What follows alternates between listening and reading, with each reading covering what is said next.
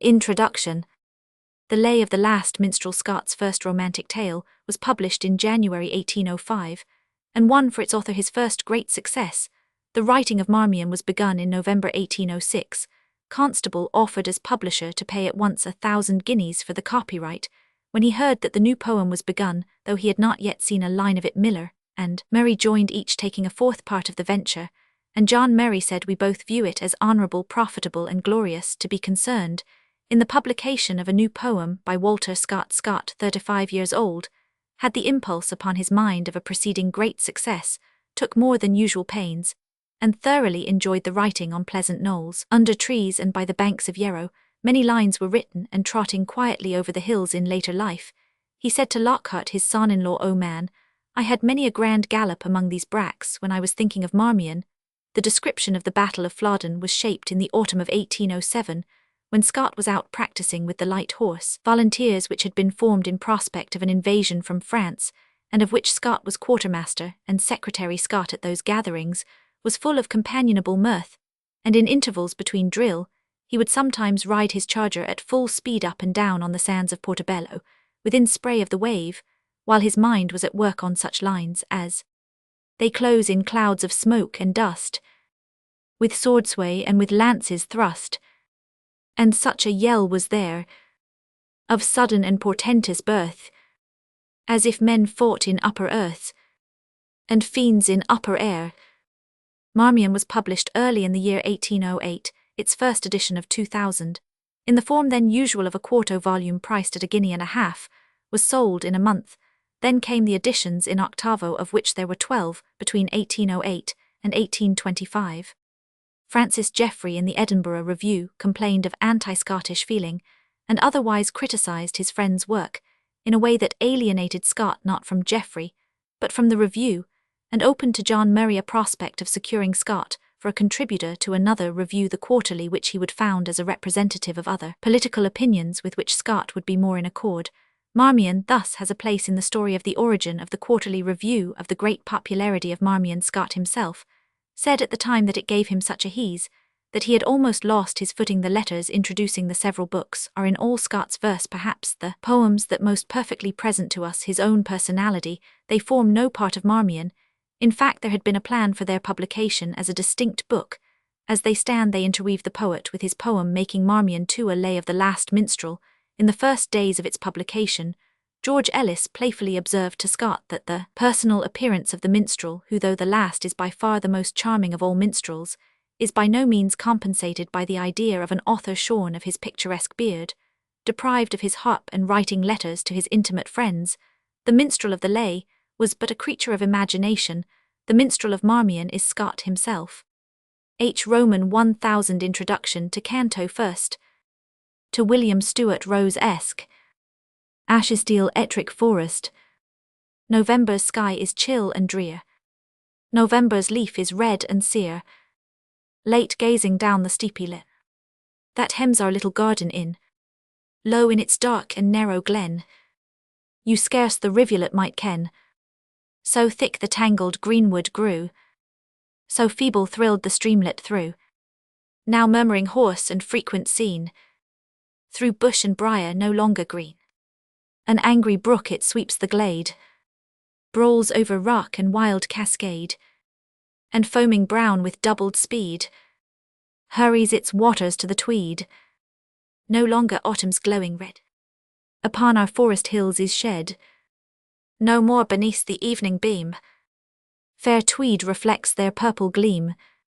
Away hath passed the heatherbell, that bloomed so rich on Needpath fell.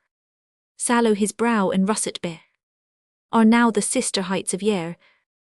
The sheep before the pinching heaven to sheltered dale and down are driven, where yet some faded herbage pines, and yet a watery sunbeam shines. In meek despondency they eye the withered sward and wintry sky, and far beneath their summer hill stray sadly by Glencannon's rill. The shepherd shifts his mantle's fold, and wraps him closer from the cold. His dogs no merry circles wheel, but shivering follow at his heel. A cowering glance they often cast, as deeper moans the gathering blast. My imps, though hardy, bold, and wild, as best befits the mountain child, feel the sad influence of the hour, and wail the daisy's vanished flower. Their summer gambols tell and mourn, and anxious ask, will spring return, and birds and lambs again be gay, and blossoms clothe the hawthorn spray? Yes, prattlers, yes, the daisy's flower again shall paint your summer bower, again the hawthorn shall supply the garlands you delight to tie. The lambs upon the lea shall bound, the wild birds carol to the round, and while you frolic light as they, too short shall seem the summer day. To mute and to material things, new life revolving summer brings. The genial call dead nature hears, and in her glory reappears. But O my country's wintry state, what second spring shall renovate? What powerful call shall bid arise the buried warlike and the wise? The mind that thought for Britain's weal, the hand that grasped the victor's steel. The vernal sun new life bestows, even on the meanest flower that blows. But vainly, vainly may he shine, where glory weeps o'er Nelson's shrine. And vainly pierce the solemn gloom that shrouds, O Pitt, thy hallowed tomb, deep graved in every British heart. O never let those names depart. Say to your Sunslow, here his grave, who victor died on Gadite wave. To him, as to the burning levin, short bright resistless course was given. Where'er his country's foes were found, was heard the fated thunder's sound, till burst the bolt on yonder shore. Rolled, blazed, destroyed, and was no more. Nor mourn ye less his perished worth, who bade the conqueror go forth, and launched that thunderbolt of war on Egypt, Hafnia, Trafalgar, who born to guide such high emprise, for Britain's weal was early wise. Alas, to whom the Almighty gave, for Britain's sins an early grave. His worth who in his mightiest hour a bauble held the pride of power, spurned at the sordid lust of pelf, and served his Albion for herself, who when the frantic crowd amain strained at subjection's bursting ray, o'er their wild mood full conquest gained, the pride he would not crush restrained, showed their fierce zeal a worthier cause, and brought the freeman's arm to aid the freeman's laws. Hadst thou but lived though stripped of power, a watchman on the lonely tower, thy thrilling trump had roused the land, when fraud or danger were at hand. By thee as by the beacon light, our pilots had kept course aright, as some proud column though alone, thy strength had propped the tottering throne. Now is the stately column broke, the beacon light is quenched in smoke, the trumpet's silver sound is still, the warder silent on the hill. Oh, think how to his latest day, when death just hovering claimed his prey, with Palinur's unaltered mood, firm at his dangerous post he stood, each call for needful rest repelled, with dying hand the rudder held, till in his fall with fateful sway the steerage of the realm gave way.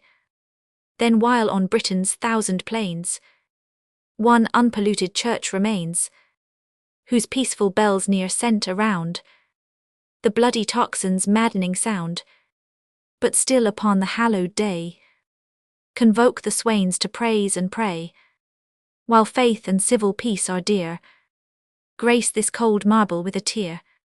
He who preserved them, Pitt, lies here, nor yet suppress the generous sigh, because his rival slumbers nigh. Nor be thy requiescat dumb, lest it be said o'er Fox's tomb, for talents mourn untimely lost, when best employed and wanted most. Mourn genius high and lore profound, and wit that loved to play not wound, and all the reasoning powers divine, to penetrate resolve combine, and feelings keen and fancies glow. They sleep with him who sleeps below, And if thou mourn'st they could not save from error him who owns this grave, be every harsher thought suppressed, and sacred be the last long rest. Here where the end of earthly things lays heroes, patriots, bards and kings, where stiff the hand and still the tongue of those who fought and spoke and sung. Here where the fretted aisles prolong the distant notes of holy song, as if some angel spoke again. All peace on earth, goodwill to men, if ever from an English heart. Oh, here let prejudice depart, and partial feeling cast aside. Record that Fox a Briton died, when Europe crouched to Francis' yoke, and Austria bent and Prussia broke, and the firm Russian's purpose brave was bartered by a timorous slave. Even then dishonor's peace he spurned, the sullied olive branch returned, stood for his country's glory fast, and nailed her colours to the mast. Heaven to reward his firmness gave a portion in this honoured grave, and near held marble in its trust of two such wondrous men, the dust, with more than mortal powers endowed. How high they soared above the crowd! Theirs was no common party race, jostling by dark intrigue for place. Like fabled gods their mighty war shook realms and nations in its jar. Beneath each banner proud to stand looked up the noblest of the land, till through the British world were known the names of Pitt and Fox alone. Spells of such force no wizard grey e'er framed in dark Thessalian cave, though his could drain the ocean dry and force the planets from the sky. These spells are spent and spent with these. The wine of life is on the lees. Genius and taste and talent gone, forever tombed beneath the stone, where taming thought to human pride. The mighty chiefs sleep side by side. Drop upon Fox's grave the tear, 'twill trickle to his rival's bier. O'er Pitt's the mournful requiem sound, and Fox's shall the notes rebound. The solemn echo seems to cry, here let their discord with them die. Speak not for those a separate doom, whom fate made brothers in the tomb, but search the land of living men, where wilt thou find their like again? Rest ardent spirits till the cries of dying nature bid you rise. Not even your Britain's groans can pierce the leaden silence of your hearse. Then oh how impotent and vain this grateful tributary strain! Though not unmarked from northern clime, ye heard the border minstrel's rhyme. His Gothic harp has o'er you rung, the bard you deigned to praise your deathless names has sung. Stay yet illusion, stay a while, my wildered fancy still beguile.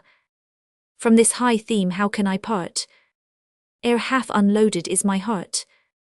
For all the tears ere sorrow drew, and all the raptures fancy knew, and all the keener rush of blood that throbs through bard in bard-like mood, were here a tribute mean and low, though all their mingled streams could flow. Woe, wonder and sensation high, in one springtide of ecstasy. It will not bate, may not last, the vision of enchantments past. Like frostwork in the morning ray, the fancied fabric melts away. Each Gothic arch, memorial stone, and long dim lofty aisle are gone, and lingering last deception dear. The choir's high sounds die on my ear. Now slow return the lonely down, the silent pastures bleak and brown, the farm begirt with copsewood wild, the gambols of each frolic child, mixing their shrill cries with the tone of Tweed's dark waters rushing on, prompt on unequal tasks to run. Thus nature disciplines her son. Meader she says for me to stray, and waste the solitary day, in plucking from yon fen the reed, and watch it floating down the Tweed, or idly list the shrilling lay, with which the milkmaid cheers her way, marking its cadence rise and fail, As from the field beneath her pale, she trips it down the uneven dale. Meter for me by yonder cairn, the ancient shepherd's tale to learn, though oft he stop in rustic fear, lest his old legends tire the ear of one who in his simple mind may boast of book-learned taste refined. But thou, my friend, canst fitly tell, for few have read romance so well, how still the legendary lay o'er poet's bosom holds its sway, how on the ancient minstrel strain time lays his palsied hand in vain, and how our hearts at doughty deeds, by warriors wrought in steely weeds, still throb for fear and pity's sake, as when the champion of the lake enters Morgana's fated house, or in the chapel perilous, despising spells and demons' force, holds converse with the unburied corse, or when Dame Ganor's grace to move, alas, that lawless was their love, he sought proud Tarquin in his den, and freed full 60 knights, or when, a sinful man and unconfessed, he took the Sangreal's holy quest, and slumbering saw the vision high, he might not view with waking eye. The mightiest chiefs of British song scorned not such legends to prolong, they gleam through Spenser's elfin dream, and mix in Milton's heavenly theme, and Dryden in immortal strain had raised the table round again, but that a ribald king and court bade him toil on to make them sport, demanded for their niggard pay, fit for their souls a looser lay, licentious satire, song and play, the world defrauded of the high design, profaned the Gargivan strength and marred the lofty line. Warmed by such names well may we then, though dwindled sons of little men, essay to break a feeble lance in the fair fields of old romance, or seek the moated castles set, where long through talisman and spell, while tyrants ruled and damsels wept, thy genius chivalry hath slept. There sound the harpings of the north, till he awake and sally forth, on venturous quest to prick again, in all his arms with all his train, shield, lance and brand and plume and scarf, fey, giant, dragon, squire and dwarf, and wizard with his want of might, and errant maid on palfrey white, around the genius weave their spells, pure love who scarce his passion tells, mystery half veiled and half revealed, and honor with his spotless shield, attention with fixed eye and fear, that loves the tale she shrinks to hear, and gentle courtesy and faith, unchanged by suffering's time or death, and valor lion-mettled lord, leaning upon his own good sword. Well has thy fair achievement shown, a worthy meed may thus be won, Iteen's oaks beneath whose shade their theme the merry minstrels made, of a scappert and bevis bold, and that red king who while of old through Boldruad the chase he led, by his loved huntsman's arrow bled. Iteen's oaks have heard again, renewed such legendary strain, for thou hast sung how he of Gaul, that Amadis so famed in hall, for Oriana foiled in fight, the necromancer's felon might, and well in modern verse hast wove Partenopec's mystic love. Hear then attentive to my lay, a knightly tale of Albion's elder day. Canto first. The castle. Roman one day set on Noram's castled steep, and Tweed's fair river broad and deep, and Cheviot's mountains lone, the battled towers the donjon keep, the loophole grates where captives weep, the flanking walls that round it sweep, in yellow lustre shone, the warriors on the turrets high, moving athwart the evening sky, seemed forms of giant height, their armor as it caught the rays, flashed back again the western blaze, in lines of dazzling light. Roman II St. George's banner broad and gay, now faded as the fading ray, less bright and less was flung. The evening gale had scarce the power to wave it on the donjon tower, so heavily it hung. The scouts had parted on their search. The castle gates were barred.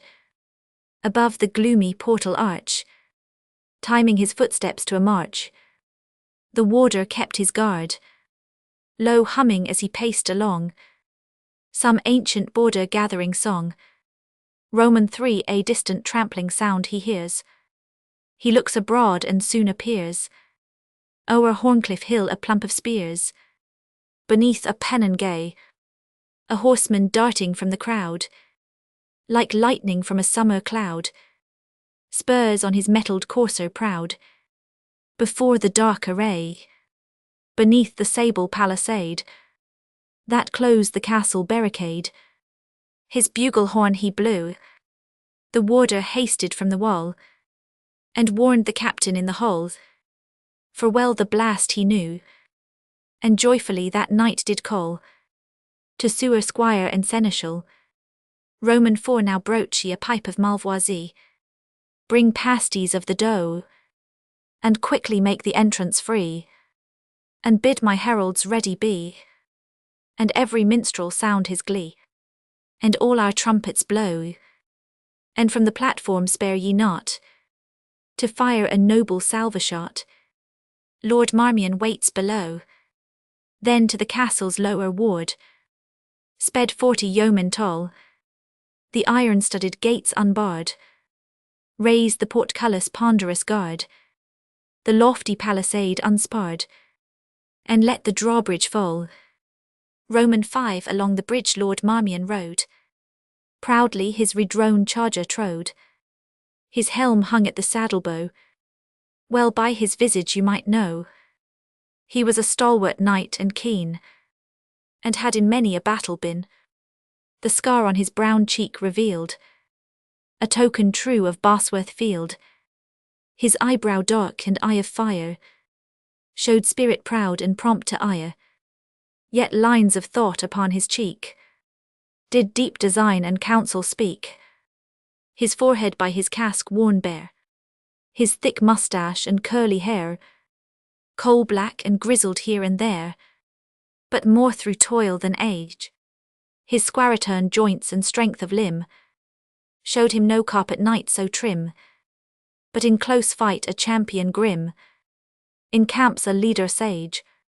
Roman 6, well was he armed from head to heel, in mail and plate of Milan steel, but his strong helm of mighty cost was all with burnished gold embossed. Amid the plumage of the crest, a falcon hovered on her nest, with wings outspread and forward breast. E'en such a falcon on his shield, sword sable in an azure field, the golden legend bore aright, who checks at me to death is dight.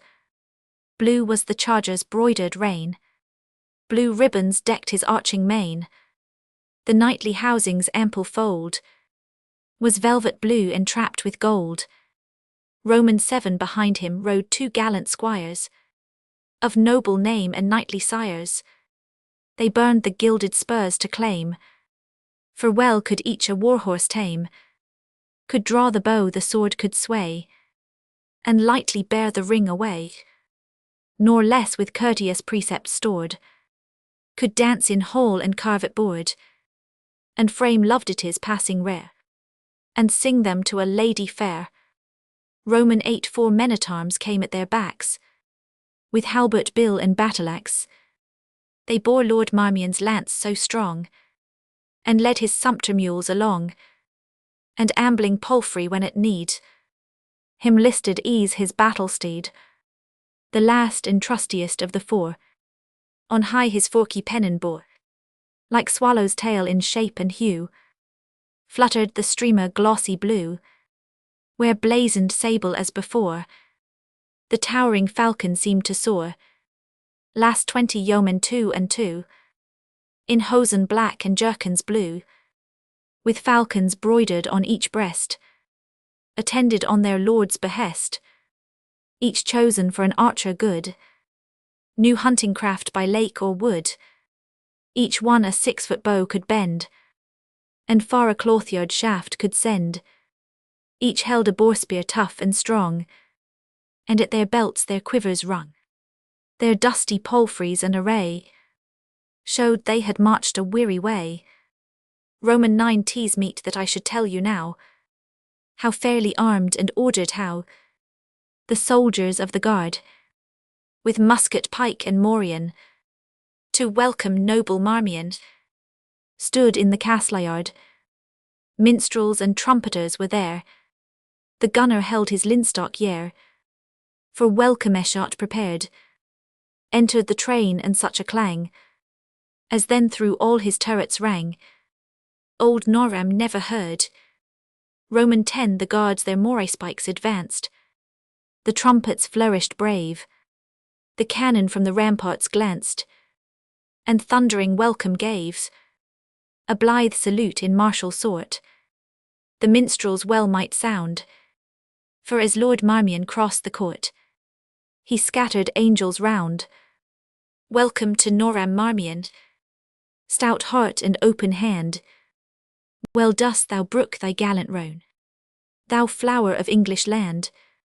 Roman 11 2 pursuivants whom tabards deck, with silver scutcheon round their neck, stood on the steps of stone, by which you reach the donjon gate, and there with herald pomp and state, they hailed Lord Marmion.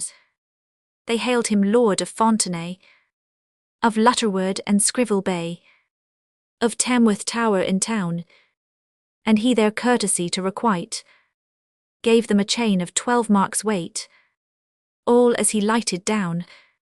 Now largesse, largesse Lord Marmion, knight of the crest of gold, a blazoned shield in battle won, near guarded heart so bold. Roman 12 they marshalled him to the castle hall, where the guests stood all aside, and loudly flourished the trumpet call, and the heralds loudly cried, room lordlings, room for Lord Marmion, with the crest and helm of gold.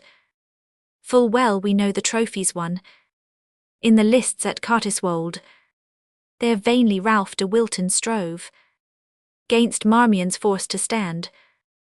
To him he lost his lady love, and to the king his land. Ourselves beheld the listed field, a sight both sad and fair. We saw Lord Marmion pierce his shield, and saw his saddle bare.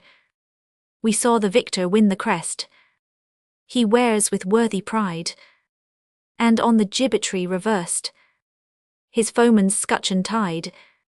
Place nobles for the falcon knight, room, room ye gentles gay, for him who conquered in the right, Marmion of Fontenay. Roman 13 then stepped to meet that noble lord, Sir Hugh the Heron bold, Baron of Twisel and of Ford, and captain of the hold. He led Lord Marmion to the dais, raised o'er the pavement high, and placed him in the upper place. They feasted full and high, the whiles a northern harper rude chanted a rhyme of deadly feud, how the fierce Thirlwalls and Ridleys all, stout Williamonswick, and hard-riding Dick, and Hughie of Hawdon and Will o' the Wall, have set on Sir Albany Featherstonehaugh, and taken his life at the Deadman's Shaw. Scantly Lord Marmion's ear could brook the harper's barbarous lay, yet much he praised the pains he took, and well those pains did pay. For ladies' suit and minstrel strain, by night should ne'er be heard in vain.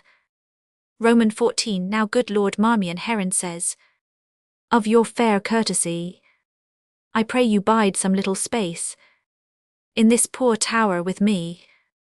Here may you keep your arms from rust, may breathe your warhorse well. Seldom hath passed a week but just, or feat of arms befell. The Scots can rein a mettled steed, and love to couch a spear. St. George a stirring life they lead, that have such neighbours near. Then stay with us a little space, our northern wars to learn. I pray you for your lady's grace, Lord Marmion's brow grew stern. Roman 15, the captain marked his altered look, and gave a squire the sign. A mighty wassail bowl he took, and crowned it high with wines. Now pledge me here, Lord Marmion. But first I pray thee fair, where hast thou left that page of thine, that used to serve thy cup of wine, whose beauty was so rare, when last in Raby Towers we met? The boy I closely eyed, and often marked his cheeks were wet, with tears he fain would hide. His was no rugged horseby's hand, to burnish shield or sharpen brand, or saddle battle steed, but meeter seemed for lady fair, to fan her cheek or curl her hair, or through embroidery rich and rare, the slender silk to lead. His skin was fair, his ringlets gold, his bosom when he sighed, the russet doublet's rugged fold could scarce repel its pride. Say, hast thou given that lovely youth to serve in lady's bower, or was the gentle page in sooth a gentle paramour?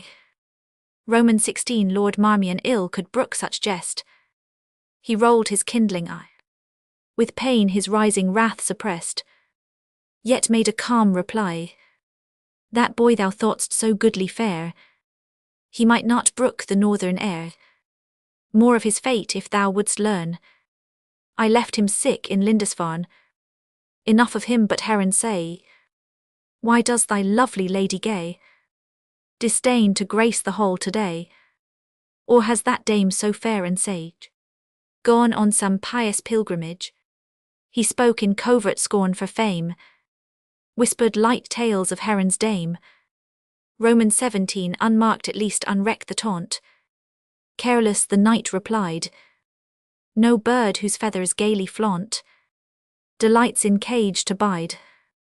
Noram is grim and grated close, hemmed in by battlement and fosse, and many a darksome tower, and better loves my lady bright to sit in liberty and light. In fair Queen Margaret's bower, we hold our greyhound in our hand, our falcon on our gloves, but where shall we find leash or band for dame that loves to rove? Let the wild falcon soar her swing, shall stoop when she has tired her wing.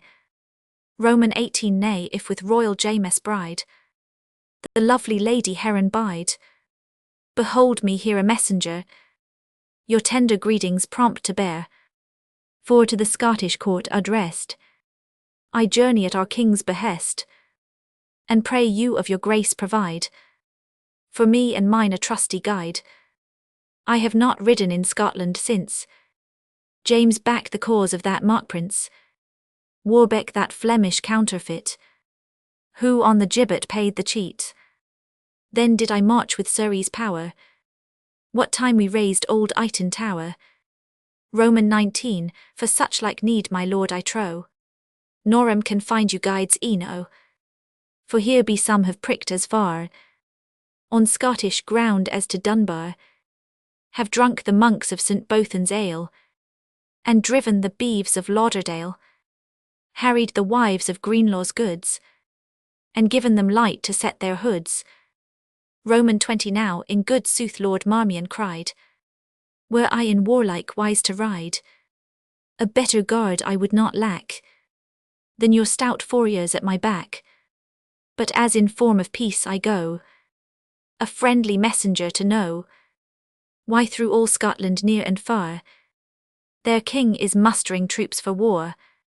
The sight of plundering border spears might justify suspicious fears, and deadly feud or thirst of spoil break out in some unseemly broil. A herald were my fitting guide, or friar sworn in peace to bide, or pardoner or travelling priest, or strolling pilgrim at the least. Roman 21, the captain mused a little space, and passed his hand across his face.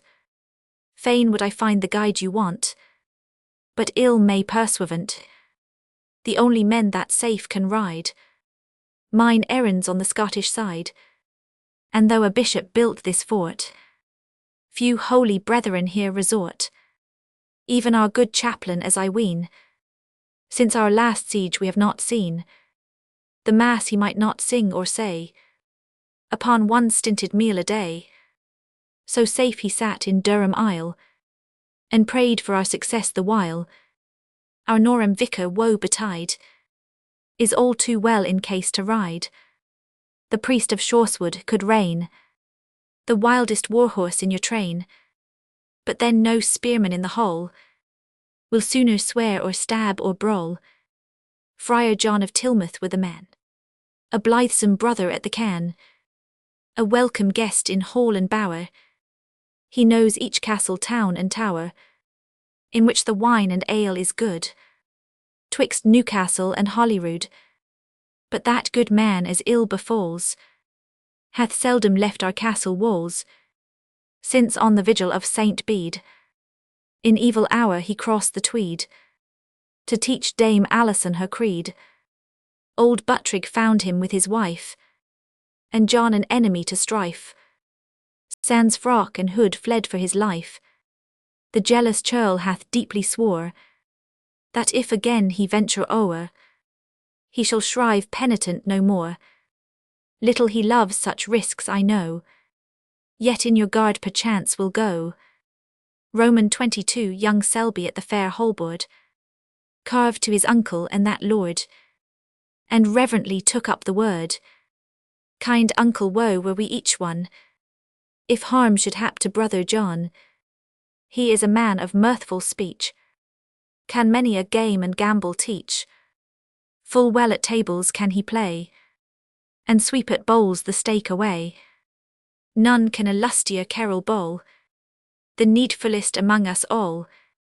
When time hangs heavy in the hall, and snow comes thick at Christmastide, and we can neither hunt nor ride, a foray on the Scottish side, the vowed revenge of Buttrick rude, may end in worse than loss of hood. Let Friar John in safety still, in chimney corner snore his fill, roast hissing crabs or flagons swill. Last night to Norham there came one, will better guide Lord Marmion. Nephew, quoth Heron, by my fay, well hast thou spoke, say forth thy say. Roman 23 Here is a holy palmer come, from Salem first and last from Rome, one that hath kissed the blessed tomb, and visited each holy shrine. In Araby and Palestine, on hills of Armony hath been, where Noah's ark may yet be seen. By that Red Sea too hath he trod, which parted at the prophet's rod. In Sinai's wilderness he saw the mount where Israel heard the law. Mid thunderdint and flashing levin, and shadows, mists and darkness given, he shows Saint James Cockleshell. Of fair Montserrat too can tell, and of that grot where olives nod, where darling of each heart and eye, from all the youth of Sicily, Saint Rosalie retired to God. Roman 24 To stout Saint George of Norwich merry, Saint Thomas too of Canterbury, Cuthbert of Durham and Saint Bede, for his sins pardon hath he prayed. He knows the passes of the north, and seeks far shrines beyond the Forth. Little he eats and long will wake, and drinks but of the stream or lake. This were a guide o'er moor and dale, but when our John hath quaffed his ale, as little as the wind that blows, and warms itself against his nose, kens he or cares which way he goes. Roman 25 Gramercy, quoth Lord Marmion, full loth were I that Friar John, that venerable man for me, were placed in fear or jeopardy, if this same Palmer will me lead from hence to Holyrood, like his good saint ill pay his meed, instead of Cockleshell or Bede, with angels fair and good. I love such holy ramblers still, they know to charm a weary hill, with song, romance or lay, some jovial tale or glee or jest, some lying legend at the least, they bring to cheer the way. Roman 26. Our noble Sir young Selby said, and finger on his lip he laid, this man knows much perchance e'en more than he could learn by holy lore. Still to himself he's muttering, and shrinks as at some unseen thing. Last night we listened at his cell. Strange sounds we heard, and sooth to tell, he murmured on till morn how no living mortal could be near. Sometimes I thought I heard it plain, as other voices spoke again. I cannot tell, I like it not. Friar John hath told us it is wrote, no conscience clear and void of wrong can rest awake and pray so long. Himself still sleeps before his beads, have marked 10 Aves and 2 creeds. Roman 27. Let pass, quoth Marmion, by my fay. This man shall guide me on my way. Although the great archfiend and he had sworn themselves of company, so please you, gentle youth, to call this palmer to the castle hall. The summoned palmer came in place, his sable cowl o'erhung his face. In his black mantle was he clad, with Peter's keys in cloth of red. On his broad shoulders wrought, the scallop shell his cap did deck. The crucifix around his neck was from Loretto brought. His sandals were with travel tore, staff budget bottle scrip he wore. The faded palm branch in his hand showed pilgrim from the Holy Land. Roman 28. Ween as the palmer came in hall, nor lord nor knight was there more tall, or had a statelier step withal, or looked more high and keen. For no saluting did he wait, but strode across the hall of state, and fronted Marmion where he sate, as he his peer had been. But his gaunt frame was worn with toil, his cheek was sunk, alas, the while, and when he struggled at a smile, his eye looked haggard wild. Poor wretch the mother that him bare, if she had been in presence there, in his wan face and sunburned hair, she had not known her child. Danger, long travel, want or woe, soon change the form that best we know, for deadly fear can time outgo, and blanch at once the hair. Hard toil can roughen form and face, and want can quench the eye's bright grace. Nor does old age a wrinkle trace more deeply than despair. Happy whom none of these befall, but this poor palmer knew them all. Roman 29. Lord Marmion then his boon did ask. The palmer took on him the task, so he would march with morning tide to Scottish court to be his guide.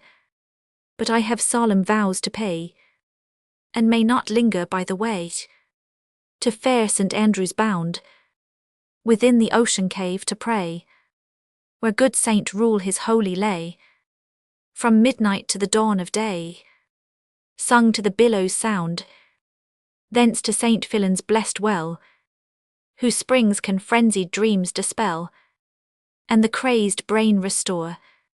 St. Mary grant that cave or spring could back to peace my bosom bring, or bid it throb no more.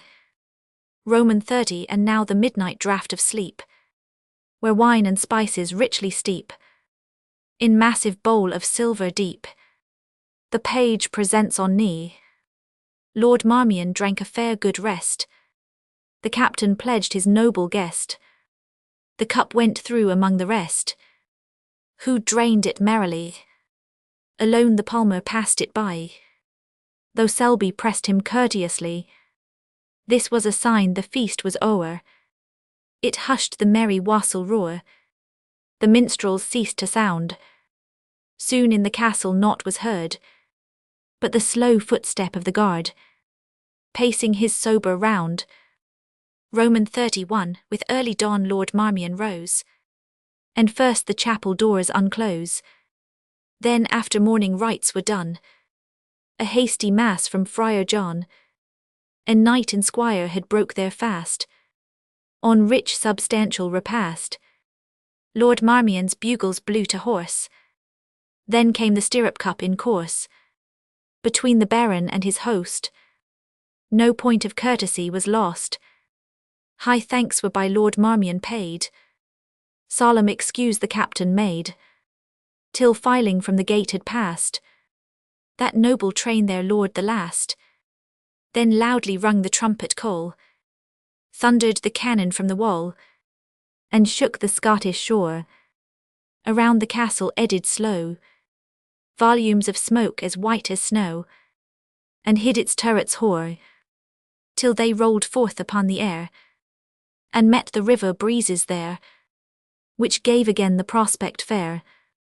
Introduction to Canto Second. To the Rev. John Marriott A. Roman 1000 Ashestiel Ettrick Forest. The scenes are desert now and bare, where flourished once a forest fair, when these waste glens with copse were lined, and peopled with the hart and hind. Yon thorn perchance whose prickly spears have fenced him for 300 years, while fell around his green compeers. Yon lonely thorn would he could tell the changes of his parent dell, since he so grey and stubborn now waved in each breeze a sapling bough. Would he could tell how deep the shade 1,000 mingled branches made, how broad the shadows of the oak, how clung the rowan to the rock, and through the foliage showed his head, with narrow leaves and berries red. What pines on every mountain sprung, o'er every dell what birches hung, in every breeze what aspens shook, what alders shaded every brook. Here in my shade methinks he did say, the mighty stag at noontide lay. The wolf I've seen a fiercer game, the neighbouring dingle bears his name, with lurching step around me prowl, and stop against the moon to howl. The mountain boar on battle set, his tusks upon my stem would whet, while doe and roe and red deer good have bounded by through gay greenwood. Then oft from Newark's riven tower sallied a Scottish monarch's power, 1,000 vassals mustered round, with horse and hawk and horn and hound, and I might see the youth intent guard every pass with crossbow bent, and through the brake the rangers stalk, and falconers hold the ready hawk, and foresters in greenwood trim lead in the leash the gazehounds grim. Attentive as the brachet's bay, from the dark covert drove the prey, to slip them as he broke away. The startled quarry bounds amain, as fast the gallant greyhounds strain. Whistles the arrow from the bow, answers the arquebus below, while all the rocking hills reply to hoofclang hound and hunter's cry, and bugles ringing lightsomely. Of such proud hunting's many tales yet linger in our lonely dales, up pathless Ettrick and on Yarrow, where erst the outlaw drew his arrow, but not more blithe that sylvan court than we have been at humbler sport. Though small our pomp and mean our game, our mirth dear Marriott was the same. Remember'st thou my greyhounds true? O'er holt or hill there never flew, from slip or leash there never sprang, more fleet of foot or sure of fang, nor dull between each merry chase, passed by the intermitted space. For we had fair resource in store, in classic and in Gothic lore. We marked each memorable scene, and held poetic talk between. Nor hill nor brook we paced along, but had its legend or its song. All silent Nofer now are still, thy bowers untenanted Bohill. No longer from thy mountains dun, the yeoman hears the well-known gun. And while his honest heart glows warm at thought of his paternal farm, round to his mates a brimmer fills, and drinks the chieftain of the hills. No fairy forms in Yarrow's bowers trip o'er the walks or tend the flowers, fair as the elves whom Janet saw by moonlight dance on Carterhaugh. No youthful barons left to grace the forest giraffe's lonely chase, and ape in manly step and tone the majesty of Oberon. And she is gone whose lovely face is but her least and lowest grace. Though if to sylphid queen Tweer given, to show our earth the charms of heaven, she could not glide along the air, with form more light or face more fair. No more the widow's deafened ear grows quick that lady's step to hear. At noontide she expects her not, nor busies her to trim the cart. Pensive she turns her humming wheel, or pensive cooks her orphan's meal. Yet blesses ere she deals their bread the gentle hand by which they're fed. From Yerwich hills so closely bind, scarce can the Tweed his passage find, though much he fret and chafe and toil, till all his eddying currents boil. Her long descended lord is gone, and left us by the stream alone, and much I miss those sportive boys, companions of my mountain joys, just at the age twixt boy and youth, when thought is speech and speech is truth. Close to my side with what delight they pressed to hear of Wallace White, when pointing to his airy mound, I called his ramparts holy ground, kindled their brows to hear me speak, and I have smiled to feel my cheek, despite the difference of our years, return again the glow of theirs. Our happy boys such feelings pure, they will not cannot long endure. Condemned to stem the world's rude tide, you may not linger by the side, for fate shall thrust you from the shore, and passion ply the sail and oar. Yet cherish the remembrance still of the lone mountain and the rill. For trust, dear boys, the time will come when fiercer transport shall be dumb, and you will think right frequently, but well I hope without a sigh, on the free hours that we have spent together on the brown hills bent. When musing on companions gone, we doubly feel ourselves alone. Something, my friend, we yet may gain. There is a pleasure in this pain. It soothes the love of lonely rest, deep in each gentler heart impressed. 'Tis silent amid worldly toils, and stifled soon by mental broils. But in a bosom thus prepared, its still small voice is often heard, whispering a mingled sentiment, twixt resignation and content. Oft in my mind such thoughts awake, by lone St. Mary's silent lake. Thou know'st it well, nor fen nor sedge pollute the pure lake's crystal edge. Abrupt and sheer the mountains sink at once upon the level brink, and just a trace of silver sand marks where the water meets the land. Far in the mirror bright and blue, each hill's huge outline you may view, shaggy with heaths but lonely bare, nor tree nor bush nor brake is there, save where of land yon slender line bears thwart the lake the scattered pine. Yet even this nakedness has power, and aids the feeling of the hour. Nor thicket dell nor copse you spy, where living thing concealed might lie, nor point retiring hides a dell, where swain or woodman lone might dwell. There's nothing left to fancy's guess. You see that all is loneliness, and silence aids though the steep hills send to the lake 1,000 rills. In summer tide so soft they weep, the sound but lulls the ear asleep. Your horse's hoof tread sounds too rude, so stilly is the solitude. Not living meets the eye or ear, but well I ween the dead are near. For though in feudal strife a foe hath lain Our Lady's chapel low, yet still beneath the hallowed soil the peasant rests him from his toil, and dying bids his bones be laid where erst his simple fathers prayed. If age had tamed the passion's strife, and fate had cut my ties to life, here have I thought 'twere sweet to dwell, and rear again the chaplain's cell, like that same peaceful hermitage where Milton longed to spend his age. 'Twere sweet to mark the setting day on Burhope's lonely top decay, and as it faint and feeble died on the broad lake and mountain side, to say thus pleasures fade away, Youth, talents, beauty thus decay, and leave us dark, forlorn and grey. Then gaze on dry hope's ruined tower, and think on Yarrow's faded flower.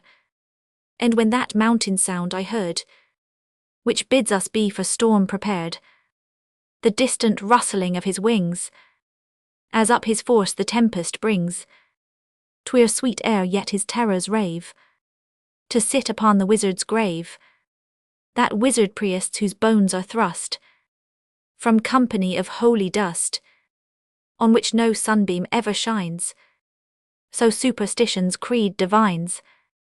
Thence view the lake with sullen roar, heave her broad billows to the shore, and mark the wild swans mount the gate, spread wide through mist their snowy sail, and ever stoop again to lave their bosoms on the surging wave. Then when against the driving hail no longer might my plaid avail, back to my lonely home retire, and light my lamp and trim my fire, there ponder o'er some mystic lay, till the wild tale had all its sway, and in the bittern's distant shriek I heard unearthly voices speak, and thought the wizard priest was come to claim again his ancient home, and bade my busy fancy range to frame him fitting shape and strange, till from the task my brow I cleared, and smiled to think that I had feared. But chief 'twere sweet to think such life, though but escape from fortune's strife, something most matchless good and wise, a great and grateful sacrifice, and deem each hour to musing given a step upon the road to heaven. Yet him whose heart is ill at ease such peaceful solitudes displease. He loves to drown his bosom's jar amid the elemental war, and my black palmer's choice had been some ruder and more savage scene, like that which frowns round dark Lotskine. Their eagles scream from isle to shore, down all the rocks the torrents roar, o'er the black waves incessant driven, dark mists infect the summer heaven, through the rude barriers of the lake, away its hurrying waters break, faster and whiter dash and curl, till down yon dark abyss they hurl. Rises the fog smoke white as snow, thunders the viewless stream below, diving as if condemned to lave some demon's subterranean cave, who prisoned by enchanter's spell shakes the dark rock with groan and yell. And well that palmer's form and mien had suited with the stormy scene, just on the edge straining his ken to view the bottom of the den, where deep deep down and far within toils with the rocks the roaring Lynn, then issuing forth one foamy wave, and wheeling round the giant's grave, white as the snowy charger's tail, drives down the pass of Moffatdale. Merry at thy harp on Isis strung, to many a border theme has rung. Then list to me and thou shalt know of this mysterious man of woe. Canto second. The convent. Roman won the breeze which swept away the smoke, round Norham castle rolled, when all the loud artillery spoke, with lightning flash and thunderstroke. As Marmion left the hold, it curled not Tweed alone that breeze, for far upon Northumbrian seas it freshly blew and strong, where from high Whitby's cloistered pile, bound to St. Cuthbert's holy isle, it bore a bark along. Upon the gale she stooped her side, and bounded o'er the swelling tide. As she were dancing home, the merry seamen laughed to see their gallant ship so lustily furrow the green sea foam.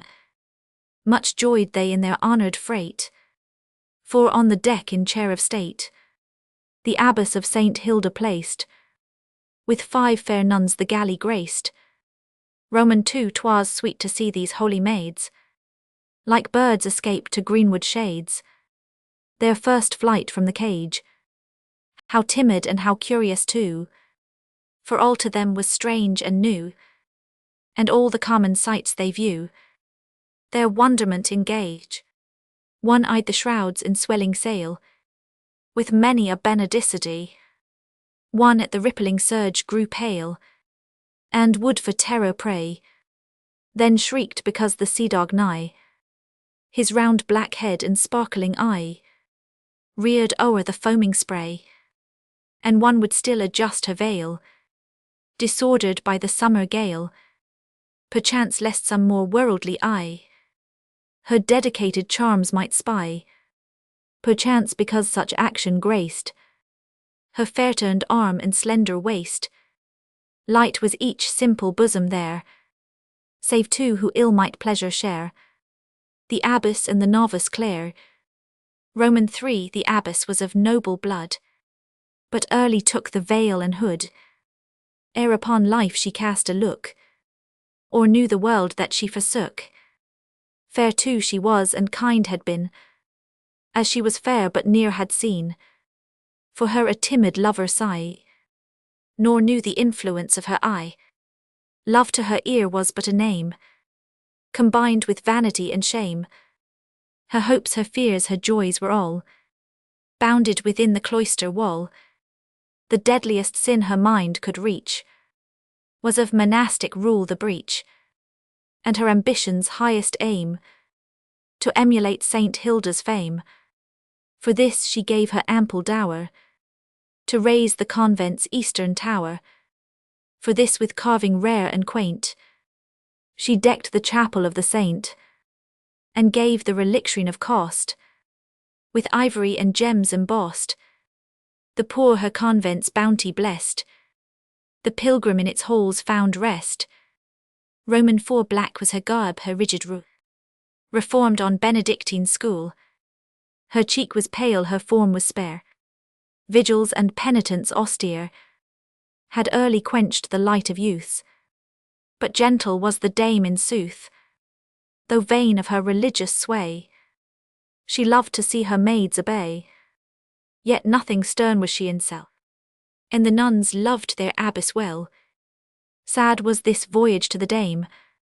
Summoned to Lindisfarne she came, there with Saint Cuthbert's abbot old, and Tynemouth's prioress to hold a chapter of Saint Benedict, for inquisitions stern and strict on two apostates from the faith, and if need were to doom to death. Roman 5 Not say I hear of Sister Clare, save this that she was young and fair, as yet a novice unprofessed, lovely and gentle but distressed. She was betrothed to one now dead, or worse who had dishonoured fled. Her kinsmen bade her give her hand to one who loved her for her land. Herself almost heartbroken now, was bent to take the vestal vow, and shroud within Saint Hilda's gloom her blasted hopes and withered bloom. Roman 6 She sate upon the galley's prow, and seemed to mark the waves below, nay seemed so fixed her look and eye, to count them as they glided by. She saw them not with seeming all, far others seen her thoughts recall, a sun-scorched desert waste and bare, nor waves nor breezes murmured there.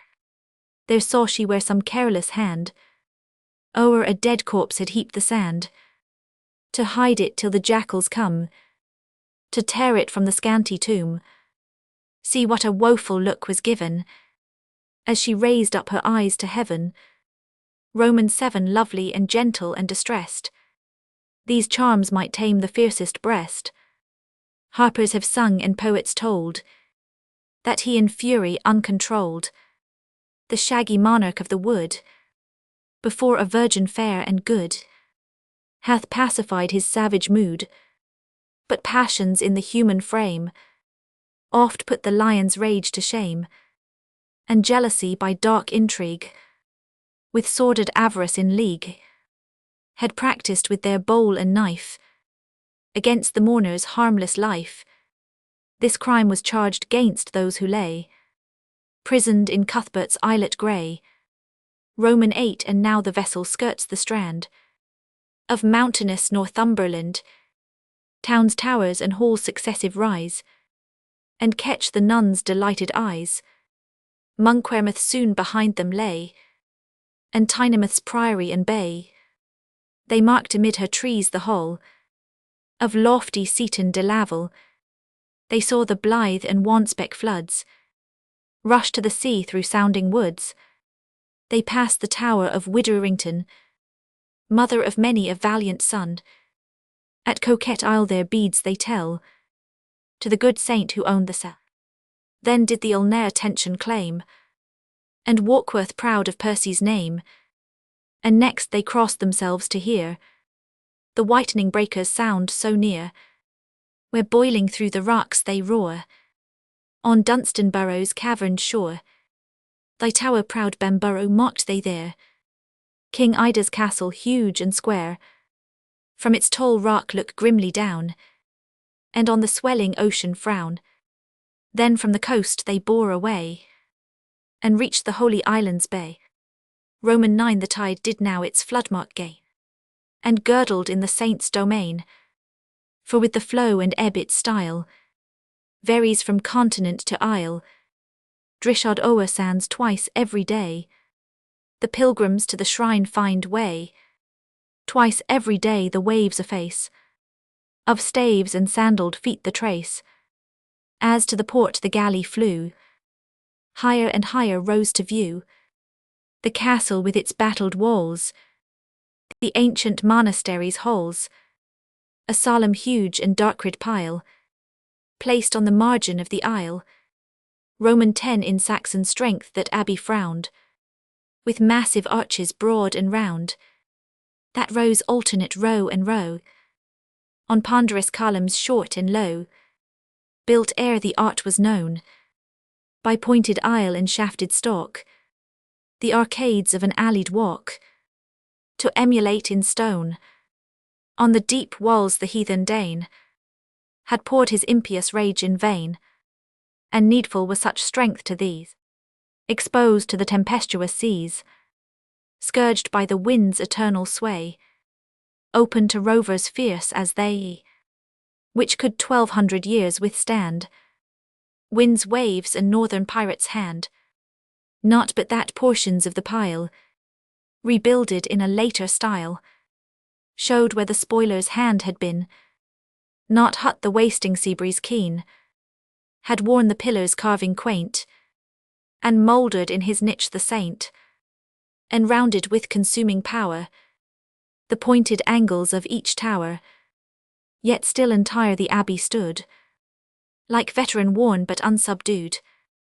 Roman 11 soon as they neared his turrets strong, the maidens raised Saint Hilda's song, and with the sea wave and the wind, their voices sweetly shrill combined, and made harmonious close. Then answering from the sandy shore, half drowned amid the breakers' roar, according chorus rose, down to the haven of the isles. The monks and nuns in order file, from Cuthbert's cloisters grim, banner and cross and relics there, to meet Saint Hilda's maids they bear. And as they caught the sounds on air, they echoed back the hymn. The islanders in joyous mood rushed emulously through the flood, to hail the bark to land, conspicuous by her veil and hood. Signing the cross the abbess stood, and blessed them with her hand. Roman 12 suppose we now the welcome said, suppose the convent banquet made, all through the holy domes, through cloister aisle and gallery, wherever vestal maid might pry, nor risk to meet unhallowed eye.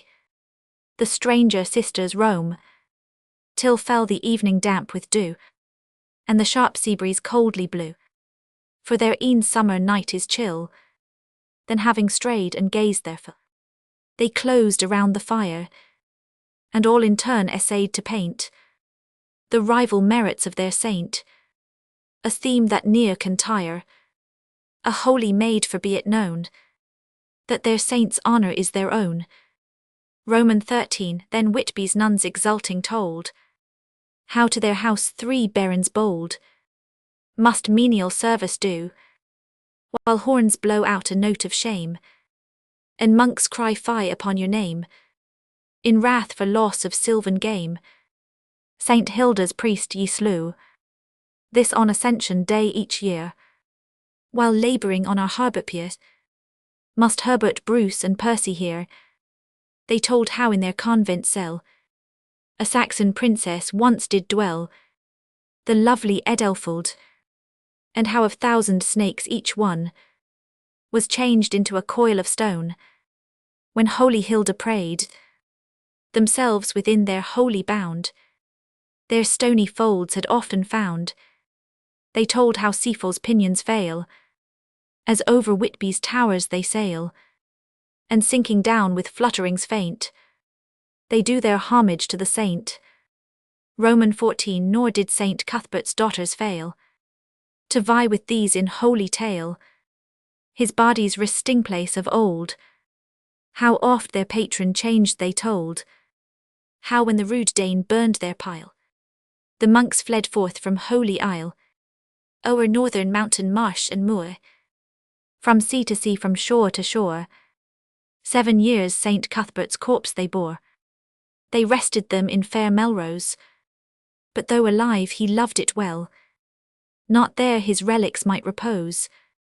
For wondrous tale to tell, in his stone coffin forth he rides, a ponderous bark for river tides, yet light as gossamer it glides, downward to Tilmouthsell.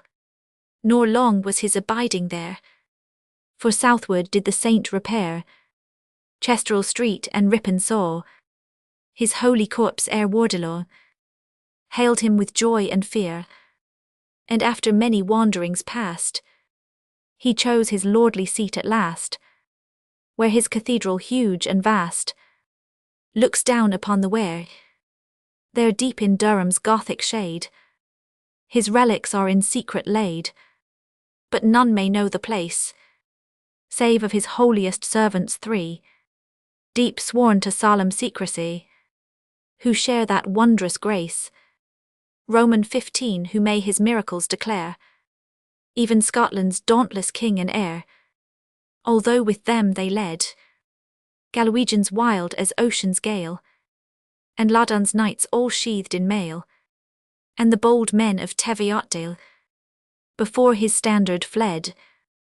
'Twas he to vindicate his reign edged Alfred's falchion on the Dane, and turned the conqueror back again, when with his Norman bowyer band he came to waste Northumberland. Roman 16. But fain Saint Hilda's nuns would learn, if on a rock by Lindisfarne Saint Cuthbert sits and toils to frame the sea-born beads that bear his name. Such tales had Whitby's fishers told, and said they might his shape behold, and hear his anvil sound, a deadened clangor, huge dim form, seen but and heard when gathering storm and night were closing round. But this as tale of idle fame the nuns of Lindisfarne disclaim. Roman 17. While round the fire such legends go, far different was the scene of woe, where in a secret isle beneath council was held of life and death. It was more dark and lone that vault than the worst dungeon cell. Old Carlwolf built it for his fault, in penitence to dwell, when he for cowl and beads laid down the Saxon battle-axe and crown. This den, which chilling every sense of feeling, hearing, sight, was called the vault of penitence, excluding air and light, was by the prelate Sexhelm made a place of burial for such dead as, having died in mortal sin, might not be laid the church within. 'Twas now a place of punishment, whence if so loud a shriek were sent as reached the upper air, the hearers blessed themselves and said, the spirits of the sinful dead bemoaned their torments there. Roman 18. But though in the monastic pile did of this penitential isle some vague tradition go, few only save the abbot knew where the place lay, and still more few were those who had from him the clue to that dread vault to go. Victim and executioner were blindfold when transported there. In low dark rounds the arches hung. From the rude rock the side walls sprung. The gravestones rudely sculptured o'er, half sunk in earth by time half wore, were all the pavement of the floor. The milder drops fell one by one, with tinkling plash upon the stone, a cresset in an iron chain, which served to light this drear domain, with damp and darkness seemed to strive, as if it scarce might keep alive, and yet it dimly served to show the awful conclave met below. Roman 19, there met to doom in secrecy, were placed the heads of convents 3, all servants of Saint Benedict, the statutes of whose order strict, on iron table lay, in long black dress on seats of stone. Behind were these 3 judges shown, by the pale cresset's ray. The abbess of St. Hilda's there sat for a space with visage bare, until to hide her bosom's swell, and teardrops that for pity fell, she closely drew her veil. Yon shrouded figure, as I guess, by her proud mien and flowing dress, is Tynemouth's haughty prioress, and she with awe looks pale, and he that ancient man whose sight has long been quenched by age's night, upon whose wrinkled brow alone nor ruth nor mercy's trace is shown, whose look is hard and stern. Saint Cuthbert's abbot is his style, for sanctity cold through the aisle. The saint of Lindisfarne, Roman 20, before them stood a guilty pair. But though an equal fate they share, yet one alone deserves our care. Her sex a page's dress belied, the cloak and doublet loosely tied obscured her charms but could not hide. Her cap down o'er her face she drew, and on her doublet breast she tried to hide the badge of blue, Lord Marmion's falcon crest. But at the prioress' command, a monk undid the silken band that tied her tresses fair, and raised the bonnet from her head, and down her slender form they spread, in ringlets rich and rare. Constance de Beverley they know, sister professed of Fontevraud, whom the church numbered with the dead, for broken vows and convent fled. Roman 21, when thus her face was given to view, although so pallid was her hue, it did a ghastly contrast bear to those bright ringlets glistering fair. Her look composed and steady eye bespoke a matchless constancy, and there she stood so calm and pale, that but her breathing did not fail, and motion slight of eye and head, and of her bosom warranted that neither sense nor pulse she lacks. You might have thought a form of wax, wrought to the very life was there, so still she was, so pale, so fair.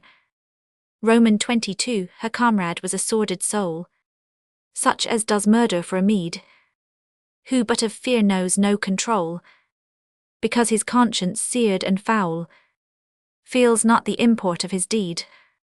One whose bruter feeling near aspires beyond his own more brute desires. Such tools the tempter ever needs to do the savagest of deeds. For them no visioned terrors daunt, their nights no fancied spectres haunt. One fear with them of all most base, the fear of death alone finds place. This wretch was clad in frock and cowl, and shamed not loud to moan and howl, his body on the floor to dash, and crouch like hound beneath the lash, while his mute partner standing near waited her doom without a tear. Roman 23, yet well the luckless wretch might shriek, well might her paleness terror speak, for there was seen in that dark wall 2 niches narrow, deep and tall. Who enters at such grisly door shall near, I ween, find exit more. In each a slender meal was laid, of roots of water and of bread, by each in Benedictine dress. 2 haggard monks stood motionless, who holding high a blazing torch, showed the grim entrance of the porch, reflecting back the smoky beam. The dark-red walls and arches gleam. Hewn stones and cement were displayed, and building tools in order laid. Roman 24, these executioners were chose, as men who were with mankind foes, and with despite and envy fired, into the cloister had retired, or who in desperate doubt of grace, strove by deep penance to efface, of some foul crime the stain, for as the vassals of her will, such men the church selected still, as either joyed in doing ill, or thought more grace to gain, if in her cause they wrestled down feelings their nature strove to own. By strange device were they brought there, they knew not how nor knew not where. Roman 25, and now that blind old abbot rose, to speak the chapter's doom, on those the wall was to enclose, alive within the tomb, but stopped because that woeful maid, gathering her powers to speak essayed. Twice she essayed and twice in vain, her accents might no utterance gain, naught but imperfect murmurs slip from her convulsed and quivering lip. Twixt each attempt all was so still, you seemed to hear a distant rill. 'Twas ocean's swells and falls, for though this vault of sin and fear was to the sounding surge so near, a tempest there you scarce could hear, so massive were the walls. Roman 26, at length an effort sent apart the blood that curdled to her heart, and light came to her eye, and colour dawned upon her cheek, a hectic and a fluttered streak, like that left on the Cheviot peak by autumn's stormy sky. And when her silence broke at length, still as she spoke she gathered strength, and armed herself to bear. It was a fearful sight to see, such high resolve and constancy, in form so soft and fair. Roman 27, I speak not to implore your grace, well know I for 1 minute's space, successless might I sue, nor do I speak your prayers to gain, for if a death of lingering pain, to cleanse my sins be penance vain, vain are your masses too. I listened to a traitor's tale, I left the convent and the veil, for 3 long years I bowed my pride, a horseboy in his train to ride, and well my folly's meed he gave, who forfeited to be his slave, all here and all beyond the grave. He saw young Clara's face more fair, he knew her of broad lands the heir, forgot his vows his faith forswore, and Constance was beloved no more. 'Tis an old tale and often told, but did my fate and wish agree? Ne'er had been read in story old, of maiden true betrayed for gold, that loved or was avenged like me. Roman 28, the king approved his favourite's aim, in vain a rival barred his claim, whose fate with Clare's was plight, for he attaints that rival's fame. With treasons charging on they came, in mortal lists to fight. Their oaths are said, their prayers are prayed, their lances in the rest are laid. They meet in mortal shock, and hark the throng with thundering cry, shout Marmion, Marmion to the sky, De Wilton to the block. Say ye who preach heaven shall decide, when in the lists 2 champions ride. Say was heaven's justice here, when loyal in his love and faith, Wilton found overthrow or death beneath a traitor's spear. How false the charge, how true he fell, this guilty packet best can tell. Then drew a packet from her breast, paused, gathered voice and spoke the rest. Roman 29, still was false Marmion's bridal stayed, to Whitby's convent fled the maid, the hated match to shun. Ho shifts she thus, King Henry cried, Sir Marmion, she shall be thy bride, if she were sworn a nun. One way remaineth, king's command, sent Marmion to the Scottish land, I lingered here and rescue planned. For Clara and for me. This caitiff monk for gold did swear. He would to Whitby's shrine repair, and by his drugs my rival fair. A saint in heaven should be. But ill the dastard kept his oath, whose cowardice has undone us both. Roman 30, and now my tongue the secret tells. Not that remorse my bosom swells, but to assure my soul that none shall ever wed with Marmion. Had fortune my last hope betrayed, this packet to the king conveyed, had given him to the headsman's stroke, although my heart that instant broke. Now men of death work forth your will, for I can suffer and be still, and come he slow or come he fast, it is but death who comes at last. Roman 31, yet dread me from my living tomb, ye vassal slaves of bloody Rome. If Marmion's late remorse should wake, full soon such vengeance will he take, that you shall wish the fiery Dane had rather been your guest again. Behind a darker hour ascends, the altars quake, the crozier bends, the ire of a despotic king rides forth upon destruction's wing. Then shall these vaults so strong and deep burst open to the sea wind's sweep.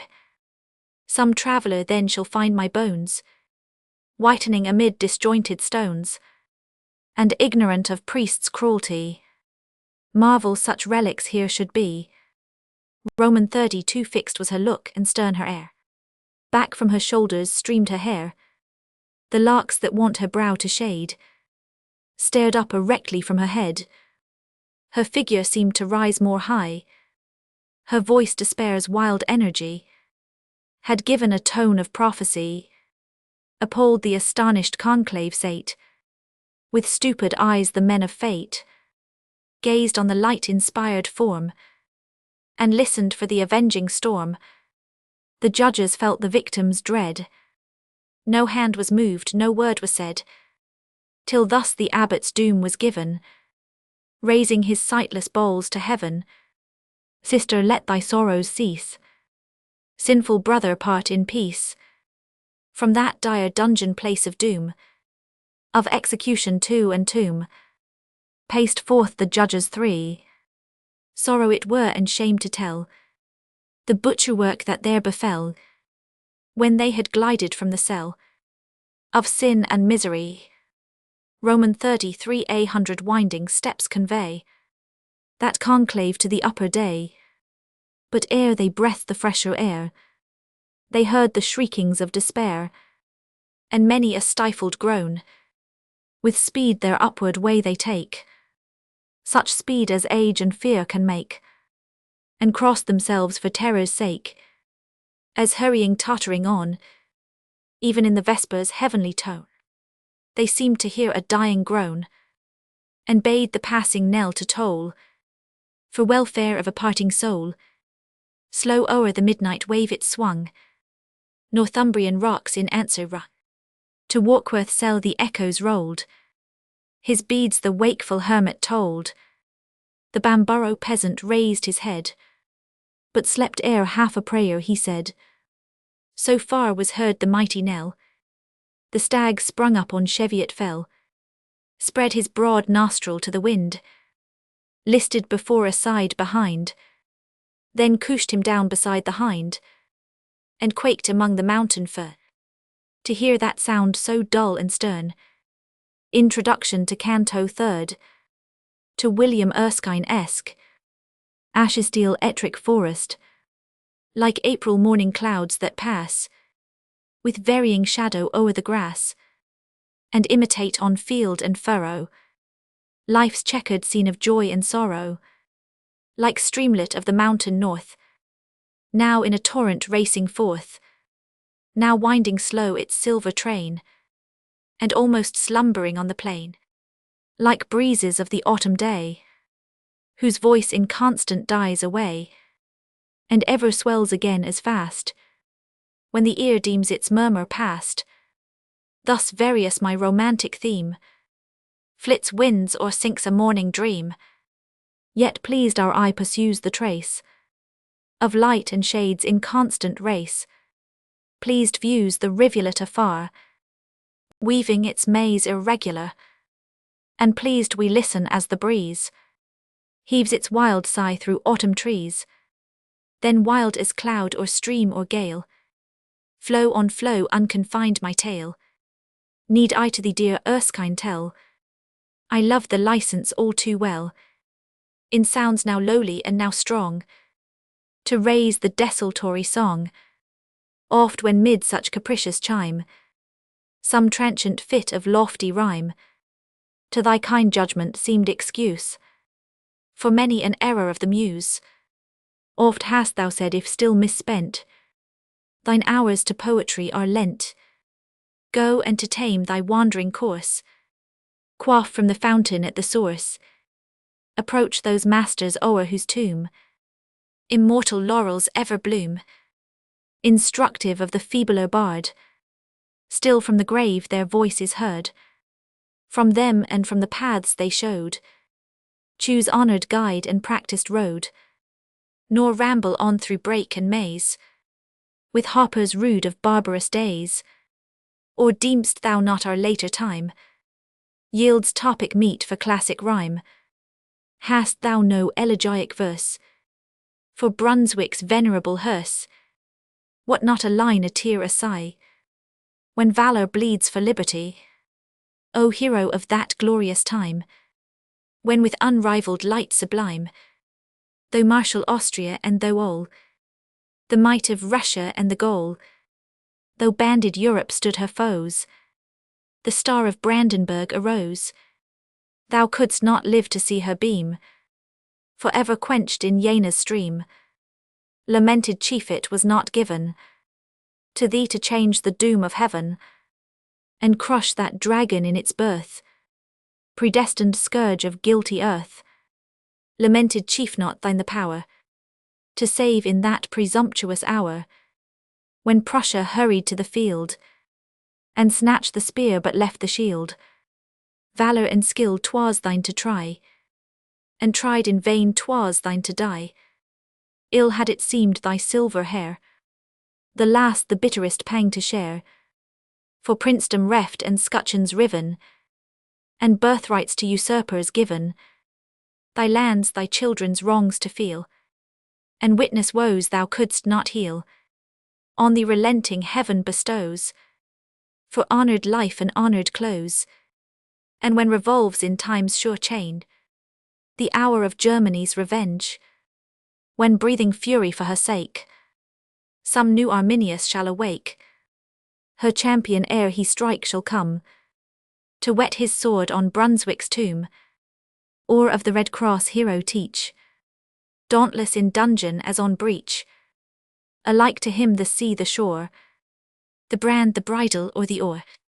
Alike to him the war that calls its votaries to the shattered walls, which the grim Turk besmeared with blood, against the invincible made good, or that whose thundering voice could wake the silence of the polar lake, when stubborn Russ and mettled Swede on the warped wave their death game played, or that where vengeance and affright howled round the father of the fight, who snatched on Alexandria's sand the conqueror's wreath with dying hand.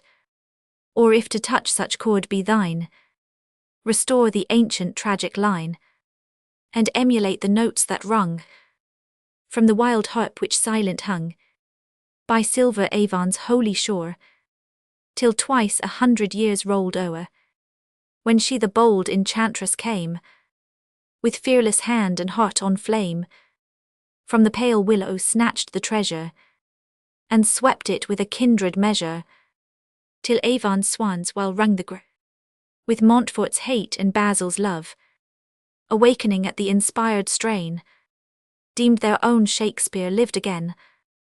Thy friendship thus, thy judgment wronging, with praises not to me belonging, in task more meet for mightiest powers, wouldst thou engage my thriftless hours? But say, my Erskine, hast thou weighed that secret power by all obeyed, which warps not less the passive mind, its source concealed or undefined, whether an impulse that has birth, soon as the infant wakes on earth, one with our feelings and our powers, and rather part of us than ours, or whether fitlier termed the sway of habit formed in early day, howe'er derived its force confessed, rules with despotic sway the breast, and drags us on by viewless chain, while taste and reason plead in vain. Look east and ask the Belgian why, beneath Batavia's sultry sky, he seeks not eager to inhale the freshness of the mountain gale, content to rear his whitened wall beside the dank and dull canal. Hell say from youth he loved to see the white sail gliding by the tree, or see yon weather-bitten hind, whose sluggish herds before him wind, whose tattered plaid and rugged cheek his northern clime and kindred speak. Through England's laughing meads he goes, and England's wealth around him flows. Ask if it would content him well, at ease in those gay plains to dwell, where hedgerows spread a verdant screen, and spires and forests intervene, and the neat cottage peeps between. No, not for these would he exchange his dark Lochaber's boundless range, nor for fair Devon's meads forsake Ben Nevis grey and Gary's lake. Thus while I ape the measure wild of tales that charmed me yet a child, rude though they be still with the chime, return the thoughts of early time, and feelings roused in life's first day, glow in the line and prompt the lay. Then rise those crags that mountain tower, which charmed my fancy's wakening hour, though no broad river swept along, to claim perchance heroic song, though sighed no groves in summer gale, to prompt of love a softer tale, though scarce a puny streamlet's speed claimed homage from a shepherd's reed, yet was poetic impulse given by the green hill and clear blue heavens. It was a barren scene and wild, where naked cliffs were rudely piled, but ever and anon between lay velvet tufts of loveliest green, and well the lonely infant knew recesses where the wallflower grew, and honeysuckle loved to crawl up the low crag and ruined wall. I deemed such nooks the sweetest shade the sun in all its round surveyed, and still I thought that shattered tower the mightiest work of human power, and marvelled as the aged hind with some strange tale bewitched my mind, of warriors who with headlong force down from that strength had spurred their horse, their southern rapine to renew, far in the distant Cheviot's blue, and home returning filled the hall with revel, wassail-rout and brawl. Methought that still with trump and clang the gateway's broken arches rang. Methought grim features seamed with scars glared through the window's rusty bars, and ever by the winter hearths old tales I heard of woe or mirth, of lovers' sleights of ladies' charms, of witches' spells of warriors' arms, of patriot battles won of old by Wallace White and Bruce the Bold, of later fields of feud and fight, when pouring from their Highland height the Scottish clans in headlong sway had swept the scarlet ranks away, while stretched at length upon the floor, again I fought each combat o'er, pebbles and shells in order laid, the mimic ranks of war displayed, and onward still the Scottish lion bore, and still the scattered Southron fled before, still with vain fondness could I trace anew each kind familiar face that brightened at our evening fire, from the thatched mansion's grey-haired sire, wise without learning plain and good, and sprung of Scotland's gentler blood, whose eye in age quick, clear and keen showed what in youth its glance had been, whose doom discording neighbour sought content with equity unbought. To him the venerable priest, our frequent and familiar guest, whose life and manners well could paint alike the student and the saint. Alas, whose speech too oft I broke with gambol rude and timeless joke. For I was wayward, bold, and wild, a self-willed imp, a grandame's child, but half a plague and half a jest, was still endured, beloved, caressed. For me thus nurtured dost thou ask the classic poet's well-conned task? Nay, Erskine, nay, on the wild hill let the wild heathbell flourish still, cherish the tulip, prune the vine, but freely let the woodbine twine, and leave untrimmed the eglantine. Nay, my friend, nay, since oft thy praise hath given fresh vigour to my lays, since oft thy judgment could refine my flattened thought or cumbrous line, still kind as is thy wont attend, and in the minstrel spare the friend. Though wild as cloud, as stream, as gale, flow forth, flow unrestrained my tale. Canto third. The End. Roman 1. The livelong day Lord Marmion rode the mountain path the palmer showed, by glen and streamlet winded still, where stunted birches hid the rill. They might not choose the lowland road, for the merse fouriers were abroad, who, fired with hate and thirst of prey, had scarcely failed to bar their way. Oft on the trampling band from crown of some tall cliff the deer looked down, on wing of jet from his repose. In the deep heath the blackcock rose, sprung from the gorse the timid roe, nor waited for the bending bow. And when the stony path began, by which the naked peak they won, up flew the snowy ptarmigan. The noon had long been past before they gained the height of Lammermoor, thence winding down the northern way. Before them at the close of day, old Gifford's towers and hamlet lay. Roman 2. No summons calls them to the tower, to spend the hospitable hour.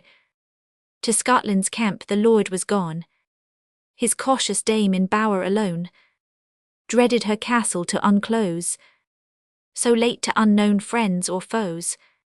On through the hamlet as they paced, before a porch whose front was graced with bush and flagon trimly placed, Lord Marmion drew his rein. The village inn seemed large though rude, its cheerful fire and hearty food might well relieve his train. Down from their seats the horsemen sprung, with jingling spurs the courtyard rung. They bind their horses to the stall, for forage, food, and firing coal, and various clamour fills the hall, weighing the labour with the cost. Toils everywhere the bustling host. Roman 3. Soon by the chimney's merry blaze, through the rude hostel might you gaze, might see where in dark nook aloof the rafters of the sooty roof bore wealth of winter cheer, of seafowl dried and solan store, and gammons of the tusky boar, and savoury haunch of deer. The chimney arch projected wide, above, around it, and beside, were tools for housewife's hand, nor wanted in that martial day the implements of Scottish fray, the buckler, lance, and brand.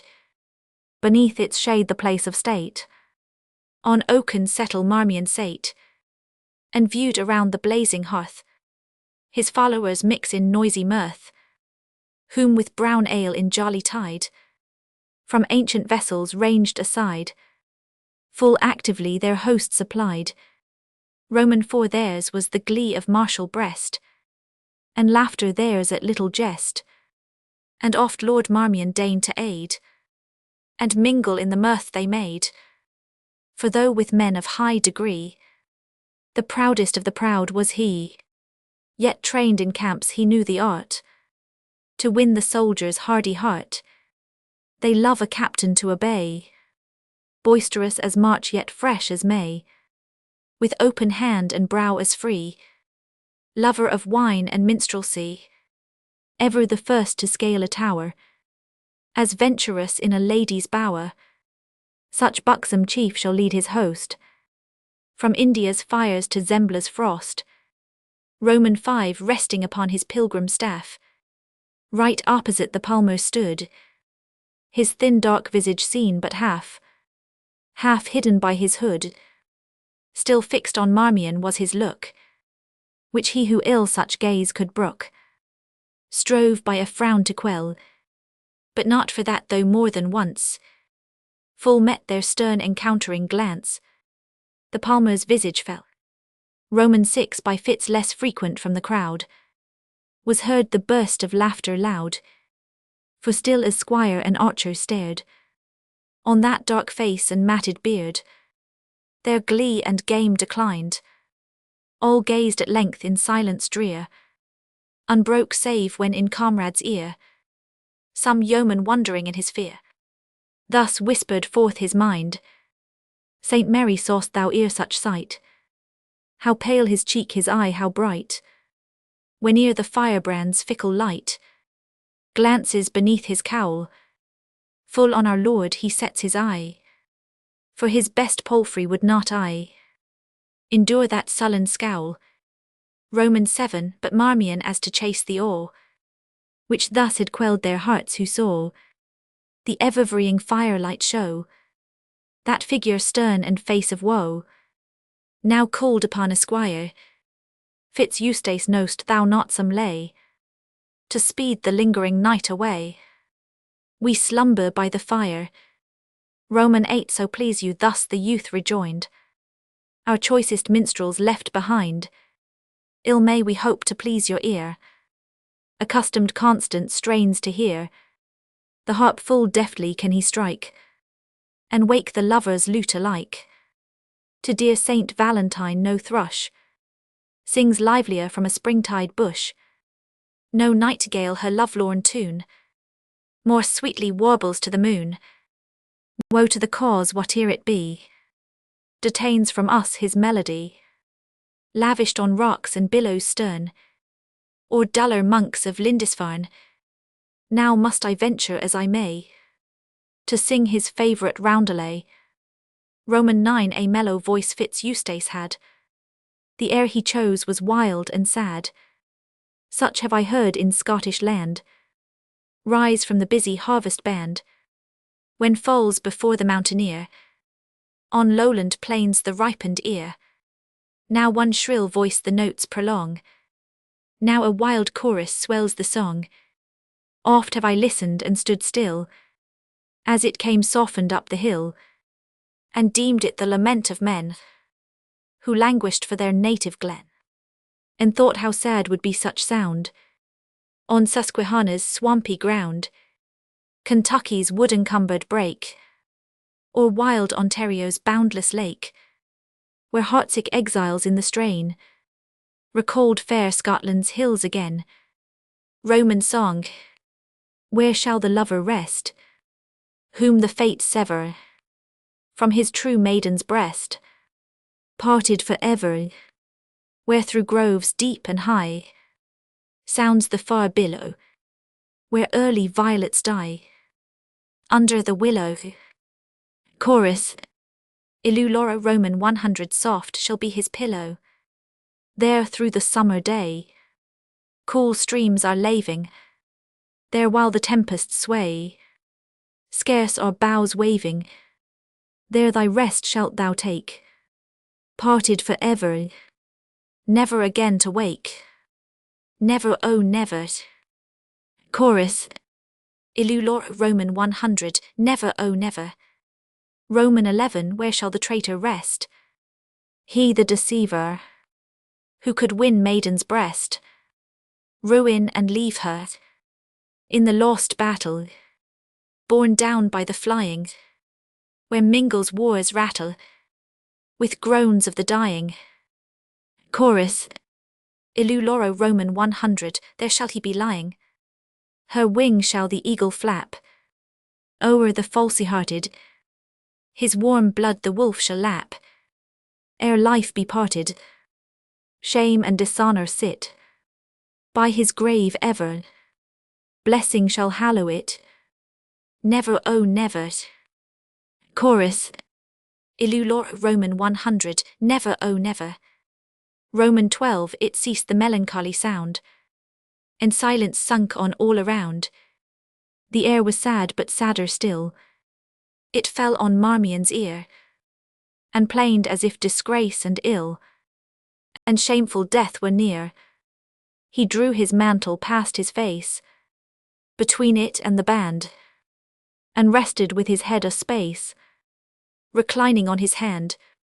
His thoughts I scan not, but I ween that could their import have been seen, the meanest groom in all the hall, that ere tied courser to a stall, would scarce have wished to be their prey.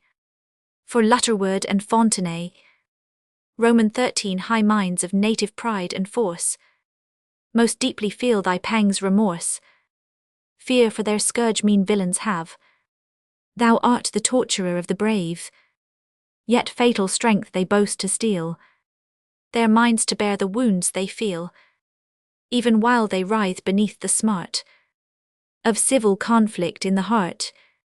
For soon Lord Marmion raised his head, and smiling to Fitz Eustace said, Is it not strange that as ye sung, seemed in mine ear a death peal rung, such as in nunneries they toll, for some departing sister's soul? Say, what may this portend? Then first the palmer's silence broke. The livelong day he had not spoke. The death of a dear friend. Roman 14 Marmion, whose steady heart and eye near changed in worst extremity. Marmion, whose soul could scantly brook, even from his king, a haughty look, whose accent of command controlled, in camps the boldest of the bold. Thought, look, and utterance failed him now. Foam was his glance and flushed his brow. For either in the tones, or something in the palmer's look, so full upon his conscience strook, that answer he found none. Thus oft it haps that when within, they shrink at sense of secret sin. A feather daunts the brave, a fool's wild speech confounds the wise, and proudest princes veil their eyes before their meanest slave. Roman 15 Well might he falter by his aid. Was Constance Beverley betrayed?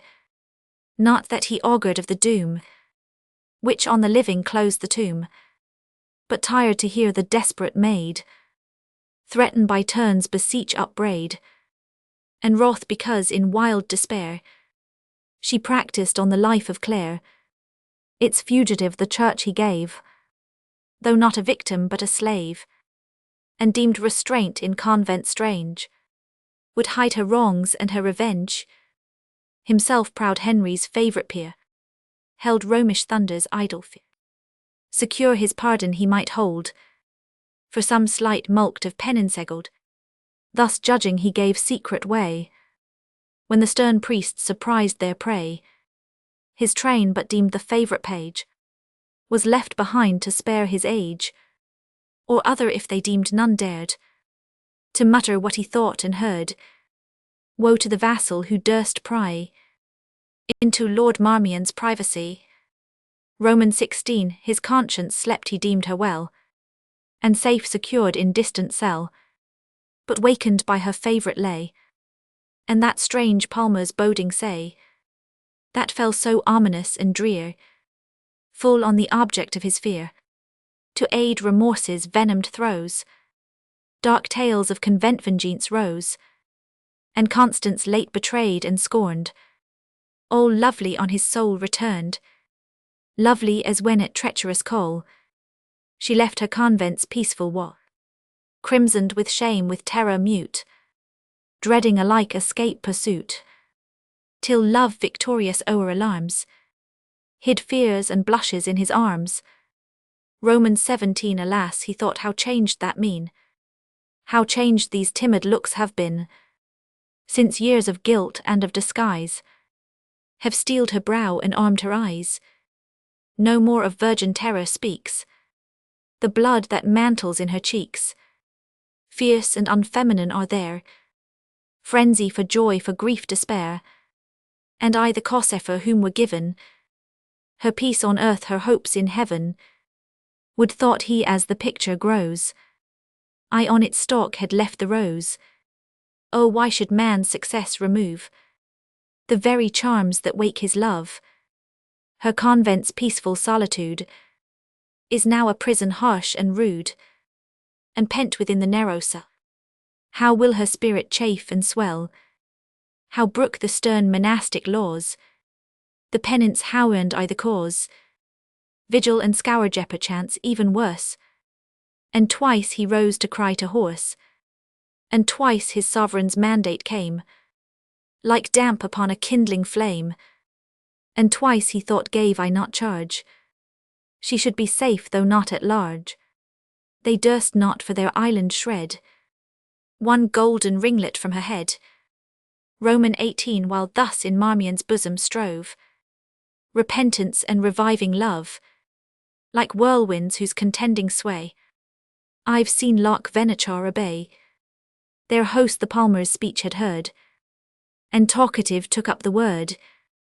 I reverend pilgrim, you who stray from Scotland's simple land away to visit realms afar, full often learn the art to know of future weal or future woe, by word or sign or star. Yet might a knight his fortune hear, if knight-like he despises fear. Not far from hence if fathers old aright our Hamlet legend told, these broken words the menials move, for marvels still the vulgar love, and Marmion giving license cold, his tale the host thus gladly told. Roman 19 the hostess tale, a clerk could tell what years have flown since Alexander filled our throne, third monarch of that warlike name, and eke the time when here he came to seek Sir Hugo then our lord.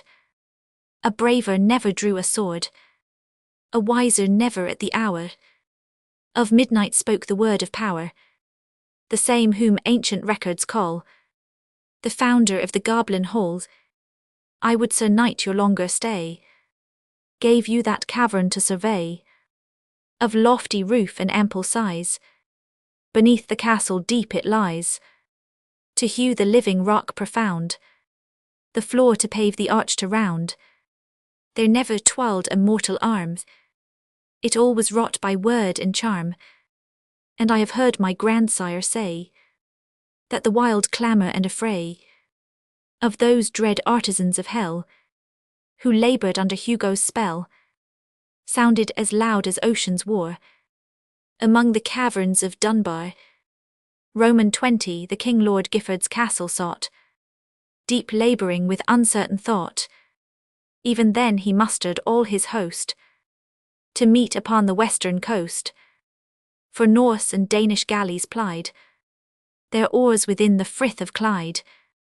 There floated Hocko's banner trim above Norwegian warriors grim, savage of heart and large of limb, threatening both continent and isle.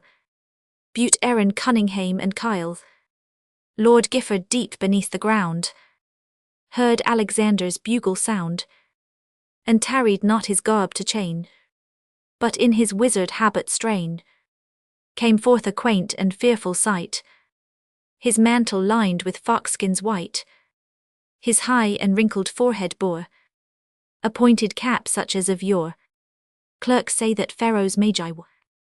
His shoes were marked with cross and spell, upon his breast a pentacle, his zone of virgin parchment thin, or as some tell of dead man's skin, bore many a planetary sign, combust and retrograde and trine, and in his hand he held prepared a naked sword without a guard.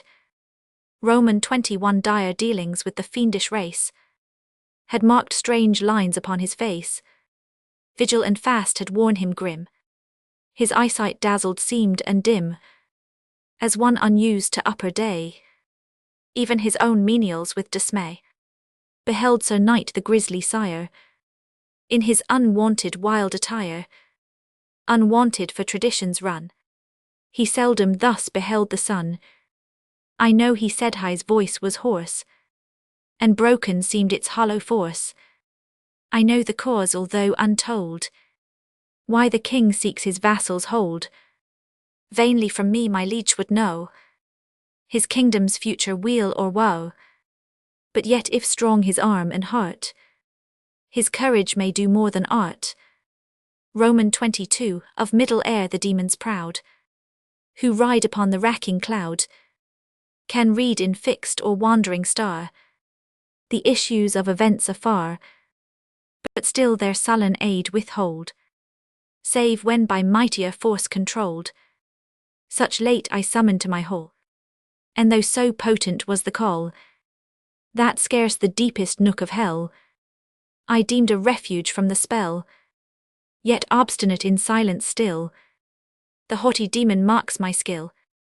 But thou who little know'st thy might, as born upon that blessed night, when yawning graves and dying groan proclaimed hell's empire overthrown, with untaught valour shalt compel response denied to magic spell.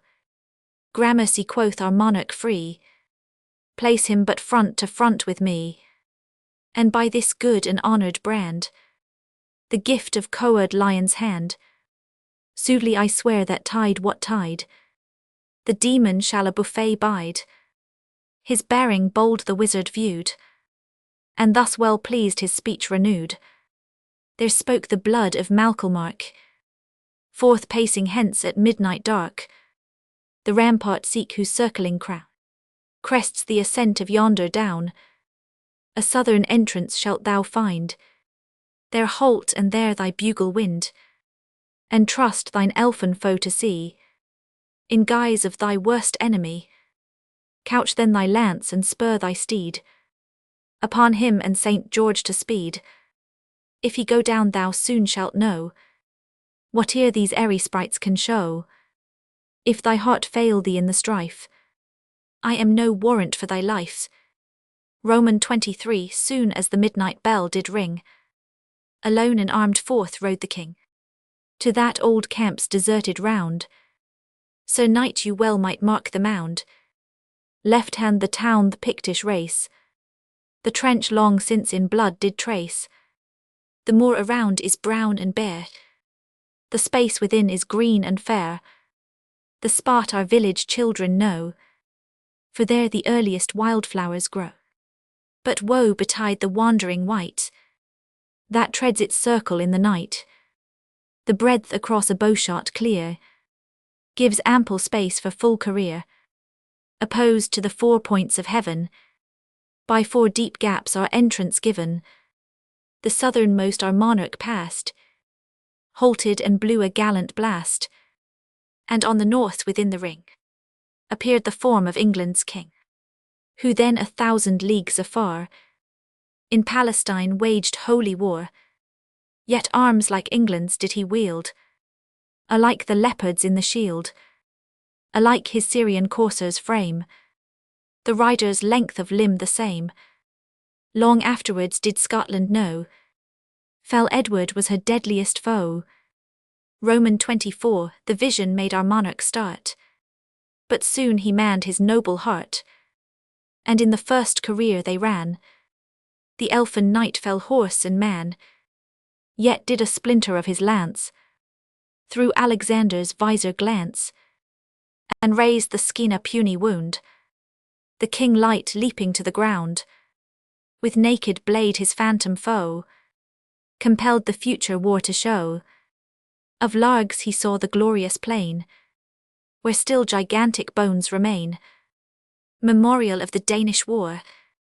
Himself he saw amid the field, on high his brandished Warwick's wield, and strike proud Hocko from his car, while all around the shadowy kings Denmark's grim ravens cowered their wings. 'Tis said that in that awful night remoter visions met his sight, foreshowing future conquests far, when our sons' wage northern war. A royal city tower and spire reddened the midnight sky with fire, and shouting crews her navy bore triumphant to the victor shore. Such signs may learned clerks explain, they pass the wit of simple swain.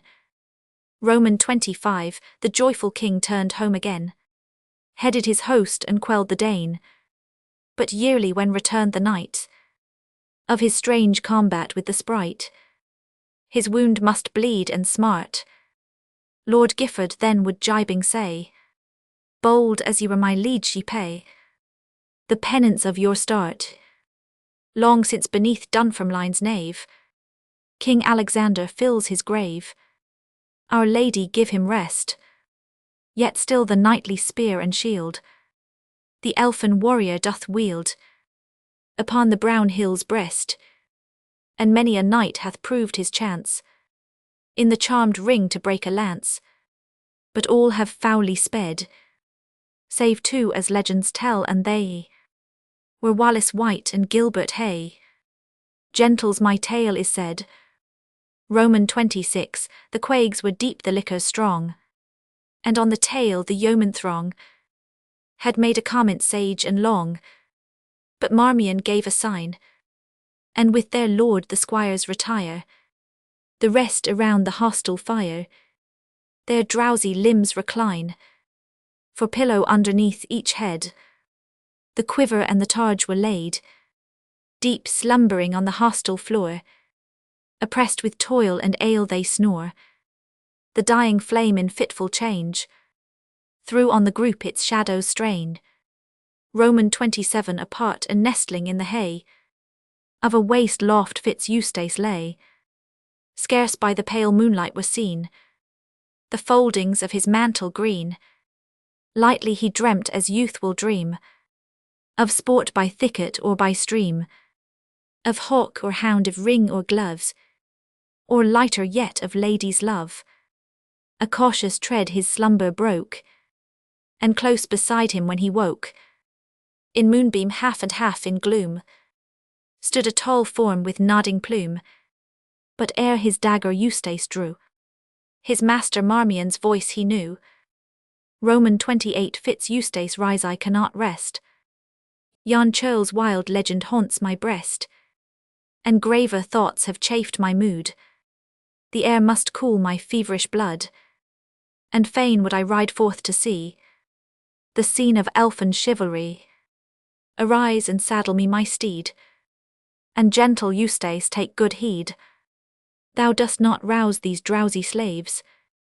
I would not that the prating knaves had cause for saying o'er their ale that I could credit such a tale. Then softly down the steps they slid. Eustace the stable door undid, and darkling Marmion's steed arrayed, while whispering thus the baron said, Roman 29, didst never, good my youth, here tell that on the hour when I was born, Saint George, who graced my sire's chamber, down from his steed of marble fell, a weary wight forlorn. The flattering chaplains all agree the champion left his steed to me. I would the omen's truth to show that I could meet this elfin foe. Blithe would I battle for the right to ask one question at the sprite. Vain thought for elves, if elves there be, an empty race by fount or sea, to dashing waters dance and sing, or round the green oak wheel their ring. Thus speaking he his steed bestrode, and from the hostel slowly rode.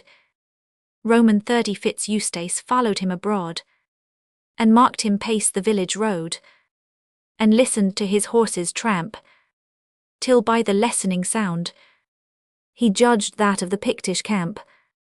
Lord Marmion sought the round. Wonder it seemed in the squire's eyes, that one so wary held and wise, of whom 'twas said he scarce received for gospel what the church believed, should stirred by idle tale ride forth in silence of the night, as hoping half to meet a sprite arrayed in plate and mail. For little did Fitz Eustace know that passions in contending flow unfix the strongest mind, wearied from doubt to flee. We welcome fond credulity, guide confident though blind. Roman 31, little for this Fitz Eustace cared, but patient waited till he heard, at distance prick to utmost speed, the foot-tramp of a flying steed, come townward rushing on, First dead as if on turf it trode, then clattering on the village road. In other pace than forth he yode, returned Lord Marmion. Down hastily he sprung from Sir, and in his haste wellnigh he fell. To the squire's hand the rein he threw, and spoke no word as he withdrew. But yet the moonlight did betray the falcon crest was soiled with clay, and plainly might Fitz Eustace see by stains upon the charger's knee, and his left side that on the moor he had not kept his footing sure. Long musing on these wondrous signs, at length to rest the squire reclines, broken and short, for still between would dreams of terror intervene. Eustace did near so blithely mark the first notes of the morning lark, introduction to canto fourth, to James Skene-esque Ashestiel Ettrick forest. An ancient minstrel sadly said, "Where is the life which late we led? That motley clown in Arden wood, whom humorous Jacks with envy viewed, not even that clown could amplify." On this trite text, so long as Roman 111 years, we now may tell, since we have known each other well, since riding side by side our hand first drew the voluntary brand, and sure through many a varied scene unkindness never came between. Away these winged years have flown to join the mass of ages gone, and though deep marked like all below with checkered shades of joy and woe, though thou o'er realms and seas hast ranged, marked cities lost and empires changed, while here at home my nerves were ken somewhat of manners sore and men, though varying wishes, hopes and fears fevered the progress of these years, yet now days, weeks and months but seem the recollection of a dream. So still we glide down to the sea of fathomless eternity. Even now it scarcely seems a day since first I tuned this idle lay, a task so often thrown aside when leisure graver cares denied, that now November's dreary gale, whose voice inspired my opening tale, that same November gale once more whirls the dry leaves on Yarrow shore, their vexed boughs streaming to the sky. Once more our naked birches sigh, and Blackhouse heights and Ettrick Pen have donned their wintry shrouds again, and mountain dark and flooded mead bid us forsake the banks of Tweed. Earlier than wont along the sky, mixed with the rack the snow mists fly. The shepherd who in summer sun had something of our envy won, as thou with pencil I with pen, the features traced of hill and glen. He who outstretched the livelong day at ease among the heath flowers lay, viewed the light clouds with vacant look, or slumbered o'er his tattered book, or idly busied him to guide his angle o'er the lessened tide. At midnight now the snowy plain finds sterner labour for the swain, when red hath set the beamless sun through heavy vapours dark and dun, when the tired ploughman dry and warm hears half asleep the rising storm hurling the hail and sleeted rain against the casement's tinkling pane. The sounds that drive wild deer and fox to shelter in the brake and rocks are warnings which the shepherd ask to dismal and to dangerous task. Oft he looks forth and hopes in vain the blast may sink in mellowing rain, till dark above and white below decided drives the flaky snow, and forth the hardy swain must go, long with dejected look and whine, to leave the hearth his dogs repine, whistling and cheering them to aid. Around his back he wreathes the plaid, his flock he gathers and he guides to open downs and mountain sides, where fiercest though the tempest blow, least deeply lies the drift below. The blast that whistles o'er the fells stiffens his locks to icicles. Oft he looks back while streaming far, his cottage window seems a star, loses its feeble gleam and then turns patient to the blast again, and facing to the tempest's sweep, drives through the gloom his lagging sheep. If fails his heart, if his limbs fail, benumbing death is in the gale. His paths, his landmarks all unknown, close to the hut no more his own, close to the aid he sought in vain.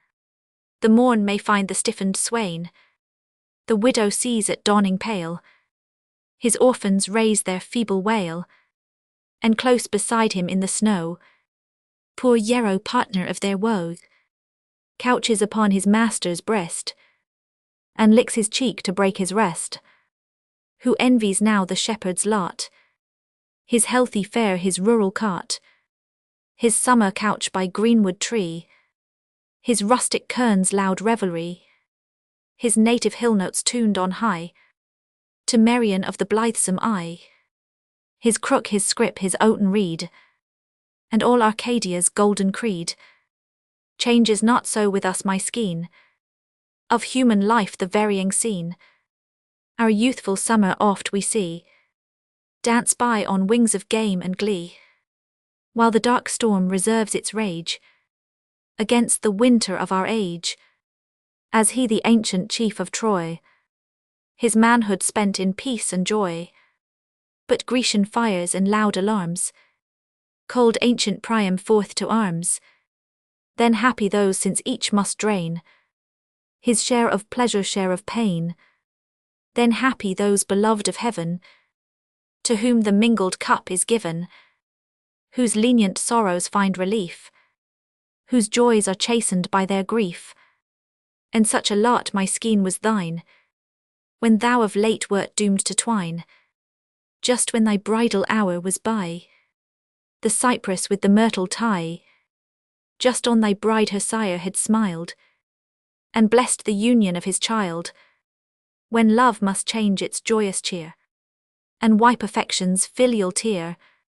Nor did the actions next his end speak more the father than the friend. Scarce had lamented Forbes paid the tribute to his minstrel's shade, the tale of friendship scarce was told, ere the narrator's heart was cold.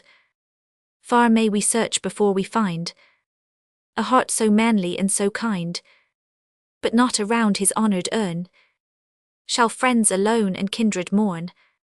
The thousand eyes his care had dried pour at his name a bitter tide, and frequent falls the grateful dew for benefits the world ne'er knew. If mortal charity dare claim the Almighty's attributed name, inscribe above his mouldering clay the widow's shield, the orphan's stay. Nor though it wake thy sorrow deem, my verse intrudes on this sad theme, for sacred was the pen that wrote, thy father's friend forget thou not, and grateful title may I plead, for many a kindly word and deed, to bring my tribute to his grave. 'Tis little but 'tis all I have, to thee perchance this rambling strain recalls our summer walks again, when doing naught and to speak true, not anxious to find aught to do, the wild unbounded hills we ranged, while oft our talk its topic changed, and desultory as our way, ranged unconfined from grave to gay, even when it flagged as oft will chance, no effort made to break its trance, we could right pleasantly pursue our sports in social silence too, thou gravely labouring to portray the blighted oak's fantastic spray, I spelling o'er with much delight the legend of that antique knight, Tarante by name, yclept the White, at either's feet a trusty squire, pander in camp with eyes of fire, jealous each other's motions viewed, and scarce suppressed their ancient feud. The laverock whistled from the cloud, the stream was lively but not loud, from the white thorn the mayflower shed its dewy fragrance round our head. Not Ariel lived more merrily under the blossomed bough than we, and blithesome nights too have been ours, when winter stripped the summer's bowers, Careless we heard what now I hear, the wild blast sighing deep and drear, when fires were bright and lamps beamed gay, and ladies tuned the lovely lay. And he was held a laggard soul, who shunned to quaff the sparkling bowl. Then he whose absence we deplore, who breathes the gales of Devon's shore, the longer mist bewailed the more, and thou and I and dear-loved Ray, and one whose name I may not say, for not mimosa's tender tree shrinks sooner from the touch than he, in merry chorus well combined, with laughter drowned the whistling wind. Mirth was within and care without, might gnaw her nails to hear our shout. Not but amid the buxom scene, some grave discourse might intervene, of the good horse that bore him best, his shoulder hoof and arching crest. For like mad Tom's our chiefest care, was horse to ride and weapon wear. Such nights we've had, and though the game of manhood be more sober tame, and though the field day or the drill seem less important, know yet still, such may we hope to share again. The sprightly thought inspires my strain, and mark how like a horseman true, Lord Marmion's march I thus renew. Canto 4th. The camp. Roman 1 Eustace I said did blithely mark the first notes of the merry lark. The lark sang shrill, the cock he crew, and loudly Marmion's bugles blew, and with their light and lively call brought groom and yeoman to the stall.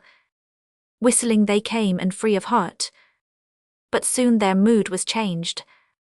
Complaint was heard on every part of something disarranged. Some clamoured loud for armour lost, some brawled and wrangled with the host. By Becket's bones cried one, I fear that some false Scot has stolen my spear. Young Blount, Lord Marmion's second squire, found his steed wet with sweat and mire, although the rated horseboy swear last night he dressed him sleek and fair, while chafed the impatient squire like thunder. Old Hubert shouts in fear and wonder, help gentle Blount, help comrades all. Bevis lies dying in his stall. To Marmion who the plight dare tell of the good steed he loves so well? Gaping for fear and ruth they saw the charger panting on his straw, till one who would seem wisest cried, what else but evil could betide? With that cursed palmer for our guide, better we had through mire and bush been lanternelled by Friar Rush. Roman 2 Fitz Eustace who the cause but guessed, nor wholly understood, his comrades' clamorous plaints suppressed. He knew Lord Marmion's mood, him ere he issued forth he sought, and found deep plunged in gloomy thought, and did his tale display, simply as if he knew of naught to cause such disarray. Lord Marmion gave attention cold, nor marvelled at the wonders told, passed them as accidents of course, and bade his clarions sound to horse. Roman 3 Young Henry Blount meanwhile the cost had reckoned with their Scottish host, and as the charge he cast and paid, ill thou deservest thy hire, he said. Dost see, thou knave, my horse's plight? Fairies have ridden him all the night, and left him in a foam.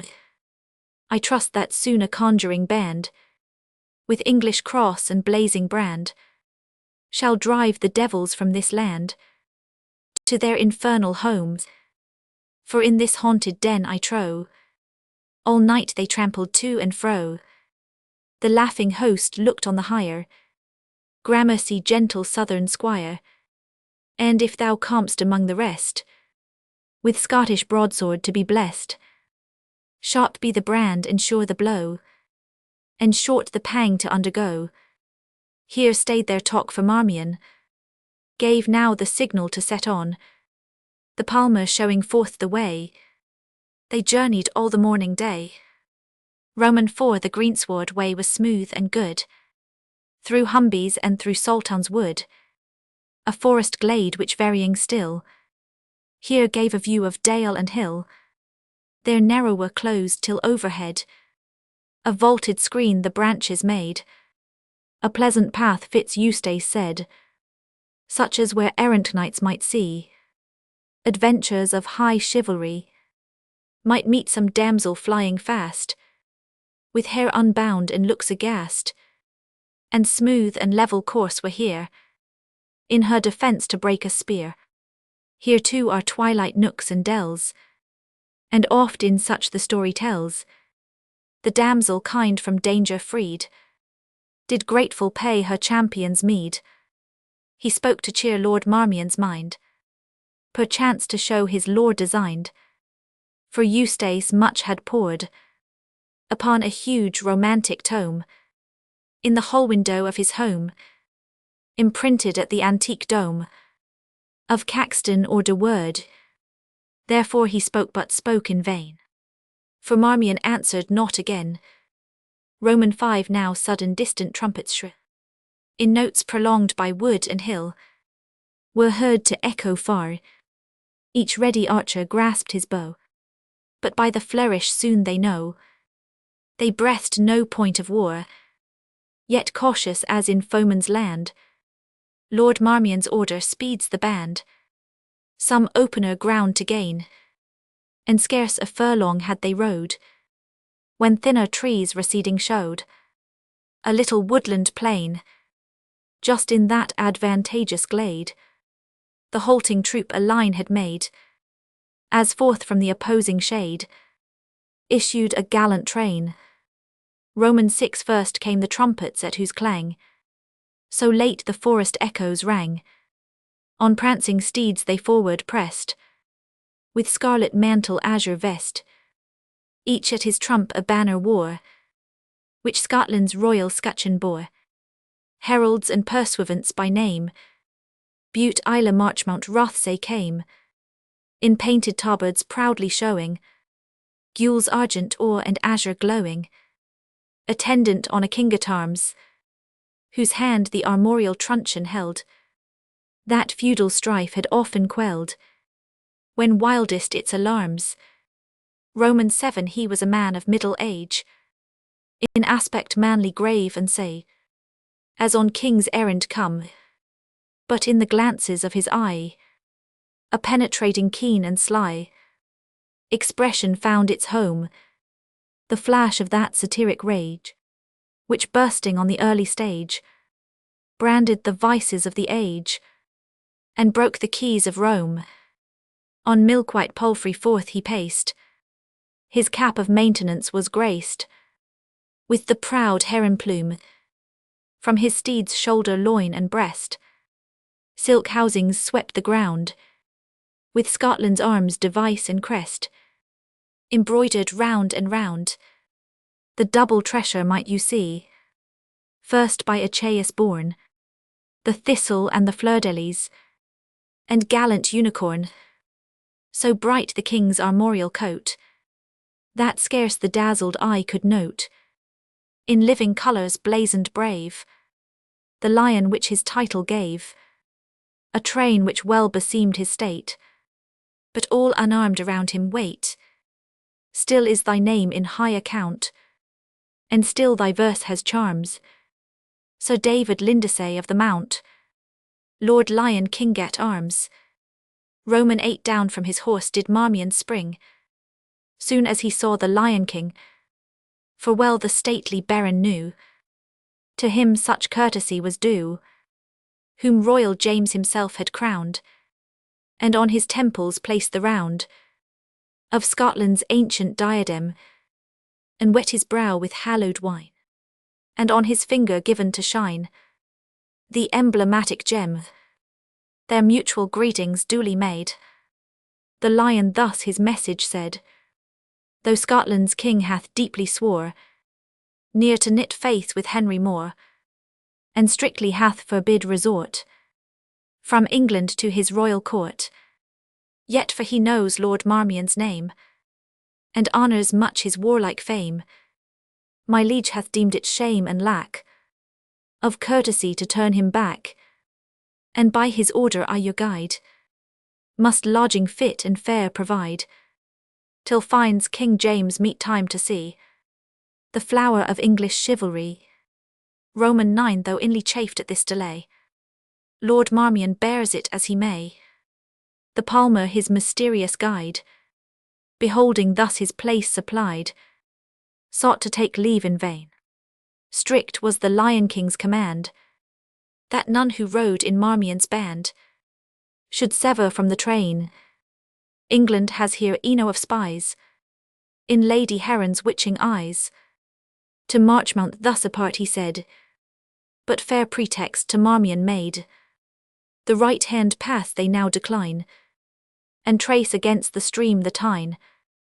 Roman 10. At length up that wild dale they wind, where Crichtown Castle crowns the bank, for there the Lion's care assigned a lodging meet for Marmion's rank. That castle rises on the steep of the green vale of Tyne, and far beneath where slow they creep, from pool to eddy dark and deep, where alders moist and willows weep, you hear her streams repine. The towers in different ages rose, their various architecture shows the builders' various hands, a mighty mass that could oppose, when deadliest hatred fired its foes, the vengeful Douglas bands. Roman 11. Crichtown, though now thy miry court but pens the lazy steer and sheep, thy turrets rude and tottered keep, have been the minstrel's loved resort.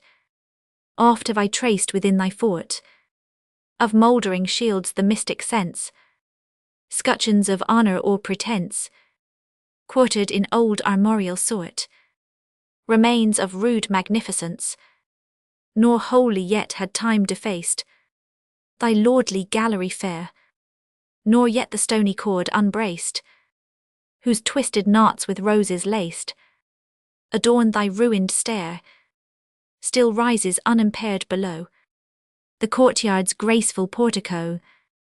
Above its cornice row and row of fair-hewn facets richly show their pointed diamond form, though there but houseless cattle go to shield them from the storm.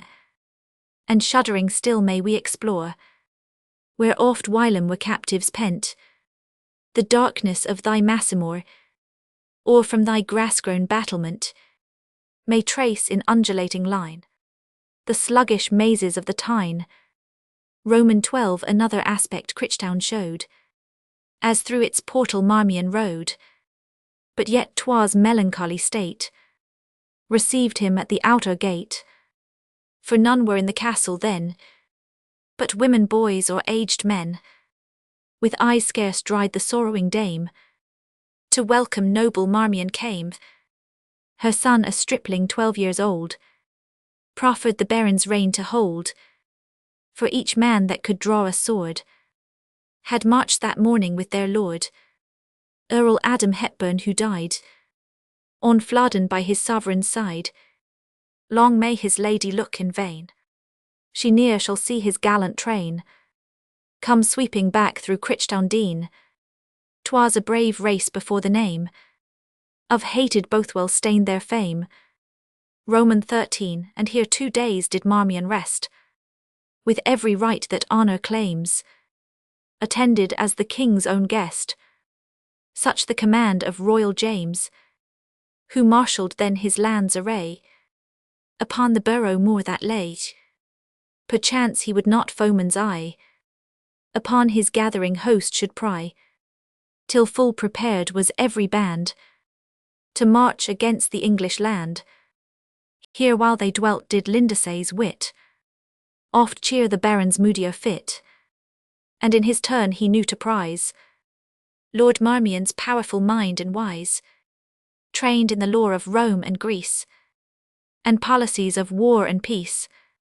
Roman 14. It chanced as fell the second night, that on the battlements they walked, and by the slowly fading night of varying topics talked, and unaware the herald bard said Marmion might his toil have spared in travelling so far, for that a messenger from heaven in vain to James had counsel given against the English war. and closer questioned, thus he told a tale which chronicles of old in Scottish story have enrolled. Roman 15 Sir David Lindesay's tale of all the palaces so fair, built for the royal dwelling in Scotland far beyond compare. Linlithgow is excelling, and in its park in jovial June, how sweet the merry linnet's tune, how blithe the blackbird's lay, the wildbuck bells from ferny brake, the coot dives merry on the lake. The saddest heart might pleasure take to see all nature gay, but June is to our sovereign dear the heaviest month in all the year. Too well his cause of grief you know, June saw his father's overthrow. Woe to the traitors who could bring the princely boy against his king. Still in his conscience burns the sting. In offices as strict as Lent, King James June is ever spent. Roman 16, when last this ruthful month was come, and in Linlithgow's holy dome, the king as wont was praying, while for his royal father's soul, the chanters sung the bells did toll. The bishop mass was saying, for now the year brought round again, the day the luckless king was slain. In Catherine's isle the monarch knelt, with sackcloth shirt and iron belt, and eyes with sorrow streaming. Around him in their stalls of state, the thistle's night companions sate, their banners o'er them beaming. I too was there, and sooth to tell, bedeafened with the jangling knell, was watching where the sunbeams fell, through the stained casement gleaming. But while I marked what next befell, it seemed as I were dreaming. Stepped from the crowd a ghostly wight, in azure gown with cincture white. His forehead bald, his head was bare, down hung at length his yellow hair. Now mark me not when, good my lord, I pledge to you my knightly word, that when I saw his placid grace, his simple majesty of face, his solemn bearing and his pace, so stately gliding on, seemed to me near did limner paint, so just an image of the saint, who propped the Virgin in her faint, the loved Apostle John. Romans 17, he stepped before the monarch's chair, and stood with rustic plainness there, and little reverence made, nor head nor body bowed nor bent, but on the desk his arm he leant, and words like these he said, in a low voice but never tone, so thrilled through vein and nerve and bone. My mother sent me from afar, Sir King, to warn thee not to war. Woe waits on thine array, if war thou wilt of woman fair, her witching wiles and wanton snare. James Stuart doubly warned, beware. God keep thee as he may. The wondering monarch seemed to seek for answer and found none, and when he raised his head to speak, the monitor was gone. The marshal and myself had cast to stop him as he outward passed, but lighter than the whirlwind's blast, he vanished from our eyes, like sunbeam on the billow cast, that glances but and dies. Roman 18, while Lindesay told his marvel strained, the twilight was so pale, he marked not Marmion's colour chained, while listening to the tale. But after a suspended pause, the Baron spoke of nature's laws. So strong I held the force, that never superhuman cause could e'er control their course, and 3 days since had judged your aim was but to make your guest your game. But I have seen since past the Tweed what much has changed my sceptic creed, and made me credit aught he stayed, and seemed to wish his words unsaid, but by that strong emotion pressed, which prompts us to unload our breast, e'en when discovery's pain to Lindesay did at length unfold the tale his village host had told at Gifford to his train. Not of the Palmer says he there, and not of Constance or of Clare, The thoughts which broke his sleep he seems to mention but as feverish dreams. Roman 19 in vain, said he, to rest I spread my burning limbs and couched my head. Fantastic thoughts returned, and by their wild dominion led, my heart within me burned, so sore was the delirious goad. I took my steed and forth I rode, and as the moon shone bright and cold, soon reached the camp upon the wold. The southern entrance I passed through, and halted, and my bugle blew. Methought an answer met my ear, yet was the blast so low and drear, so hollow and so faintly blown, it might be echo of my own.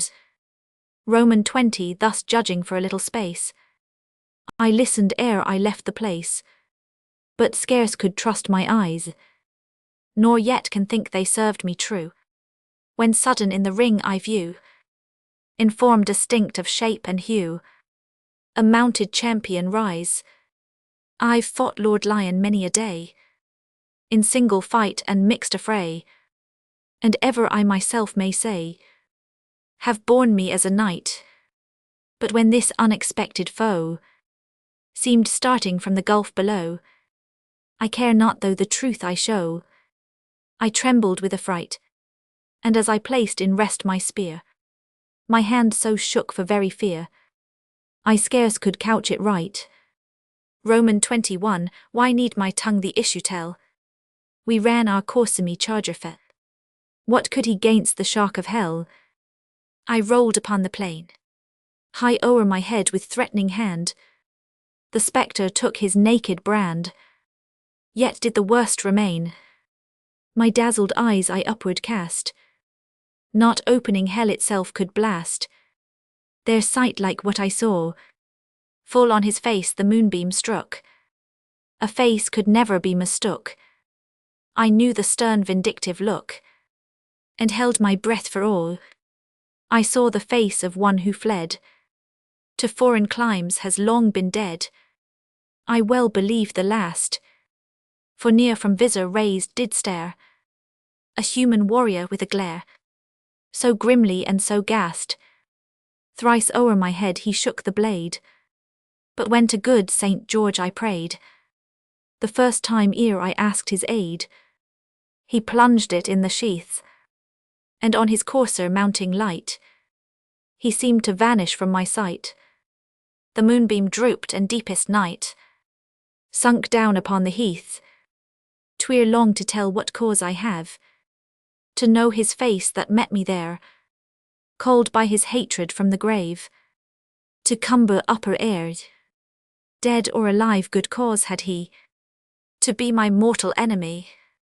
Roman 22. Marvelled Sir David of the Mount, then learned in story gan recount, such chance had happed of old, when once near Norham there did fight a spectre fell of fiendish might, in likeness of a Scottish knight, with Brian Bulmer bold, and trained him nigh to disallow the aid of his baptismal vow.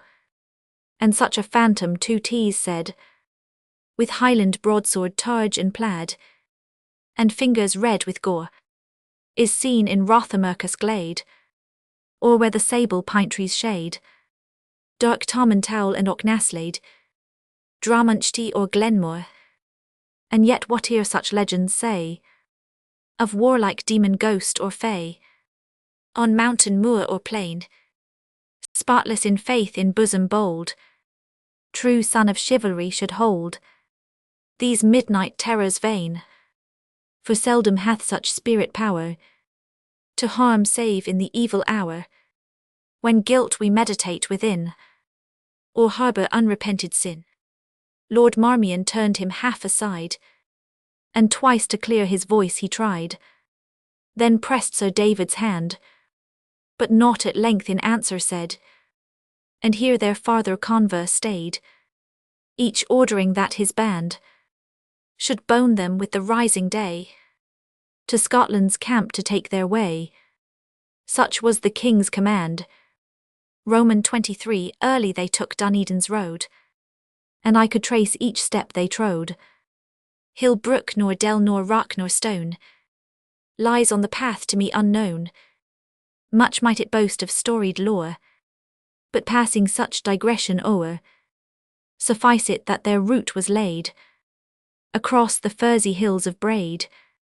They passed the glen and scanty rill, and climbed the opposing bank until they gained the top of Blackford Hill. Roman 24 Blackford, on whose uncultured breast, among the broom and thorn and whin, a truant boy I sought the nest, or listed as I lay at rest, while rose on breezes thin the murmur of the city crowd, and from his steeple jangling loud St. Giles mingling din. Now from the summit to the plain waves all the hill with yellow grain, and o'er the landscape as I look, naught do I see unchanged remain, save the rude cliffs and chiming brook. To me they make a heavy moan of early friendships past and gone. Roman 25, but different far the change has been since Marmion from the crown of Blackford saw that martial scene. Upon the bent so brown, 1,000 pavilions white as snow spread all the borough moor below, upland and dale and downs. 1,000 did I say, I ween, thousands on thousands there were seen, that checkered all the heath between the streamlet and the town, in crossing ranks extending far, forming a camp irregular, oft giving way where still there stood some relics of the old oak wood, that darkly huge did intervene, and tamed the glaring white with green. In these extended lines there lay a martial kingdom's vast array. Roman 26 4 from Hebude's dark with rain to eastern Loddon's fertile plain, and from the southern Redswire edge to farthest Ross's rocky ledge, from west to east, from south to north, Scotland sent all her warriors forth. Marmion might hear the mingled hum of myriads up the mountain come, the horses' tramp and tingling clank, where chiefs reviewed their vassal rank, and chargers shrilling neigh, and see the shifting lines advance, while frequent flashed from shield and lance the sun's reflected ray. Roman 27, thin curling in the morning air, the wreaths of failing smoke declare to embers now the brands decayed, where the night watch their fires had made. They saw slow rolling on the plain full many a baggage cart and wain, and dire artillery's clumsy car, by sluggish oxen tugged to war. And there were Borthwick sisters 7, and culverins which France had given, illumined gift the guns remain, the conquerors spoil on Flodden plain. Roman 28, nor marked they less where in the air 1,000 streamers flaunted fair, various in shape, device and hue, green, sanguine, purple, red and blue, broad, narrow, swallow-tailed and square, scroll, pennon, pencil, banderole there, o'er the pavilions flew. Highest and midmost was disgrayed the royal banner floating wide, the staff a pine tree strong and straight, pitched deeply in a massive stone, which still in memory is shown, yet bent beneath the standard's weight, whene'er the western wind unrolled with toil the huge and cumbrous fold, and gave to view the dazzling field, where in proud Scotland's royal shield the ruddy lion ramped in gold. Roman 29, Lord Marmion viewed the landscape bright, he viewed it with a chief's delight, until within him burned his heart, and lightning from his eye did part, as on the battle day such glance did falcon never dart, when stooping on his prey. O well, Lord Lion, hast thou said, thy king from warfare to dissuade were but a vain ess, for by St. George were that host mine, not power infernal nor divine, should once to peace my soul incline, till I had dimmed their armour's shine. In glorious battle fray, answered the bard of milder mood, Fair is the sight and yet 'twere good that kings would think withal, when peace and wealth their land has blessed, 'tis better to sit still at rest than rise perchance to fall. Roman 30 still on the spot Lord Marmion stayed, for fairer scene he near surveyed, when sated with the martial show that peopled all the plain below. The wandering eye could o'er it go, and mark the distant city glow with gloomy splendour red, for on the smoke wreaths huge and slow that round her sable turrets flow, the morning beams were shed, and tinged them with a lustre proud, like that which streaks a thundercloud. Such dusky grandeur clothed the height, where the huge castle holds its state, and all the steep slope down, whose ridgy back heaves to the sky, piled deep and massy close and high, mine own romantic town. But northward far with purer blaze, on Uchel mountains fell the rays, and as each heathy top they kissed, it gleamed a purple amethyst. Yonder the shores of Fife you saw, here Preston Bay and Berwick Law, and broad between them rolled the gallant Frith the eye might note, whose islands on its bosom float like emeralds chased in gold. Fitz Eustace heart felt closely pent, as if to give his rapture vent. The spur he to his charger leant, and raised his bridle hand, and making demivolt in air, cried, "Where's the coward that would not dare to fight for such a land?" The Lindesay smiled his joy to see, nor Marmion's frown repressed his glee. Roman 31 thus while they looked to flourish proud, where mingled trump and clarion loud, and fife and kettledrum, and sackbut deep and psaltery, and warpipe with discordant cry, and cymbal clattering to the sky, making wild music bold and high, did up the mountain come, the whilst the bells with distant chime merrily told the hour of prime. And thus the Lindesay spoke, thus clamour still the war notes when the king to mass his way has ta'en, or to St. Catharines of Sienne, or chapel of St. Roch. To you they speak of martial fame, but me remind of peaceful game, when blither was their cheer, thrilling in Falkland woods the air. In signal none his steed should spare, but strive which foremost might repair to the downfall of the deer. Roman 32 nor less he said when looking forth, I view yon Empress of the North sit on her hilly throne, her palaces imperial bowers, her castle proof to hostile powers, her stately halls and holy towers. Nor less he said I moan, to think what woe mischance may bring, and how these merry bells may ring, the death dirge of our gallant king, or with the larum calls the burghers forth to watch and ward, gainst southern sack and fires to guard Duneden's leaguered wall. But not for my presaging thought, dream conquest sure or cheaply bought. Lord Marmion, I say nay. God is the guider of the field, he breaks the champion's spear and shield. But thou thyself shalt say, when joins yon host in deadly stour, that England's dames must weep in bower, her monks the death must sing, for never saw'st thou such a power, led on by such a king. And now down winding to the plain, the barriers of the camp they gain, and there they made a stay.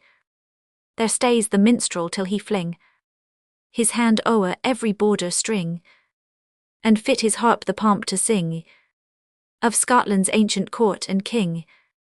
In the succeeding lay, Introduction to Canto 5th, to George Ellis-esque. Edinburgh, when dark December glooms the day, and takes our autumn joys away, when short and scant the sunbeam throws upon the weary waste of snows, a cold and profitless regard, like patron on a needy bard, when sylvan occupation's done, and o'er the chimney rests the gun, and hang in idle trophy near the game pouch, fishing rod and spear, when wiry terrier rough and grim, and greyhound with his length of limb, and pointer now employed no more, cumber our parlour's narrow floor, when in his stall the impatient steed is long condemned to rest and feed, when from our snow-encircled home scarce cares the hardiest step to roam, since path is none save that to bring the needful water from the spring, when wrinkled newspage thrice conned o'er beguiles the dreary hour no more, and darkling politician crossed inveighs against the lingering post, and answering housewife sore complains of carrier's snow-impeded wains, when such the country cheer I come, well pleased to seek our city home, for converse and for books to chain the forest's melancholy range, and welcome with renewed delight the busy day and social night. Not here need my desponding rhyme lament the ravages of time, as erst by Newark's riven towers, and Ettrick stripped of forest bowers, true Caledonia's queen is changed, since on her dusky summit ranged, within its steepy limits pent, by bulwark line and battlement, and flanking towers and lakey flood, guarded and garrisoned she stood, denying entrance or resort, save at each tall embattled port, above whose arch suspended hung portcullis spiked with iron prong, that long is gone but not so long, since early closed and opening late, jealous revolved the studded gate, whose task from eve to morning tide a wicket churlishly supplied.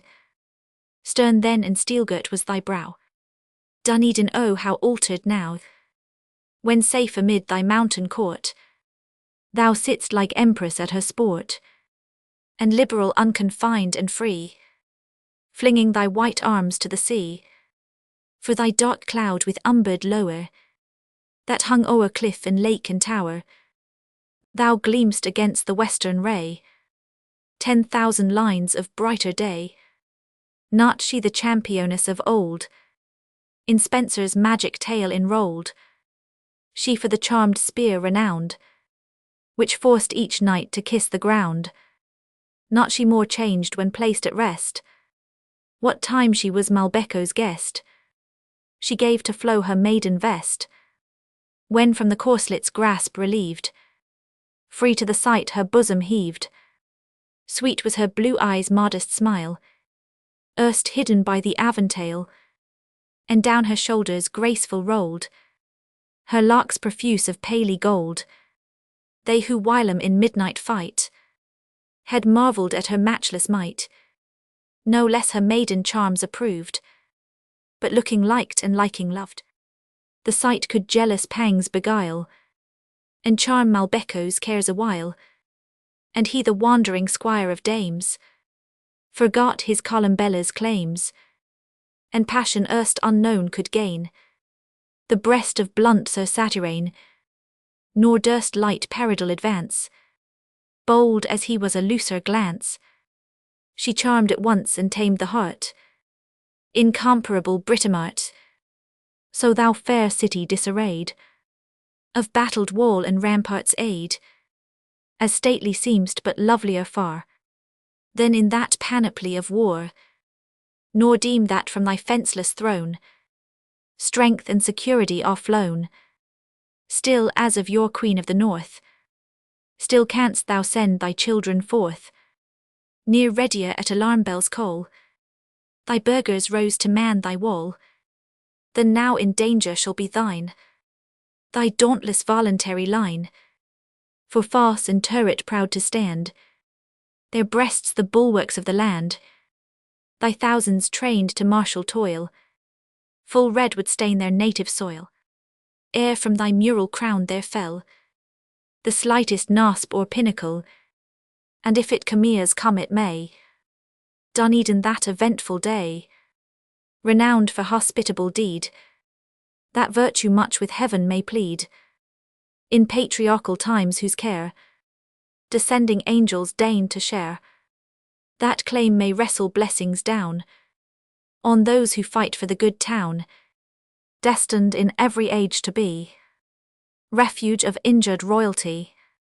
Since first when conquering York arose, to Henry meek she gave repose, till late with wonder, grief, and awe, great Bourbon's relic sad she saw. Truce to these thoughts, for as they rise, how gladly I avert mine eyes, bodings or true or false to chain, for fiction's fair romantic reign, or for tradition's dubious light, that hovers twixt the day and night, dazzling alternately and dim, her wavering lamp id rather trim, knight squires and lovely dames to see, creation of my fantasy, then gaze abroad on reeky fen, and make of mists invading men, who love not more the night of June, than dull December's gloomy noon, the moonlight than the fog of frost, and can we say which cheats the most? But who shall teach my harp to gain a sound of the romantic strain, whose Anglo-Norman tones whiler could win the royal Henry's ear? Famed Beauclerk called for that he loved, the minstrel and his lay approved. Who shall these lingering notes redeem, decaying on oblivion's stream? Such notes as from the Breton tongue Marie translated Blondel sung, O born time's ravage to repair, and make the dying muse thy care, who when his scythe her hoary foe was poising for the final blow, the weapon from his hand could wring, and break his glass and shear his wing, and bid, reviving in his strain, the gentle poet live again. Thou who canst give to lightest lay an unpedantic moral gay, nor less the dullest theme bid flit on wings of unexpected wit, in letters as in life approved, example honoured and beloved, dear Ellis, to the bard impart a lesson of thy magic art, to win at once the head and heart, at once to charm, instruct, and mend, my guide, my pattern, and my friend, such minstrel lesson to bestow, be long thy pleasing task, but oh, no more by thy example teach, what few can practice all can preach, with even patience to endure lingering disease and painful cure, and boast affliction's pangs subdued by mild and manly fortitude. Enough the lesson has been given, forbid the repetition heaven. Come listen then, for thou hast known and loved the minstrel's varying tone, who like his border sires of old waked a wild measure rude and bold, till Windsor's oaks and Ascot plain with wonder heard the northern strain. Come listen bold in thy applause, the bard shall scorn pedantic laws, and as the ancient art could stain achievements on the storied pane, irregularly traced and planned, but yet so glowing and so grand, so shall he strive in changeful hue, field, feast, and combat to renew, and loves and arms and harper's glee, and all the pomp of chivalry. Canto 5th. The Court. Roman 1. The train has left the hills of Braid, the barrier guard have open made, so Lindesay bade the palisade that closed the tented ground. Their men the warders backward drew, and carried pikes as they rode through into its ample bound. Fast ran the Scottish warriors there upon the southern band to stare, and envy with their wonder rose to see such well-appointed foes, such length of shaft, such mighty bows, so huge that many simply thought but for avaunt such weapons wrought, and little deemed their force to feel through links of mail and plates of steel, when rattling upon Flodden Vale the cloth-yard arrows flew like hail. Roman 2. Nor less did Marmion's skilful view glance every line and squadron through, And much he marvelled one small land could marshal forth such various band. For men-at-arms were here, heavily sheathed in mail and plate, like iron towers for strength and weight, on Flemish steeds of bone and height, with battle-axe and spear, young knights and squires a lighter tray, practised their chargers on the plain, by aid of leg of hand and rein, each warlike feat to show, to pass to wheel the croup to gain, the high curvet that not in vain, the sword sway might descend amain, on foeman's casque below. He saw the hardy burghers there, march armed on foot with faces bare, for visor they wore none, nor waving plume nor crest of knight, but burnished were their corslets bright, their brigantines and gorgets light, like very silver shone. Long pikes they had for standing fight, two-handed swords they wore, and many wielded mace of weight, and bucklers bright they bore. Roman 3 on foot, the yeoman 2 but dressed in his steeljack a swarthy vest, with iron quilted well, each at his back a slender store, his 40 days' provision bore. As feudal statutes tell, his arms were halbert, axe or spear, a crossbow there, a hagbut here, a dagger, knife and brand. Sober he seemed and sad of cheer, as loth to leave his cottage dear, and march to foreign strand, or musing who would guide his steer to till the fallow land, yet deem not in his thoughtful eye did aught of dastard terror lie, more dreadful far his ire than theirs who scorning danger's name, in eager mood to battle came, their valour like light straw on flame, a fierce but fading fire. Roman 4 not so the borderer bred to war, he knew the battle's din afar, and joyed to hear it swell. His peaceful day was slothful ease, nor harp nor pipe his ear could please, like the loud slogan yell, on active steed with lance and blade, the light-armed pricker plied his trade. Let nobles fight for fame, let vassals follow where they lead, burghers to guard their townships bleed. But war's the borderer's game, their gain, their glory, their delight, to sleep the day, maraud the night, o'er mountain, moss and moor. Joyful to fight they took their way, scarce caring who might win the day. Their booty was secure. These, as Lord Marmion's train passed by, looked on at first with careless eye, nor marvelled aught well taught to know the form and force of English bow. But when they saw the lord arrayed in splendid arms and rich brocade, each borderer to his kinsman said, "Hist, Ringan, seest thou there? Canst guess which road they'll homeward ride? Oh, could we but on border side, by Usedale glen or Liddell's tide, beset a prize so fair, that fangless lion to their guide might chance to lose his glistering hide. Brown maudlin of that doublet pied could make a kirtle rare." Roman 5 next Marmion marked the Celtic race, of different language, form and face, a various race of man. Just then the chiefs their tribes arrayed, and wild and garish semblance made, the checkered trews and belted plaid, and varying notes the warpipes braid, to every varying clan. Wild through their red or sable hair looked out their eyes with savage stare on Marmion as he passed. Their legs above the knee were bare, their frame was sinewy, short and spare, and hardened to the blast.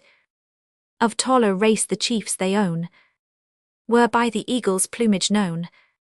The hunted red deer's undressed hide, their hairy buskins well supplied, the graceful bonnet decked their head, back from their shoulders hung the plaid, a broadsword of unwieldy length, a dagger proved for edge and strength, a studded targe they wore, and quivers, bows and shafts, but oh, short was the shaft and weak the bow. to that which England bore. The eyeless men carried at their backs the ancient Danish battle-axe. They raised a wild and wondering cry, as with his guide rode Marmion by.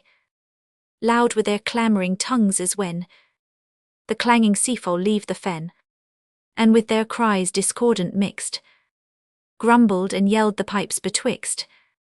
Roman 6 thus through the Scottish camp they passed, and reached the city gate at last, where all around a wakeful guard, armed burghers kept their watch and ward.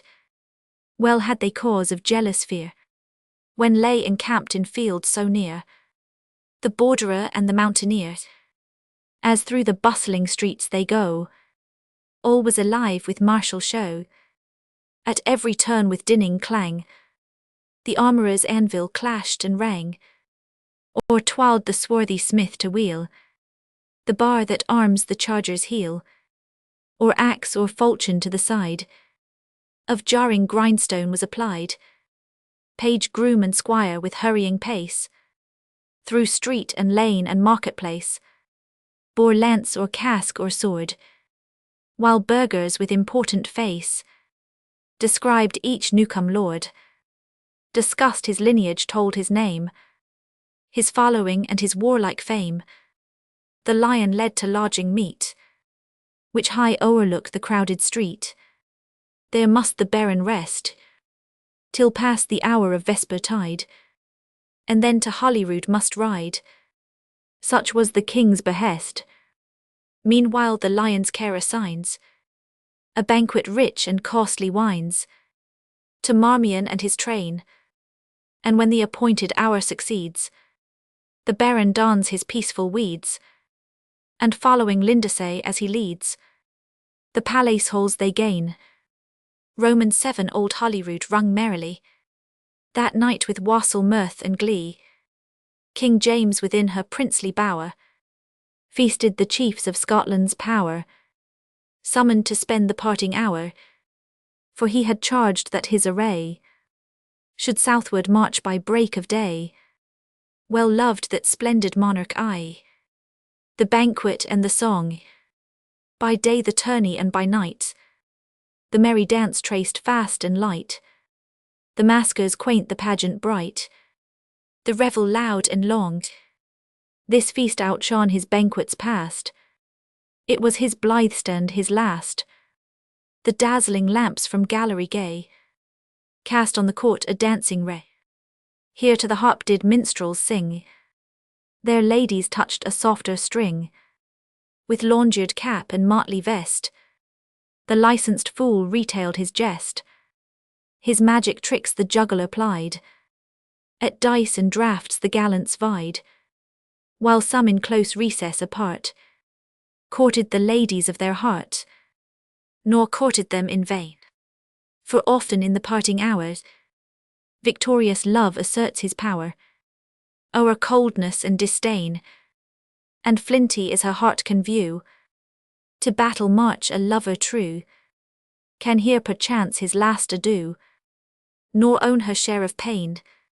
Roman 8 through this mixed crowd of glee and game, the king to greet Lord Marmion came, while reverent all made room. An easy task it was, I trow, King James' manly form to know, although his courtesy to show. He doffed to Marmion bending low his broidered cap and plume, for royal was his garb and mien, his cloak of crimson velvet piled, trimmed with the fur of marten wild, his vest of changeful satin sheen, the dazzled eye beguiled. His gorgeous collar hung adown, wrought with the badge of Scotland's crown, the thistle brave of old renown. His trusty blade Toledo right, descended from a baldric bright. White were his buskins on the heel, his spurs inlaid of gold and steel. His bonnet all of crimson fair was buttoned with a ruby rare, and Marmion deemed he ne'er had seen a prince of such a noble mien. Roman 9 the monarch's form was middle size, for feat of strength or exercise, shaped in proportion fair, and hazel was his eagle eye. and auburn of the darkest dye.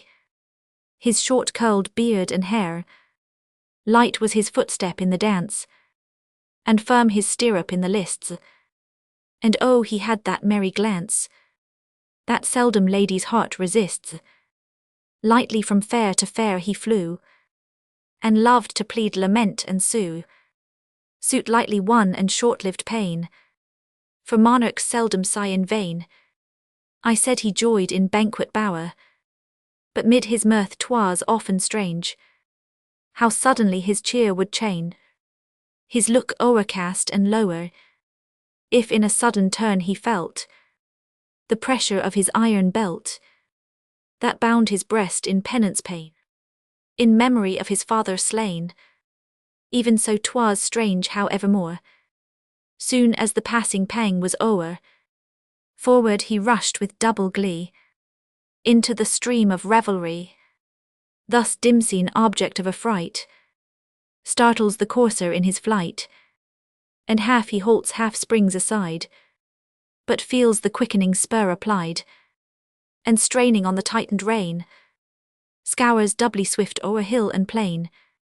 Roman 10 o'er James heart the courtiers say, Sir Hugh the Heron's wife held sway. To Scotland's court she came, to be a hostage for her lord, who Cessford's gallant heart had gored, and with the king to make accord, had sent his lovely dame. Nor to that lady free alone did the gay king allegiance own, for the fair Queen of France sent him a turquoise ring and glove, and charged him as her knight and love, for her to break a lance, and strike 3 strokes with Scottish brand, and march 3 miles on Southrun land, and bid the banners of his band in English breezes dance.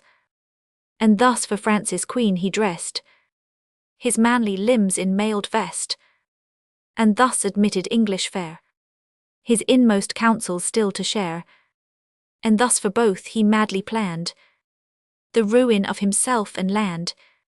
And yet the sooth to tell, nor England's fair nor France's queen were worth 1 pearl drop bright and sheen from Margaret's eyes that fell, his own Queen Margaret, who in Lithgow's bower all lonely sat and wept the weary hour.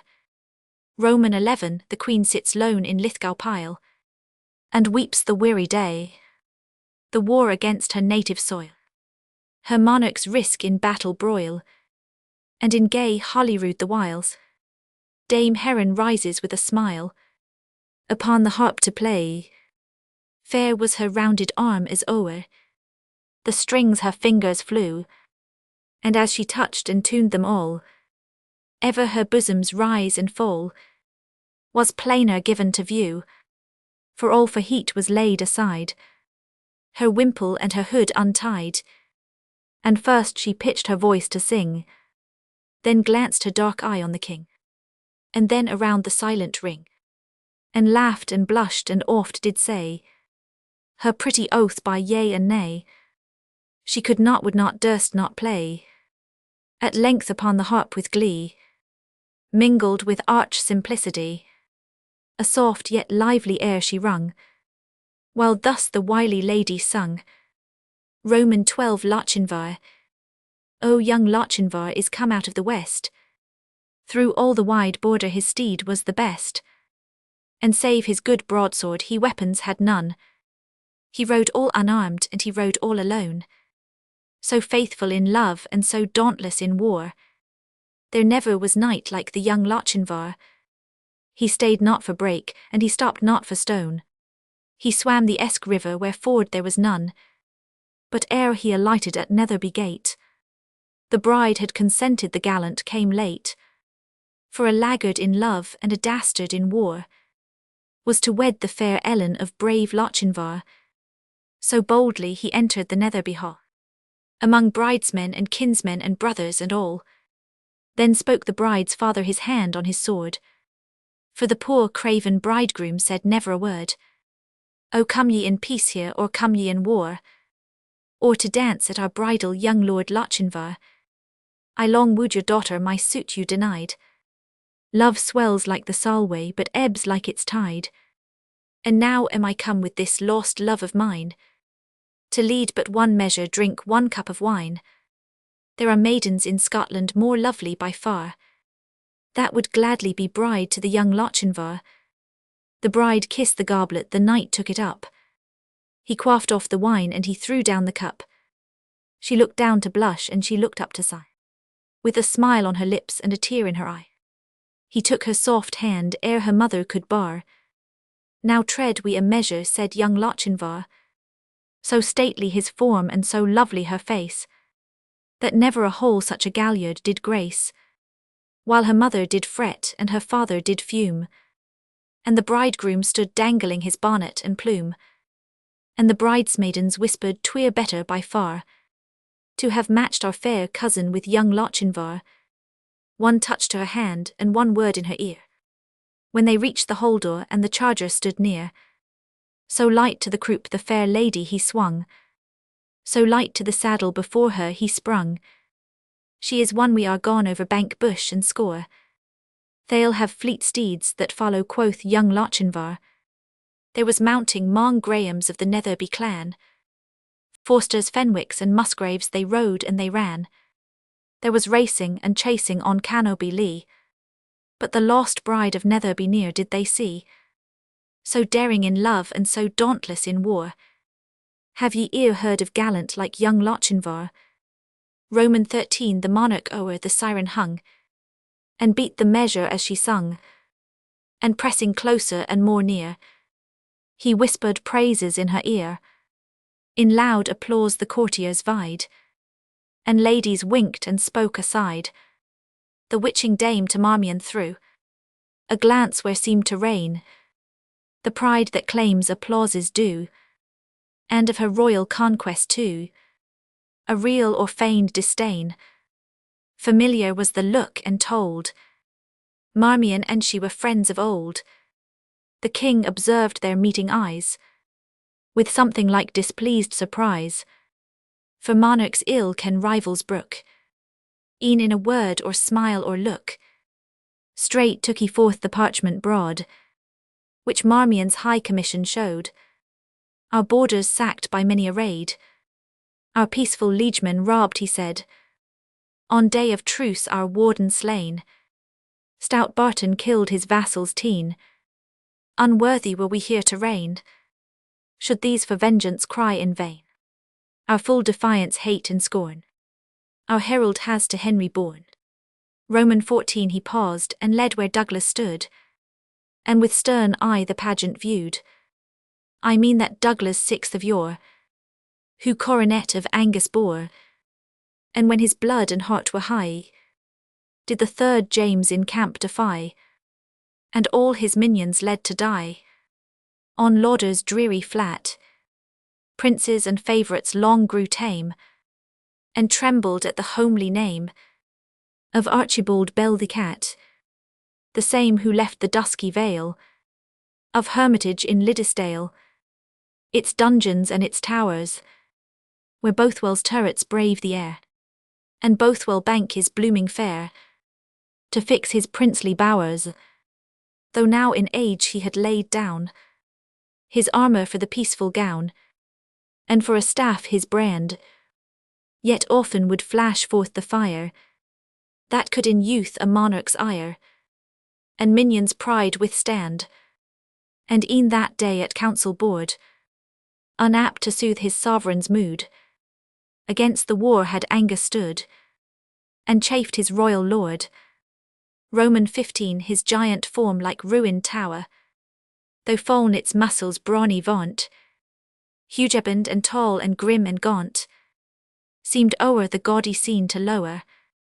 His locks and beard in silver grew, his eyebrows kept their sable hue. Near Douglas when the monarch stood, his bitter speech he thus pursued. Lord Marmion, since these letters say that in the north you needs must stay, while slightest hopes of peace remain, uncourteous speech it were and stern, to say return to Lindisfarne, until my herald come again. Then rest you in Tantallon hold, Your host shall be the Douglas bold, a chief unlike his sires of old. He wears their motto on his blade, their blazon o'er his towers displayed, yet loves his sovereign to oppose, more than to face his country's foes.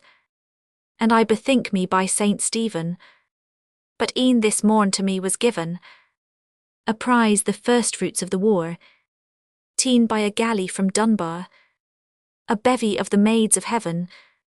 Under your guard these holy maids shall safe return to cloister shades, and while they at Tantallon stay, requiem for Cochrane's soul may say, and with the slaughtered favourite's name across the monarch's brow there came a cloud of ire, remorse and shame.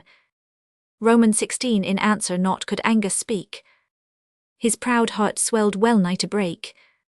He turned aside, and down his cheek a burning tear there stole.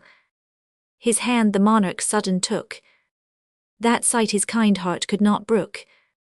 Now by the Bruce's soul, Angus, my hasty speech forgive, for sure as doth his spirit live, as he said of the Douglas old, I well may say of you, that never king did subject hold, in speech more free, in war more bold, more tender and more true. Forgive me, Douglas, once again. And while the king his hand did strain, the old man's tears fell down like rain. To seize the moment Marmion tried, and whispered to the king aside, O let such tears unwanted plead, for respite short from dubious deed. A child will weep a bramble's smart, a maid to see her sparrow part, a stripling for a woman's heart. But woe awaits a country when she sees the tears of bearded men. Then oh what omen dark and high, when Douglas wets his manly eye.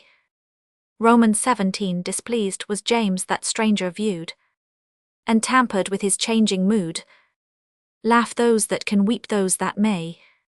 Thus did the fiery monarch say, Southward I march by break of day, and if within Tantallon strong, the good Lord Marmion tarries long, perchance our meeting next may fall at Tamworth in his castle hall.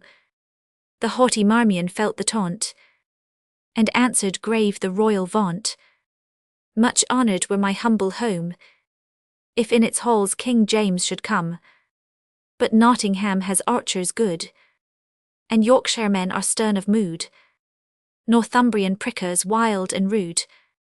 On Derby hills the paths are steep, in Ouse and Tyne the fords are deep, and many a banner will be torn, and many a knight to earth be borne, and many a sheaf of arrows spent, ere Scotland's king shall cross the Trent. Yet pause, brave prince, while yet you may. The monarch lightly turned away, and to his nobles loud did call, Lords, to the dancier hall a hole, himself his cloak and sword flung by, and led Dame Heron gallantly, and minstrels at the royal order rung out blue bonnets o'er the border. Roman 18 leave we these revels now to tell, what to Saint Hilda's maids befell, whose galley as they sailed again, to Whitby by a Scot was ta'en. Now at Dunedin did they bide, till James should of their fate decide, and soon by his command were gently summoned to prepare to journey under Marmion's care, as escort honoured safe and fair, again to English land. The abbess told her chaplet o'er, nor knew which saint she should implore, for when she thought of Constance sore, she feared Lord Marmion's mood, and judge what Clara must have felt. The sword that hung in Marmion's belt had drunk de Wilton's blood, unwittingly King James had given, as guard to Whitby's shades, the man most dreaded under heaven, by these defenceless maids. Yet what petition could avail, or who would listen to the tale of woman prisoner and nun, mid bustle of a war begun? They deemed it hopeless to avoid the convoy of their dangerous guide. Roman 19 their lodging so the king assigned, to Marmion's as their guardian joined, and thus it fell that passing nigh, the palmer caught the abbess' eye, who warned him by a scroll, she had a secret to reveal, that much concerned the church's weal, and health of sinners' soul, and with deep charge of secrecy, she named a place to meet, within an open balcony, that hung from dizzy pitch and high, above the stately street, to which as common to each home, at night they might in secret come.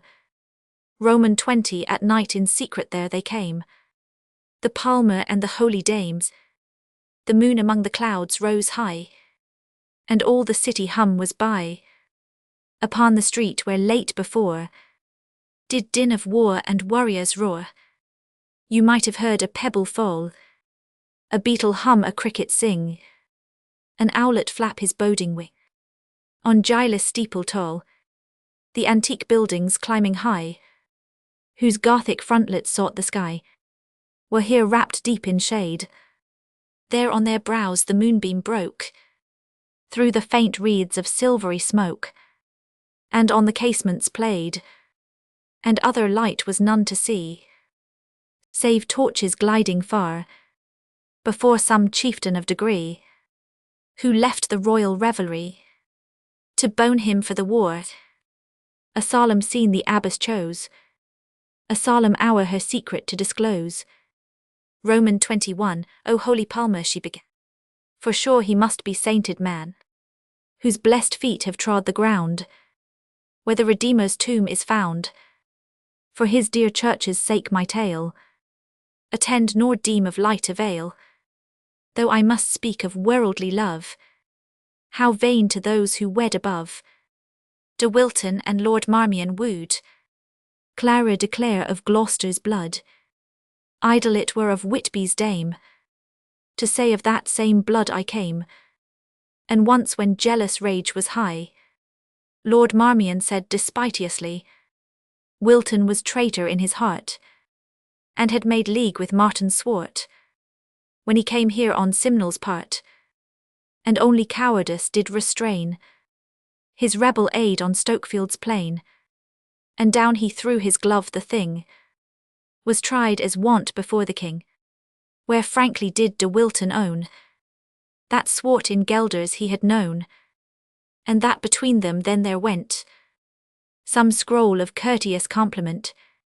For this he to his castle sent, but when his messenger returned, judge how de Wilton's fury burned, for in his packet there were laid letters that claimed disloyal aid, and proved King Henry's cause betrayed. His fame thus blighted in the field, he strove to clear by spear and shield. To clear his fame in vain he strove, for wondrous are his ways above. Perchance some form was unobserved, perchance in prayer or faith he swerved, else how could guiltless champion quail, or how the blessed ordeal fail? Roman 22, his squire who now de Wilton saw, as recreant doomed to suffer law, repentant owned in vain, that while he had the scrolls in care, a stranger maiden passing fair had drenched him with a beverage rare. His words no faith could gain, with Clare alone he credence won, who rather than wed Marmion, did to Saint Hilda's shrine repair, to give our house her livings fair, and die of vestal votress there. The impulse from the earth was given, but bent her to the paths of heaven. A purer heart, a lovelier maid, near sheltered her in Whitby's shade. No, not since Saxon Edelfold, only one trace of earthly strain, that for her lover's loss she cherishes a sorrow vain, and murmurs at the cross, and then her heritage goes along the banks of Tame. Deep fields of grain the reaper mows, in meadows rich the heifer lows.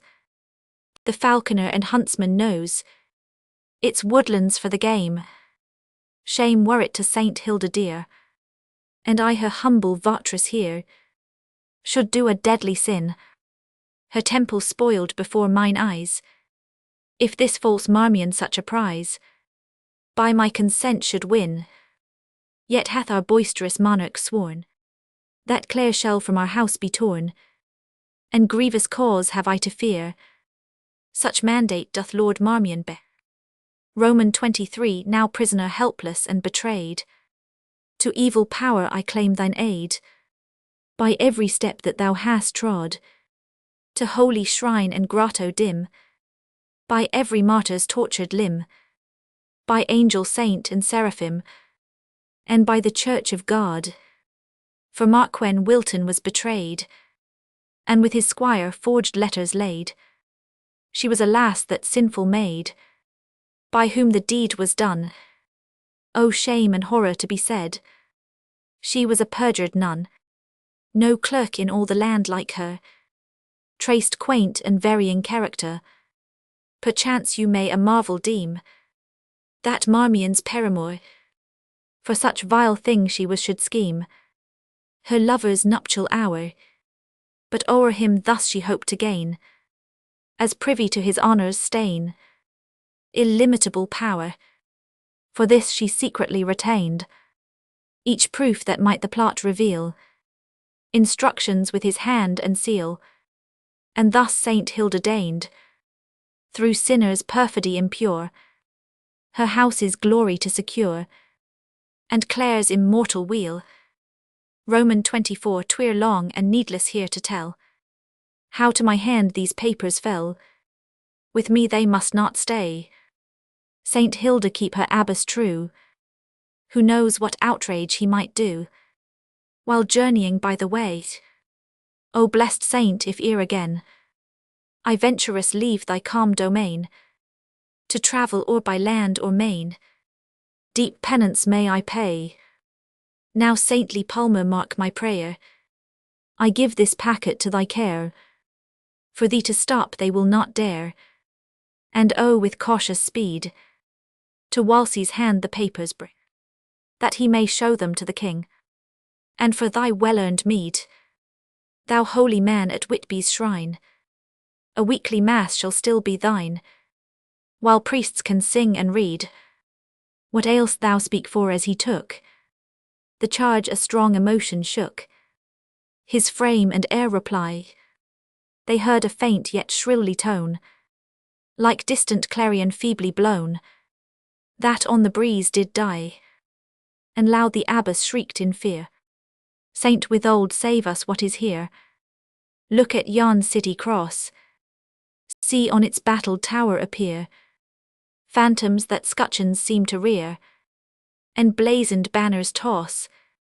Roman 25. Dunedin's cross, a pillared stone, rose on a turret octagon, but now is raised that monument, whence royal edict rang, and voice of Scotland's law was sent, in glorious trumpet clang. O be his tomb as lead to lead, upon its dull destroyer's head, a minstrel's malison is said.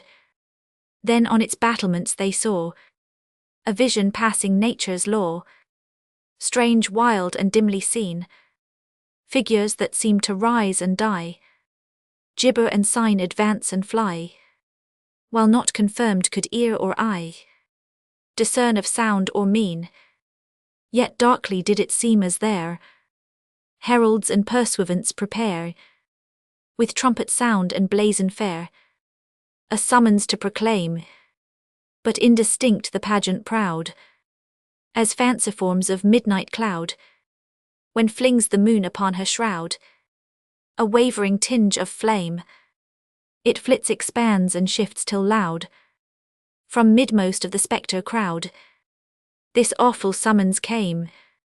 Roman 26. Prince, prelate, potentate, and peer, whose names I now shall call, Scottish or foreigner, give ear, subjects of him who sent me here, at his tribunal to appear. I summon one and all, I cite you by each deadly sin that ear hath soiled your hearts within. I cite you by each brutal lust that ear defiled your earthly dust. By wrath, by pride, by fear, by each o'ermastering passion's tone, by the dark grave and dying groan. When 40 days are past and gone, I sight you at your monarch's throne, to answer and appear. Then thundered forth a roll of names. The first was thine unhappy James. Then all thy nobles came, Crawford, Glencairn, Montrose, Argyle, Ross, Bothwell, Forbes, Lennox, Lisle. Why should I tell their separate style? Each chief of birth and fame, of lowland, highland, border isle, foredoomed to Flodden's carnage pile, was cited there by name.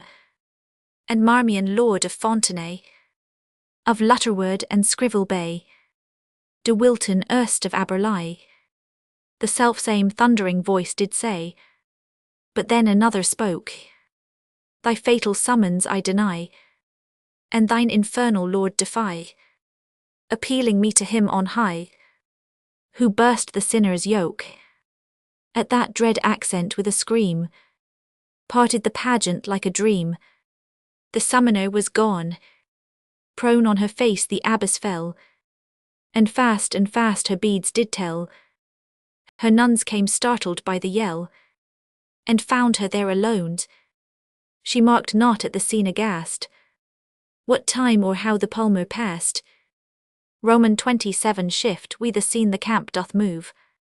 Dunedin streets are empty now, save when for weal of those they love, to pray the prayer and vow the vow.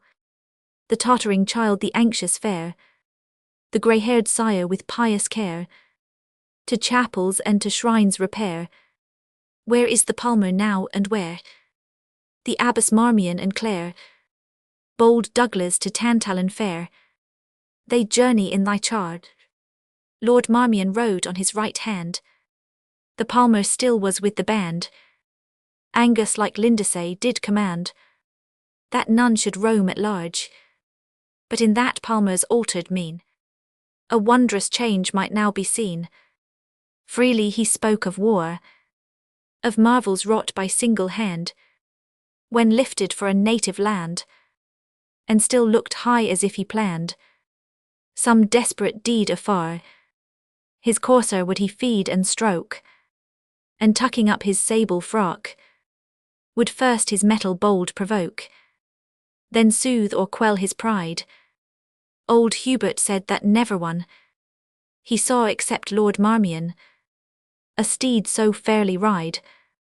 Roman 28 some half-wars march behind there came, by Eustace governed fair, a troop escorting Hilda's dame, with all her nuns and Clare. No audience had Lord Marmion sought, ever he feared to aggravate Clara de Clare's suspicious hate, and safer 'twas he thought to wait till from the nuns removed the influence of kinsmen loved, and suit by Henry's self approved. Her slow consent had wrought, his was no flickering flame that dies, unless when fanned by looks and sighs, and lighted oft at ladies' eyes. He longed to stretch his wide command o'er luckless Clara's ample land. Besides, when Wilton with him vied, although the pang of humbled pride the place of jealousy supplied, yet conquest by that meanness won, he almost loathed to think upon, led him at times to hate the cause, which made him burst through honour's laws.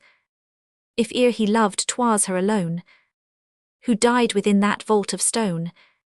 Roman 29, and now when close at hand they saw North Berwick's town and lofty law, Fitz Eustace bade them pause a while before a venerable pile, whose turrets viewed afar the lofty Bass, the Lambie Isle, the ocean's peace or war. At tolling of a bell forth came the convent's venerable dame, and prayed Saint Hilda's abbess rest with her a loved and honoured guest, till Douglas should a bark prepare to waft her back to Whitby fair. Glad was the abbess, you may guess, and thanked the Scottish prioress, and tedious were to tell, I ween, the courteous speech that passed between. O'erjoyed the nuns their palfreys leave. But when fair Clara did intend, like them from horseback to descend, Fitz Eustace said, I grieve, fair lady, grieve e'en from my heart, such gentle company to part. Think not discourtesy, but Lord's commands must be obeyed. And Marmion and the Douglas said, that you must wend with me. Lord Marmion hath a letter broad, which to the Scottish Earl he showed, commanding that beneath his care, without delay you shall repair to your good kinsman Lord Fitzclare. Roman 30. The startled abbess loud exclaimed, but she at whom the blow was aimed grew pale as death and cold as lead. She deemed she heard her deathdom read. Cheer thee, my child, the abbess said, they dare not tear thee from my hand, to ride alone with armed band. Nay, holy mother, nay. Fitz Eustace said, the lovely Clare will be in Lady Angus' care, in Scotland while we stay, and when we move an easy ride, will bring us to the English side, female attendants to provide, befitting Gloucester's heir. Nor thinks nor dreams my noble lord, by slightest look or act or word, to harass Lady Clare. Her faithful guardian he will be, nor sue for slightest courtesy, that e'en to stranger falls, till he shall place her safe and free within her kinsman's halls. He spoke and blushed with earnest grace, his faith was painted on his face, and Clare's worst fear relieved. The Lady Abbess loud exclaimed, on Henry and the Douglas blamed, entreated, threatened, grieved, to martyr, saint and prophet prayed, against Lord Marmion invade, and called the prioress to aid, to curse with candle, bell and book. Her head the grave Cistercian shook. The Douglas and the king, she said, in their commands will be obeyed.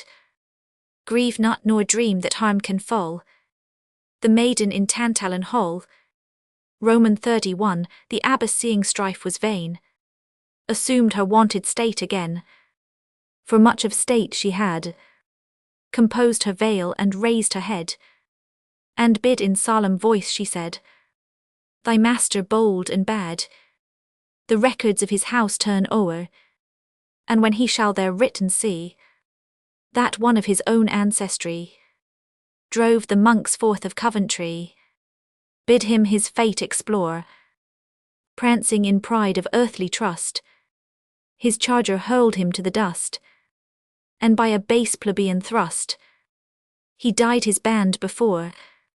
God judge twixt Marmion and me, he is a chief of high degree, and I a poor recluse, yet oft in Holy Writ we see, even such weak minister as me may the oppressor bruise, for thus inspired did Judith slay the mighty in his sin, and Jael thus and Deborah.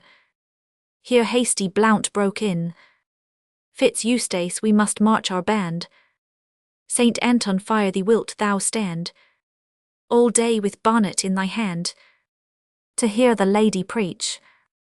By this good light if thus we stay, Lord Marmion for our fond delay will sharper sermon teach. Come, don thy cap and mount thy horse, the dame must patience take perforce. Roman 32. Submit we then to force, said Clare, but let this barbarous lord despair, his purposed aim to win. Let him take living land and life, but to be Marmion's wedded wife in me were deadly sin, and if it be the king's decree that I must find no sanctuary in that inviolable dome, where even a homicide might come and safely rest his head, though at its open portals stood, thirsting to pour forth blood for blood, the kinsmen of the dead. Yet one asylum is my own, against the dreaded hour, a low, a silent and alone, where kings have little power, One victim is before me there. Mother your blessing and in prayer. Remember your unhappy Clare. Loud weeps the abbess and bestows kind blessings many a one. Weeping and wailing loud arose. Round patient Clare the clamorous woes of every simple nun. His eyes the gentle Eustace dried, and scarce rude Blount the sight could bide. Then took the squire her rein, and gently led away her steed, and by each courteous word and deed to cheer her strove in vain. Roman 33, but scant 3 miles the band had rode, when o'er a height they passed, and sudden close before them showed his towers Tantall and vast, broad massive high and stretching far, and held impregnable in war.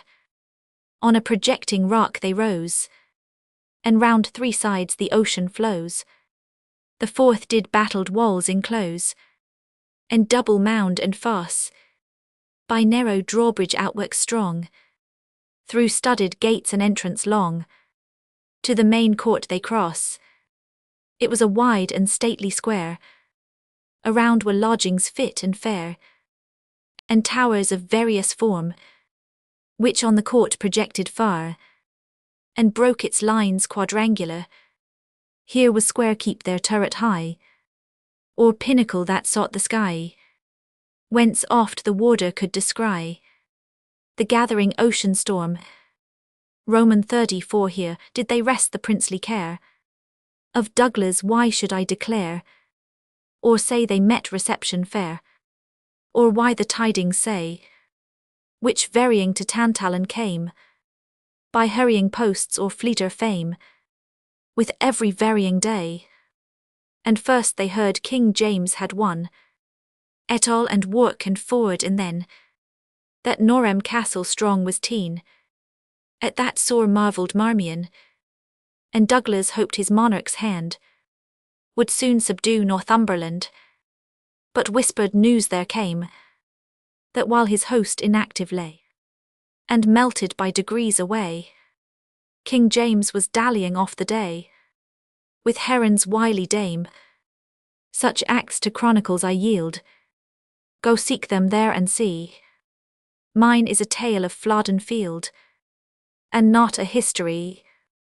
At length they heard the Scottish host on that high ridge had made their post, which frowns o'er Millfield plain, and that brave Surrey many a band had gathered in the southern land, and marched into Northumberland, and camp at Woolertine. Marmion like charger in the stole, that hears without the trumpet call, began to chafe and swear, a sorry thing to hide my head in castle like a fearful maid, when such a field is near. Needs must I see this battle day, death to my fame if such a fray were fought and Marmion away. The Douglas too, I wot not why, hath baited of his courtesy, no longer in his halls ill stay, then bade his band they should array for march against the dawning day. Introduction to Canto 6th. To Richard Heber-esque. Mertown House Christmas.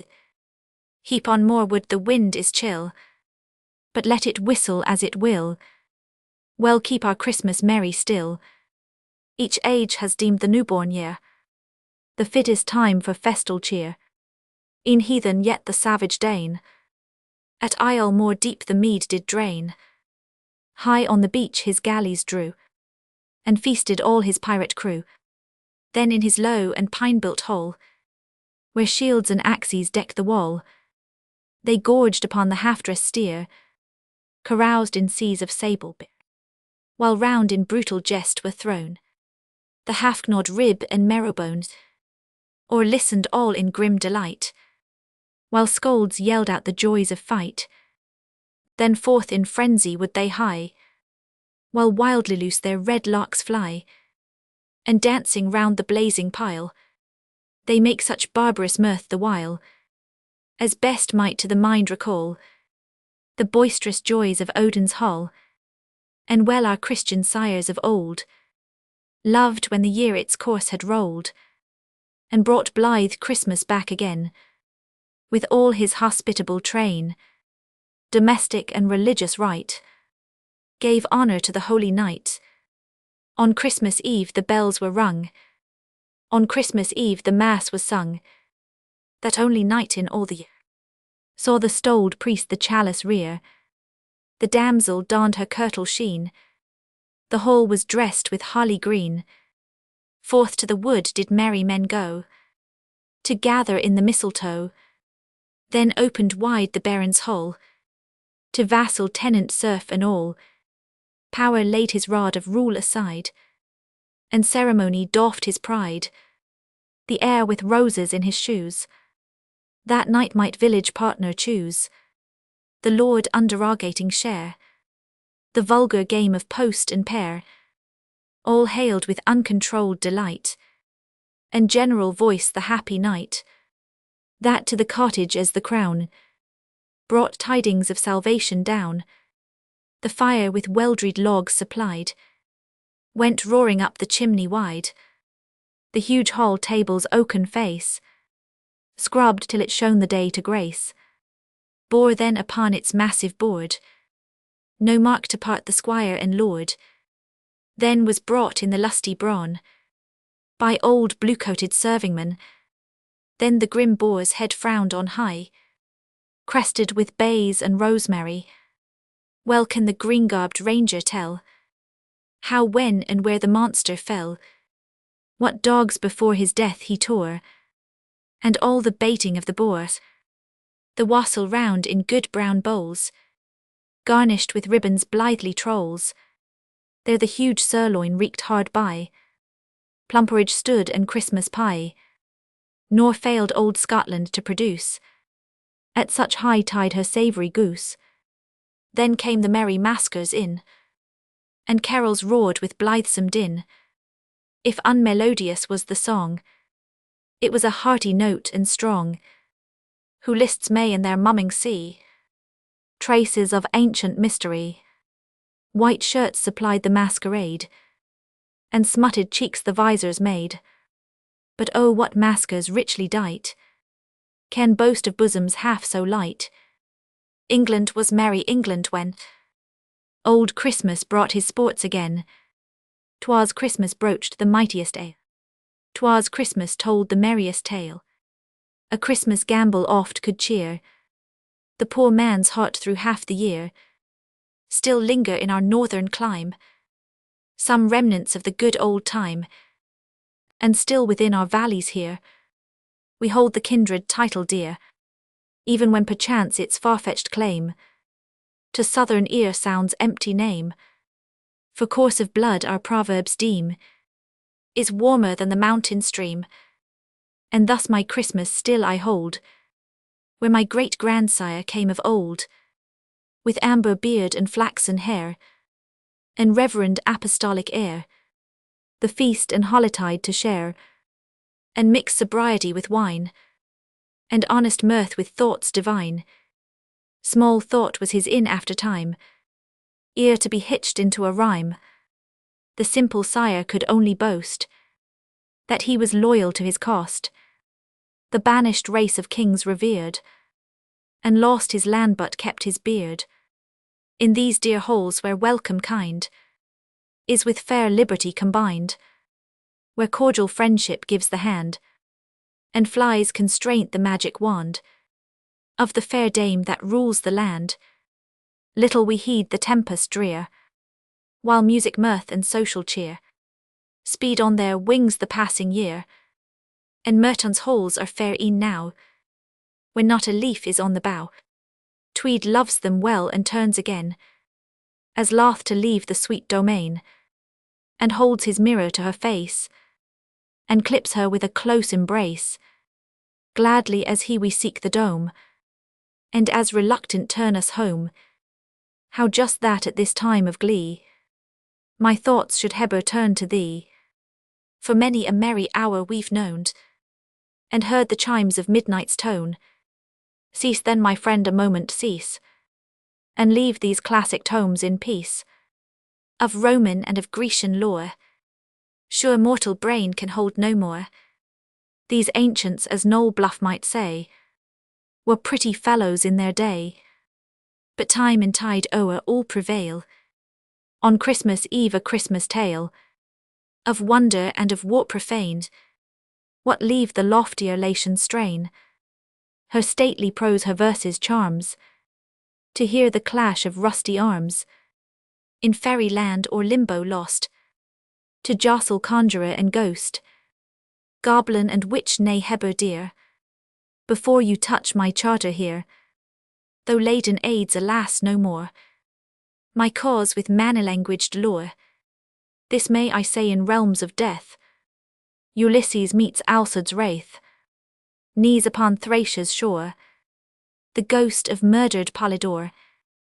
For omens we in Livy cross, at every turn locutus bows, as grave and duly speaks that ox, as if he told the price of stocks, or held in Rome Republican the place of common councilman. All nations have their omens drear, their legends wild of woe and fear. To Cambria look the peasant see, bethink him of Glendowerdy, and shun the spirit's blasted tree, the Highlander whose red claymore the battle turned on Maida's shore, will on a Friday morn look pale, if asked to tell a fairy tale. He fears the vengeful elfin king, who leaves that day his grassy ring, invisible to human ken. He walks among the sons of men. Didst ere dear Heber pass along, beneath the towers of Franquemont, which like an eagle's nest in air, hang o'er the stream and hamlet fair. Deep in their vaults the peasants say, a mighty treasure buried lay, amassed through rapine and through wrong, by the last lord of Franquemont. The iron chest is bolted hard, a huntsman sits its constant guard, around his neck his horn is hung, his hanger in his belt is slung, before his feet his bloodhounds lie, and 'twere not for his gloomy eye, whose withering glance no heart can brook, as true a huntsman doth he look, as bugle ear and brake did sound, or ever hallooed to a hound, to chase the fiend and win the prize, in that same dungeon ever tries, an aged necromantic priest.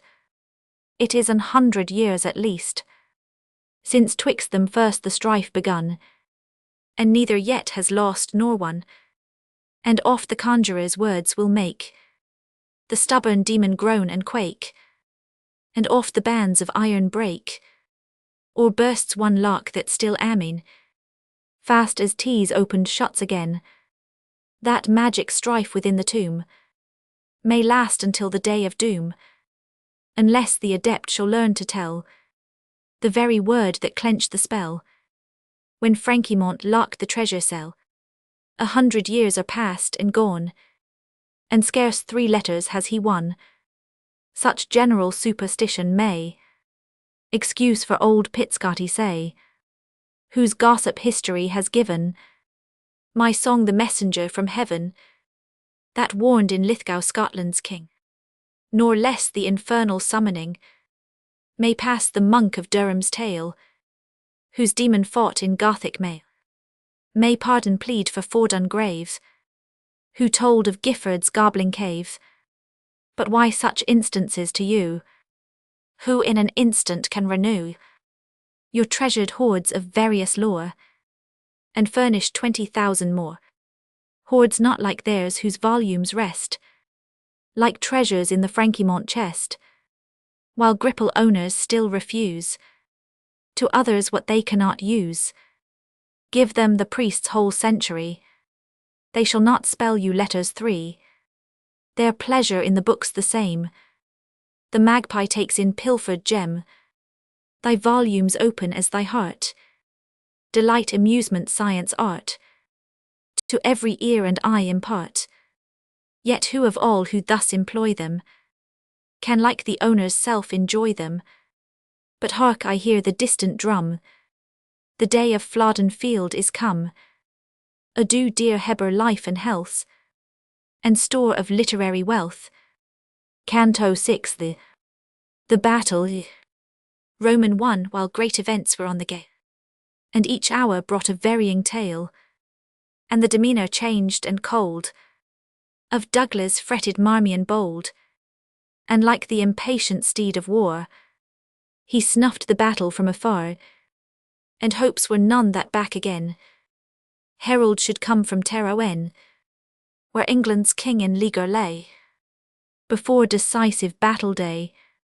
Whilst these things were the mournful Clare did in the dame's devotions share, for the good countess ceaseless prayed to heaven and saints her sons to aid, and with short interval did pass from prayer to book, from book to mass, and all in high baronial pride, a life both dull and dignified. Yet as Lord Marmion nothing pressed upon her intervals of rest, dejected Clara well could bear the formal state, the lengthened prayer, though dearest to her wounded heart the hours that she might spend apart. Roman 2 I said Tantalin's dizzy steep hung o'er the margin of the deep. Many a rude tower and rampart there repelled the insult of the air, which when the tempest vexed the sky, half breeze half spray came whistling by. Above the rest a turret square did o'er its Gothic entrance bear, of sculpture rude a stony shield. The bloody hart was in the field, and in the chief 3 mullets stood, the cognizance of Douglas' blood. The turret held a narrow stair, which mounted gave you access where a parapet's embattled row did seaward round the castle go, sometimes in dizzy steps descending, sometimes in narrow circuit bending, sometimes in platform broad extending. Its varying circle did combine bulwark and bartizan and line, and bastion tower and vantage coign. Above the booming ocean leant the far projecting battlement, the billows burst in ceaseless flow upon the precipice below, where'er Tantallon faced the land. Gateworks and walls were strongly manned, no need upon the sea-girt side, the steepy rock and frantic tide approach of human step denied, and thus these lines and ramparts rude were left in deepest solitude. Roman 3 and for they were so lonely Clare would to these battlements repair, and muse upon her sorrows there, and list the seabirds cry, or slow like noontide ghost would glide along the dark grey bulwark's side, and ever on the heaving tide look down with weary eyes. Oft did the cliff and swelling main recall the thoughts of Whitby's fane, a home she ne'er might see again, for she had laid adown. So Douglas bade the hood and veil, and frontlet of the cloister pale, and Benedictine gown. It were unseemly sight, he said, a novice out of convent shade. Now her bright locks with sunny glow again adorned her brow of snow, her mantle rich whose borders round a deep and fretted broidery bound, in golden foldings sought the ground. Of holy ornament alone remained a cross with ruby stone, and often did she look on that which in her hand she bore, with velvet bound and broidered o'er, her breviary book. In such a place so lone so grim, at dawning pale or twilight dim, it fearful would have been to meet a form so richly dressed, with book in hand and cross on breast, and such a woeful mien. Fitz Eustace loitering with his bow to practice on the gull and crow, saw her at distance gliding slow, and did by Mary swear some lovelorn fay she might have been, or in romance some spellbound queen. For near in workday world was seen a form so witching fair. Roman 4 once walking thus at evening tide, it chanced a gliding sail she spied, and sighing thought the abbess there perchance does to her home repair. her peaceful rule where duty free walks hand in hand with charity, where oft devotion's tranced glow can such a glimpse of heaven bestow, that the enraptured sisters see high vision and deep mystery, the very form of Hilda fair, hovering upon the sunny air, and smiling on her votary's prayer. Oh, wherefore to my duller eye did still the saint her form deny? Was it that seared by sinful scorn my heart could neither melt nor burn, or lie my warm affections low with him that taught them first to glow? Yet, gentle abbess, well I knew to pay thy kindness grateful due, and well could brook the mild command that ruled thy simple maiden band. How different now, condemned to bide my doom from this dark tyrant's pride! But Marmion has to learn ere long that constant mind and hate of wrong descended to a feeble girl from red Declare, stout Gloucester's earl. Of such a stem a sapling weak he ne'er shall bend, although he break. Roman 5. But see what makes this armour here, for in her path there lay targe corslet helmsh viewed them near, the breastplate pierced I much I fear. Weak fence wert thou gainst foeman's spear, that hath made fatal entrance here, as these dark bloodgouts say. Thus Wilton, O not corset's ward, not truth as diamond pure and hard, could be thy manly bosom's guard. On yon disastrous day she raised her eyes in mournful mood. Wilton himself before her stood. It might have seemed his passing ghost, for every youthful grace was lost, and joy unwonted and surprise gave their strange wildness to his eyes. Expect not, noble dames and lords, that I can tell such scene in words. What skilful limner ear would choose to paint the rainbow's varying hues, unless to mortal it were given to dip his brush in dyes of heaven? Far less can my weak line declare each changing passion's shade, brightening to rapture from despair, sorrow, surprise, and pity there, and joy with her angelic air, and hope that paints the future fair. Their varying hues displayed, each o'er its rival's ground extending, alternate conquering, shifting, blending, till all fatigued the conflict yield, and mighty love retains the field. Shortly I tell what then he said, by many a tender word delayed, and modest blush and bursting sigh, and question kind and fond reply. Roman 6. De Wilton's history. Forget we that disastrous day, when senseless in the lists I lay, thence dragged, but how I cannot know, for sense and recollection fled. I found me on a pallet low, within my ancient beadsman's shed. Austin, remember'st thou, my Clare, how thou didst blush when the old man, when first our infant love began, said we would make a matchless pair? Menials and friends and kinsmen fled from the degraded traitor's bed. He only held my burning head, and tended me for many a day, while wounds and fever held their sway. But far more needful was his care, when sense returned to wake despair. For I did tear the closing wound, and dash me frantic on the ground, if ere I heard the name of Clare, at length to calmer reason brought, much by his kind attendance wrought. With him I left my native strand, and in a palmer's weeds arrayed, my hated name and form to shade, I journeyed many a land, no more a lord of rank and birth, but mingled with the dregs of earth. Oft Austin for my reason feared, when I would sit and deeply brood on dark revenge and deeds of blood, or wild mad schemes upreared.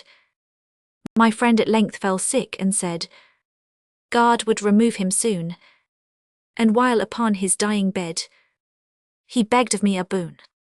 If ere my deadliest enemy beneath my brand should conquered lie, Even then my mercy should awake, and spare his life for Austen's sake. Roman 7 still restless as a second Cain. To Scotland next my route was teen. Full well the paths I knew. Fame of my fate made various sound. That death in pilgrimage I found. That I had perished of my wound. None cared which tale was true. And living I could never guess. De Wilton in his palmer's dress. For now that sable slew is shed, and trimmed my shaggy beard and head, I scarcely know me in the glass. A chance most wondrous did provide, that I should be that baron's guide. I will not name his name. Vengeance to God alone belongs. But when I think on all my wrongs, my blood is liquid flame, and near the time shall I forget, when in a Scottish hostel set, dark looks we did exchange. What were his thoughts I cannot tell, but in my bosom mustered hell, its plans of dark revenge. Roman 8 a word of vulgar augury, that broke from me I scarce knew why, brought on a village tale, which wrought upon his moody sprite, and sent him armed forth by night. I borrowed steed and mail, and weapons from his sleeping band, and passing from a postern door, we met and countered hand to hand. He fell on Gifford moor. For the death stroke my brand I drew. Oh, then my helmed head he knew. The palmer's cowl was gone. Then had 3 inches of my blade the heavy debt of vengeance paid. My hand the thought of Austen stayed. I left him there alone. O good old man, even from the grave, thy spirit could thy master save. If I had slain my foeman near, had Whitby's abbess in her fear given to my hand this packet dear, of power to clear my injured fame, and vindicate De Wilton's name, perchance you heard the abbess tell of the strange pageantry of hell that broke our secret speech. It rose from the infernal shade, or featly was some juggle played, a tale of peace to teach. Appeal to heaven I judged was best, when my name came among the rest. Roman 9 now here within Tantallon hold, to Douglas late my tale I told, to whom my house was known of old, won by my proofs his falchion bright. This eve anew shall dub me knight. These were the arms that once did turn the tide of fight on Otterburn, and Harry Hotspur forced to yield, when the dead Douglas won the field. These Angus gave his armourers care, ere morn shall every breach repair, for naught he said was in his holes, but ancient armour on the walls, and aged chargers in the stalls, and women priests and grey-haired men, the rest were all in Twistle Glen. And now I watch my armour here, by law of arms till midnight's near. Then once again a belted knight seek Surrey's camp with dawn of light. Roman 10 there soon again we meet my Clare. This baron means to guide thee there. Douglas reveres his king's command, else would he take thee from his band. And there thy kinsman Surrey too will give De Wilton justice due. Now meeter far for martial broil, firmer my limbs and strung by toil. Once more o Wilton must we then risk new-found happiness again, trust fate of arms once more, and is there not an humble glen, where we content and poor might build a cottage in the shade, a shepherd thou and I to aid thy task on dale and moor, that reddening brow too well I know, not even thy Clare can peace bestow, while falsehood stains thy name. Go then to fight, Clare bids thee go. Clare can a warrior's feelings know, and weep a warrior's shame. Can Red Earl Gilbert's spirit feel, buckle the spurs upon thy heel, and belt thee with thy brand of steel, and send thee forth to fame. Roman 11 that night upon the rocks and bay, the midnight moonbeam slumbering lay. and poured its silver light and pure, through loophole and through embrasure, upon Tantalin's tower and hall, but chief where arched windows wide illuminate the chapel's pride, the sober glances fall. Much was their need, though seamed with scars, 2 veterans of the Douglas wars, though 2 grey priests were there, and each a blazing torch held high. You could not by their blaze descry the chapel's carving fair, amid that dim and smoky light, checkering the silvery moonshine bright. A bishop by the altar stood, a noble lord of Douglas blood, with mitre sheen and roquet white, yet showed his meek and thoughtful eye, but little pride of prelacy, more pleased that in a barbarous age he gave rude Scotland Virgil's page, than that beneath his rule he held the bishopric of fair Dunkeld. Beside him ancient Angus stood, doffed his furred gown and sable hood. O'er his huge form and visage pale he wore a cap and shirt of mail, and leaned his large and wrinkled hand upon the huge and sweeping brand, which wont of yore in battle fray his foeman's limbs to shred away, as wood-knife lops the sapling spray. He seemed as from the tombs around, rising at judgment day, some giant Douglas may be found, in all his old array. So pale his face, so huge his limb, so old his arms, his look so grim. Roman 12 then at the altar Wilton kneels, and Clare the spurs bound on his heels, and think what next he must have felt at buckling of the falchion belt, and judge how Clara changed her hue, while fastening to her lover's side a friend which though in danger tried, he once had found untrue. Then Douglas struck him with his blade. Saint Michael and Saint Andrew aid, I dub thee knight. Arise, Sir Ralph de Wilton's heir, for king, for church, for lady fair. See that thou fight. And Bishop Gawain as he rose said, Wilton, grieve not for thy woes, disgrace and trouble, for he who honour best bestows may give thee double. De Wilton sobbed, for sob he must, where'er I meet a Douglas trust. That Douglas is my brother. Nay, nay, old Douglas said, not so. To Surrey's camp thou now must go, thy wrongs no longer smother. I have 2 sons in yonder field, and if thou meet'st them under shield, upon them bravilido thy worst, and foul fall him that blenches first. Roman 13 not far advanced was morning day, when Marmion did his troop array, to Surrey's camp to ride. He had safe conduct for his band, beneath the royal seal and hand, and Douglas gave a guide. The ancient Earl with stately grace would Clara on her palfrey place, and whispered in an undertone, let the hawk stoop, his prey is flown. The train from out the castle drew, but Marmion stopped to bid adieu. Though something I might plain, he said, of cold respect to stranger guest, sent hither by your king's behest.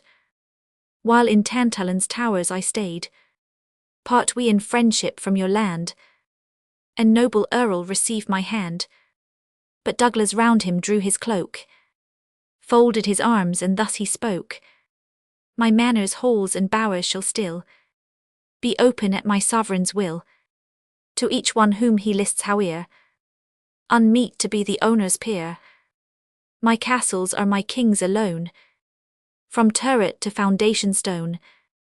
The hand of Douglas is his own, and never shall in friendly grasp the hand of such as Marmion clasp. Roman 14 burned Marmion's swarthy cheek like fire, and shook his very frame for ire. And this to me he said, and tweer not for thy hoary head, such hand as Marmion's had not spared, to cleave the Douglas head. And first I tell thee, haughty peer, he who does England's message here, although the meanest in her state, May well proud Angus be thy mate. And Douglas more I tell thee here, even in thy pitch of pride, here in thy hold thy vassals near. Nay, never look upon your lord, and lay your hands upon your sword. I tell thee thou'rt defied, and if thou saidst I am not peer to any lord in Scotland here, Lowland or Highland far or near, Lord Angus thou hast lied. On the earl's cheek the flush of rage o'ercame the ashen hue of age. Fierce he broke forth, and darst thou then to beard the lion in his den, the Douglas in his hall, and hopst thou thence unscathed to go? No, by Saint Bride of Bothwell, no. Up drawbridge, groomswat, warder, ho! Let the portcullis fall. Lord Marmion turned well was his need, and dashed the rowels in his steed. Like arrow through the archway sprung, the ponderous gate behind him rung. To pass there was such scanty room, the bars descending raised his plume. Roman 15 The steed along the drawbridge flies, just as it trembled on the rise. Nor lighter does the swallow skim along the smooth lake's level brim. And when Lord Marmion reached his band, he halts and turns with clenched hand, and shout of loud defiance pours, and shook his gauntlet at the towers. Horse, horse, the Douglas cried in chase, but soon he reined his fury's pace. A royal messenger he came, though most unworthy of the name. A letter forged St. Jude to speed. Did ever knight so foul a deed? At first in heart it liked me ill, when the king praised his clerkly skill. Thanks to St. Bothan's son of mine, save Gawain ne'er could pen a line. So swore I, and I swear it still. Let my boy bishop fret his fill. Saint Mary mend my fiery mood. Old age near cools the Douglas blood. I thought to slay him where he stood. "'Tis pity of him too," he cried. "Bold can he speak and fairly ride. I warrant him a warrior tried." With this his mandate he recalls, and slowly seeks his castle halls. Roman 16 The day in Marmion's journey. Yet ere his passion's gust was o'er, they crossed the heights of Stanrig moor. His troop more closely there he scanned, and missed the palmer from the band.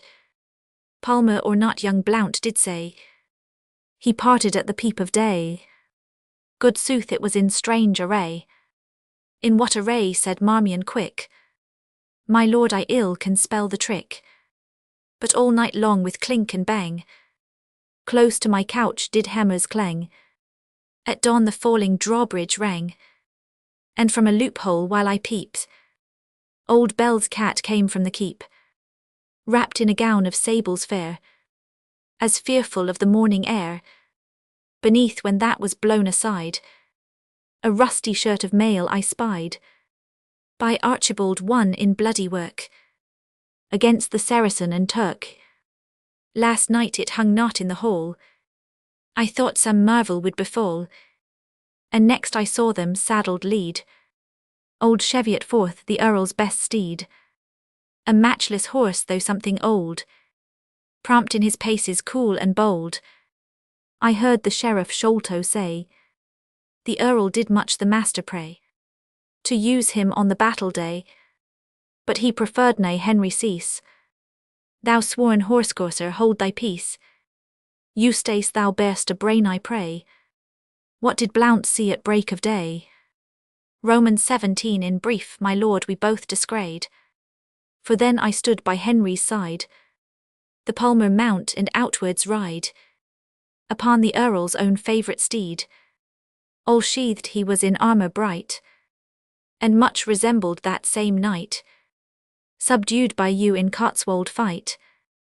Lord Angus wished him speed. The instant that Fitz Eustace spoke, a sudden light on Marmion broke. Ah, dastard fool, to reason lost, he muttered, 'twas nor fay nor ghost I met upon the moonlight wold, but living man of earthly mould. O dotage blind and gross, had I but fought as want one thrust, had laid de Wilton in the dust. My path no more to cross. How stand we no told his tale to Douglas and with some avail. 'Twas therefore gloomed his rugged brow. Will Surrey dare to entertain 'gainst Marmion charge disproved and vain? Small risk of that I trow, yet Clare's sharp questions must I shun, must separate Constance from the nun. Oh, what a tangled web we weave, when first we practice to deceive. A Palmer too, no wonder why I felt rebuked beneath his eye. I might have known there was but one whose look could quell Lord Marmion. Roman 18 stung with these thoughts, he urged to speed his troop and reached at eve the Tweed, where Lennel's convent closed their march. There now is left but one frail arch. Yet mourn thou not its cells. Our time a fair exchange has made. Hard by in hospitable shade a reverend pilgrim dwells, well worth the whole Bernardine brood, that ere wore sandal, frock, or hood. Yet did Saint Bernard's abbot there give Marmion entertainment fair, and lodging for his train and Clare. Next morn the Baron climbed the tower, to view afar the Scottish power, encamped on Flodden edge. The white pavilions made a show, like remnants of the winter snow. Along the dusky ridge, long Marmion looked at length his eye. Unusual movement might descry. Amid the shifting lines, the Scottish host drawn out appears, for flashing on the edge of spears, the eastern sunbeam shines. Their front now deepening, now extending, their flank inclining, wheeling, bending, now drawing back and now descending. The skilful Marmion well could know. They watched the motions of some foe who traversed on the plain below. Roman 19, even so it was from Flodden Ridge. The Scots beheld the English host leave Barmore Wood their evening post, and heedful watched them as they crossed the Till by Twistle Bridge. High sight it is and haughty while they dive into the deep defile. Beneath the caverned cliff they fall, beneath the castle's airy wall. By rock, by oak, by hawthorn tree, troop after troop are disappearing, troop after troop their banners rearing. Upon the eastern bank you see, still pouring down the rocky den, where flows the sullen Till, and rising from the dimwood glen, standards on standards, men on men, in slow succession still, and sweeping o'er the Gothic arch, and pressing on in ceaseless march, to gain the opposing hill. That morn to many a trumpet clang, Twistle thy rock's deep echo rang, and many a chief of birth and rank Saint Helen at thy fountain drank. Thy hawthorn glade which now we see in springtide blooms so lavishly, had then from many an axe its doom, to give the marching columns room. Roman 20, and why stands Scotland idly now, dark Flodden on thy airy brow, since England gains the pass the while, and struggles through the deep defile? What checks the fiery soul of James? Why sits that champion of the dames, inactive on his steed, and sees between him and his land, between him and Tweed's southern strand, his host Lord Surrey lead? What veils the vain knight-errant's brand? O Douglas for thy leading wand, fierce Randolph for thy speed. O for 1 hour of Wallace White, or well-skilled Bruce to rule the fight, and cry Saint Andrew and our right.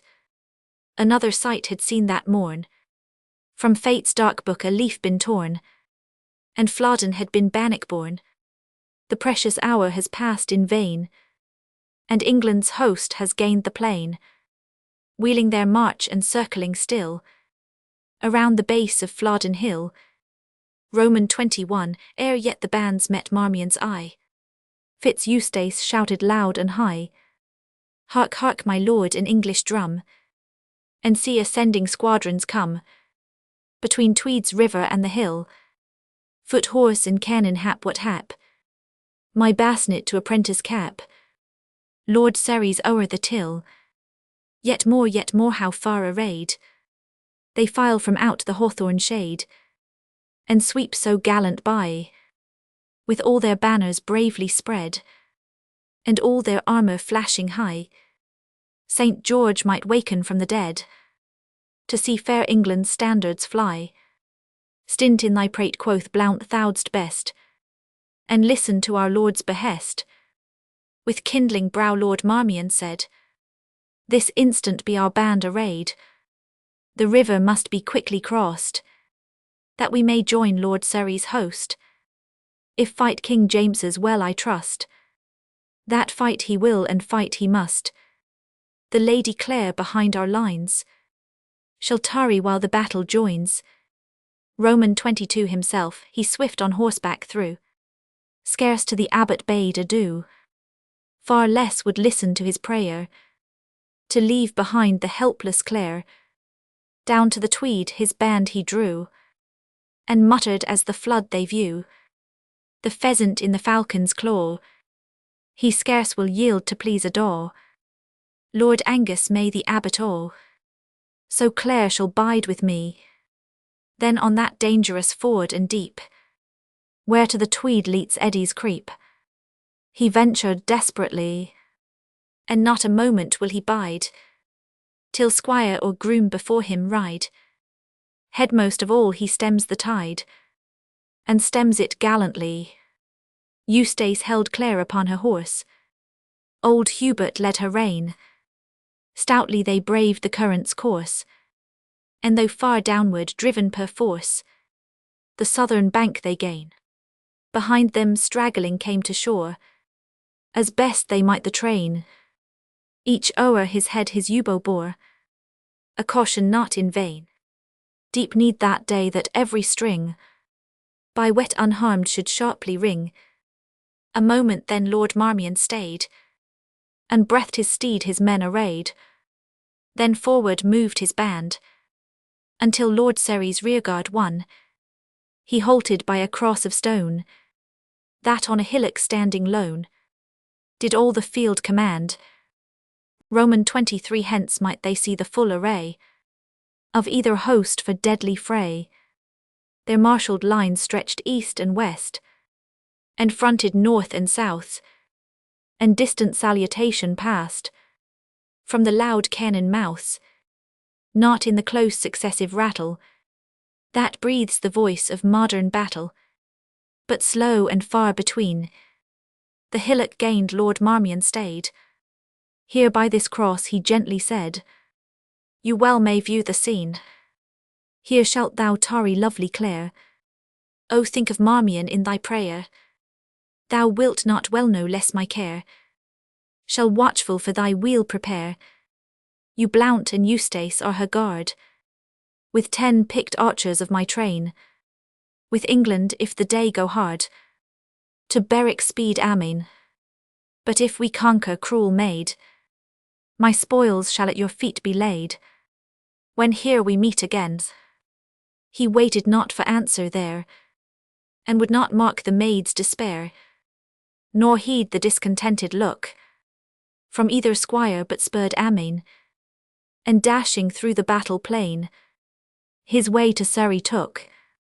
Roman 24 The good Lord Marmion, by my life, welcome to danger's hour.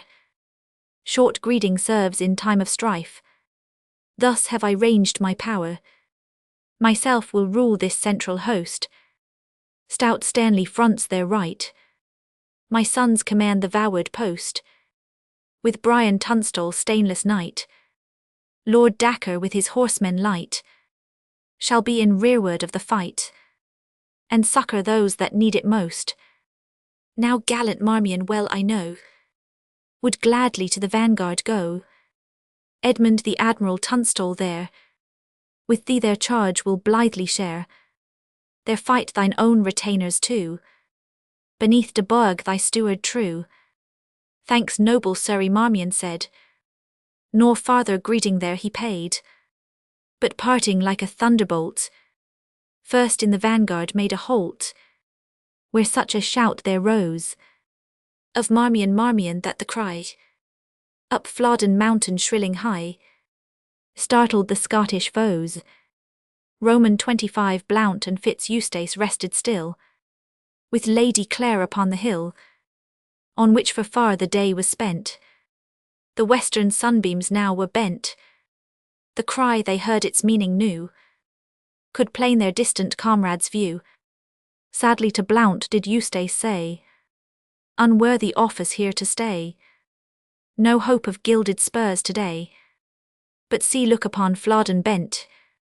The Scottish foe has fired his tent. And sudden as he spoke, from the sharp ridges of the hill, all downward to the banks of Till, was wreathed in sable smoke, volumed and fast and rolling far.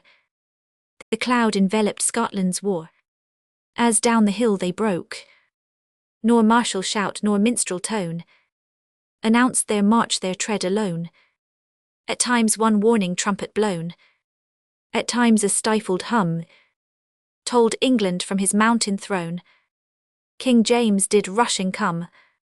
Scarce could they hear or see their foes, until at weapon point they close. They close in clouds of smoke and dust, with sword sway and with lances thrust. And such a yell was there, of sudden and portentous birth, as if men fought upon the earth, and fiends in upper air. O life and death were in the shout, recoil and rally, charge and rout, and triumph and despair. Long looked the anxious squires, their eye could in the darkness not descry. Roman 26 At length the freshening western blast aside the shroud of battle cast, and first the ridge of mingled spears above the brightening cloud appears, and in the smoke the pennons flew, as in the storm the white seamew. Then marked they dashing broad and far the broken billows of the war, and plumed crests of chieftains brave, floating like foam upon the waves, but not distinct they see. Wide raged the battle on the plain, spears shook and falchions flashed amain. Fell England's arrow flight like rain, crests rose and stooped and rose again, wild and disorderly. Amid the scene of tumult high, they saw Lord Marmion's falcon fly, and stainless Tunstall's banner white, and Edmund Howard's lion bright, still bear them bravely in the fight, although against them come of gallant Gordon's many a one, and many a stubborn Badenochman, and many a rugged border clan, with Huntley and with Home. Roman 27 Far on the left unseen the while, Stanley broke Lennox and Argyle, though there the western mountaineer rushed with bare bosom on the spear, and flung the feeble targe aside, and with both hands the broadsword plied. 'Twas vain, but fortune on the right with fickle smile cheered Scotland's fight. Then fell that spotless banner white, the Howard's lion fell, yet still Lord Marmion's falcon flew, with wavering flight while fiercer grew around the battle. The border slogan rent the sky, a home a Gordon was the cry, loud with the clanging blows, advanced forced back no low now high, the pennons sunk and rose, as bends the bark's mast in the gale, when rent are rigging shrouds and sail.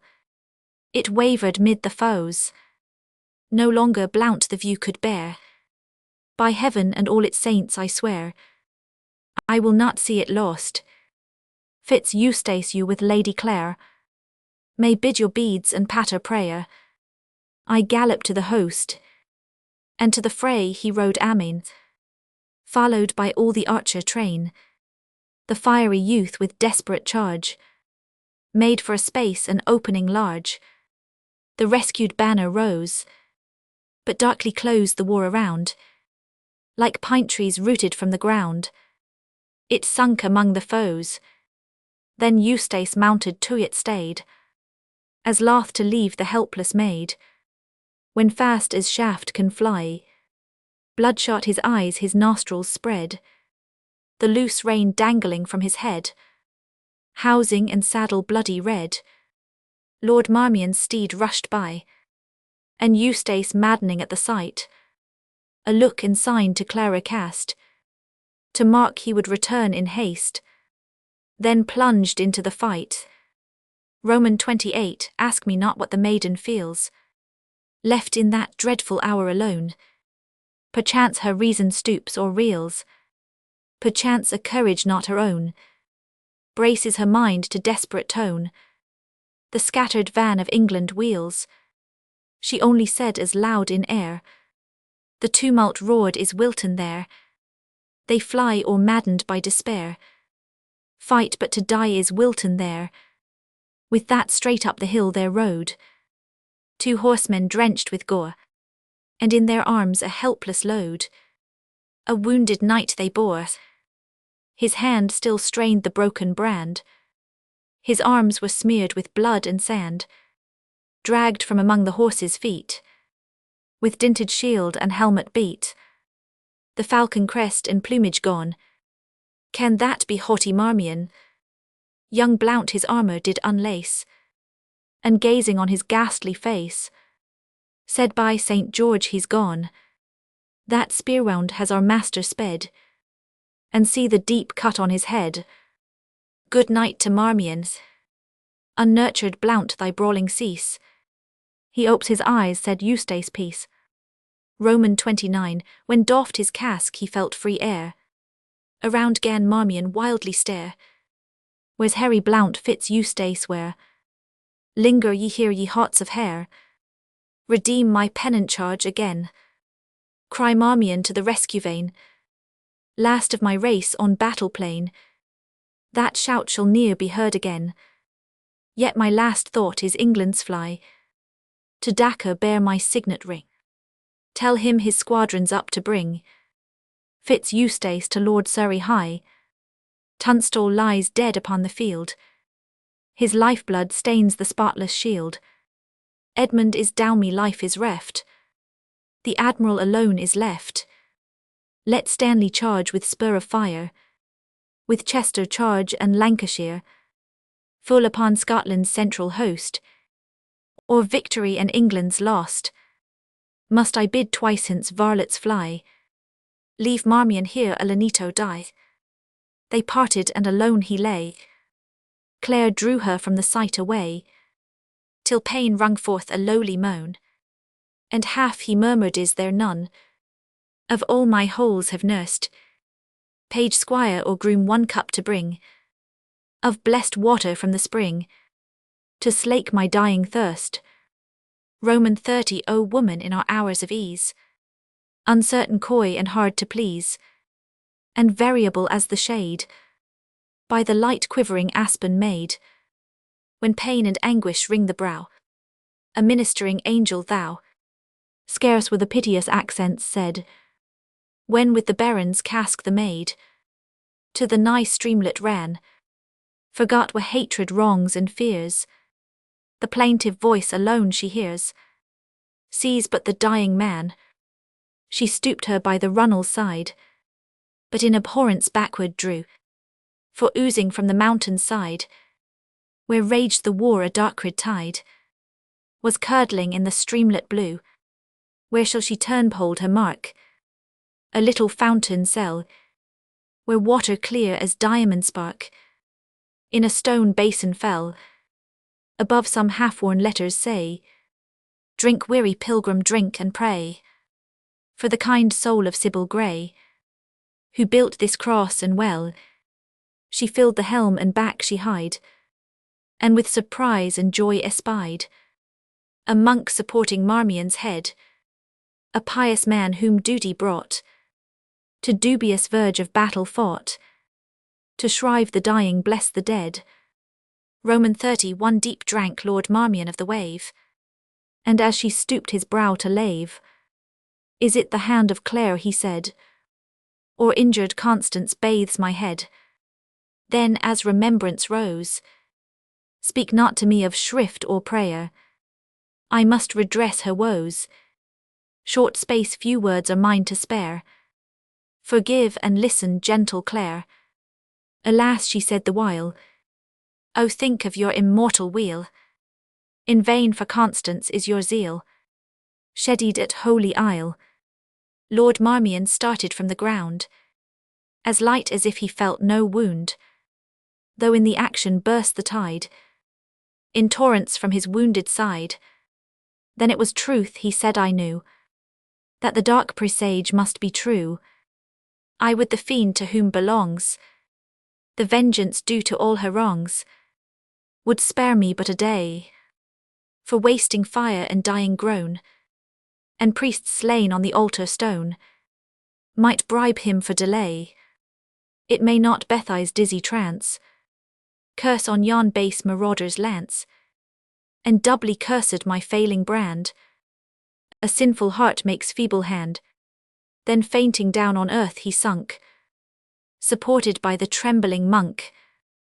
Roman 32, with fruitless labour Clara bound, and strove to staunch the gushing wound.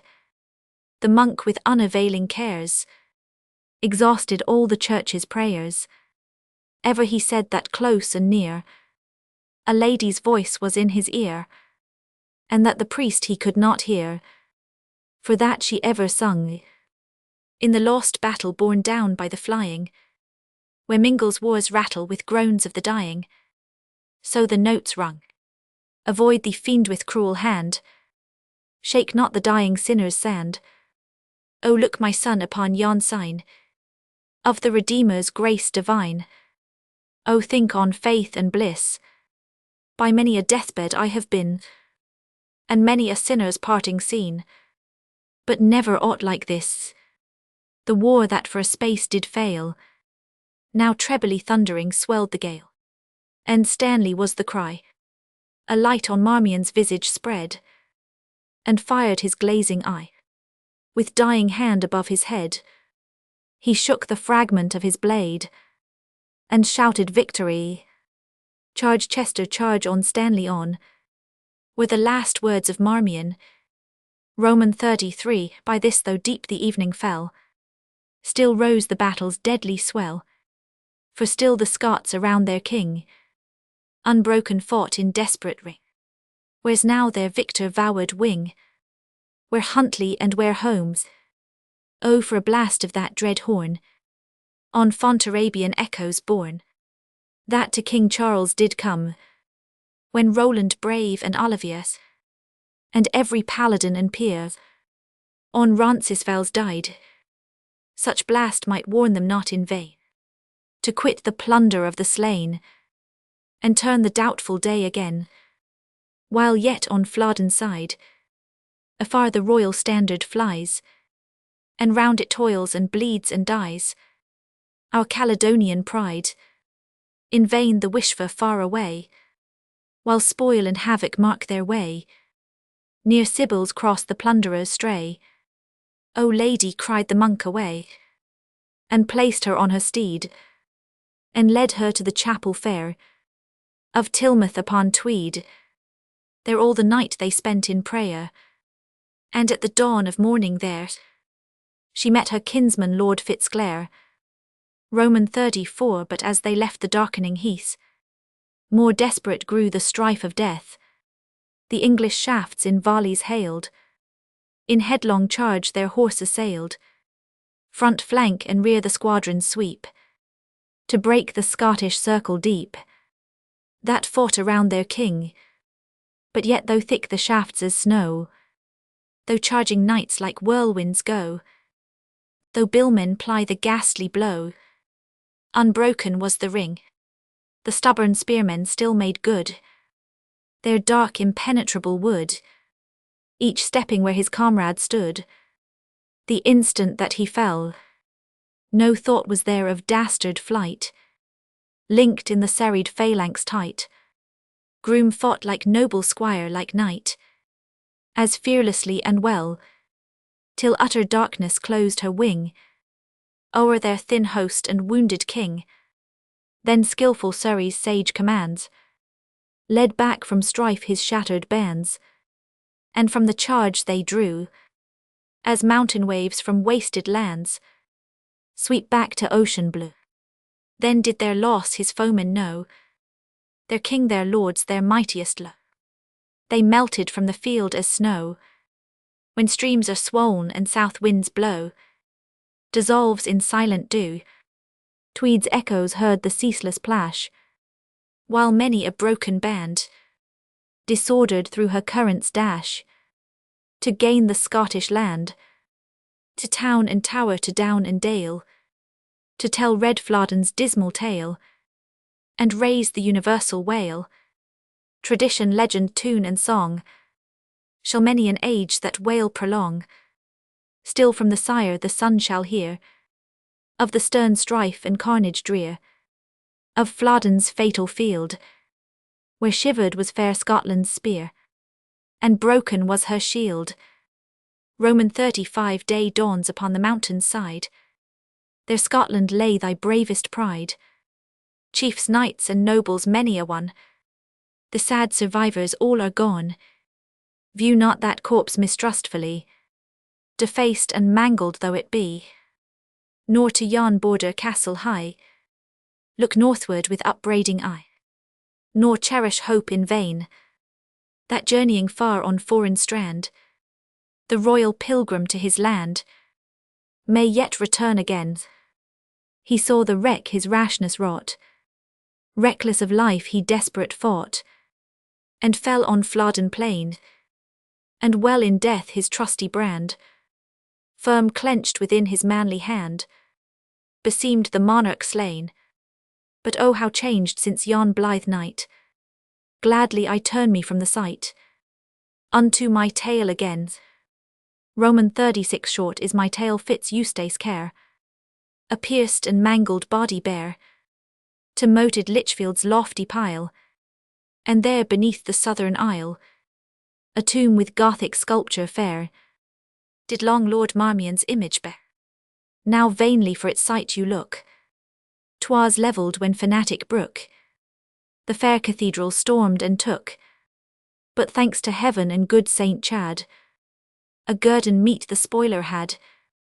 There erst was Marshal Marmion found, his feet upon a couchant hound, his hands to heaven upraised, and all around on scutcheon rich, and tablet carved and fretted niche, his arms and feet were blazed, and yet though all was carved so fair, and priest for Marmion breathed the prayer, the last Lord Marmion lay not there.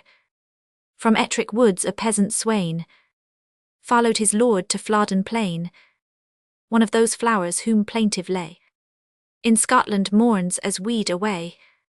Sore wounded Sybil's cross he spied, and dragged him to its foot and died, close by the noble Marmion's side.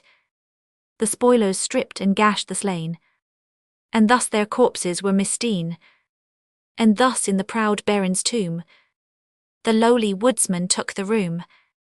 Roman 37 less easy task it were to show Lord Marmion's nameless grave and low. They dug his grave in where he lay, but every mark is gone, time's wasting hand has done away the simple cross of Sybil Grey, and broke her font of stone. But yet out from the little hill oozes the slender springlet still.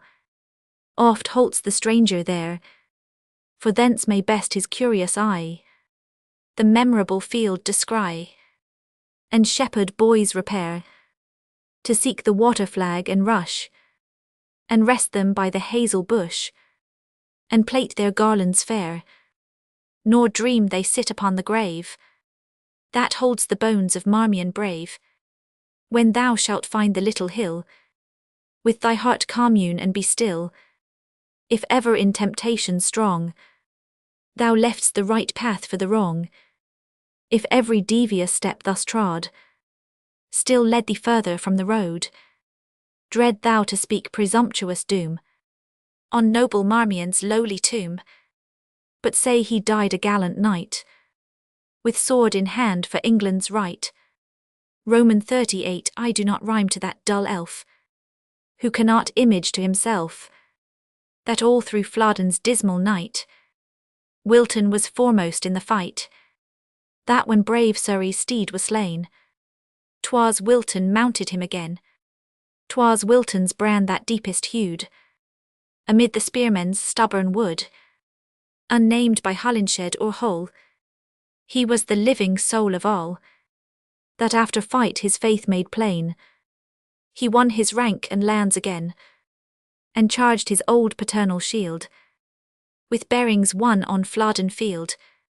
Nor sing I to that simple maid, to whom it must in terms be said, that king and kinsmen did agree to bless fair Clara's constancy, who cannot, unless I relate, paint to her mind the bridal state, that Wolsey's voice the blessing spoke, more Sands and Denny passed the joke, that bluff King Hal the curtain drew, and Catherine's hand the stocking threw, and afterwards for many a day, that it was held enough to say, in blessing to a wedded pair, love they like Wilton and like Clare. L'envoi. To the reader, why then a final note prolong, or lengthen out a closing song, unless to bid the gentle speed, who long have listed to my read, to statesmen grave if such may deign, to read the minstrel's idle strain, sound head clean hand and piercing wit, and patriotic hearter's pit, a garland for the hero's crest, entwined by her he loves the best, to every lovely lady bright, what can I wish but faithful knight, to every faithful lover too, what can I wish but lady true, and knowledge to the studious sage, and pillow to the head of age, to thee dear schoolboy whom my lay has cheated of thy hour of play, light task and merry holiday, to all to each a fair good night, and pleasing dreams and slumbers light.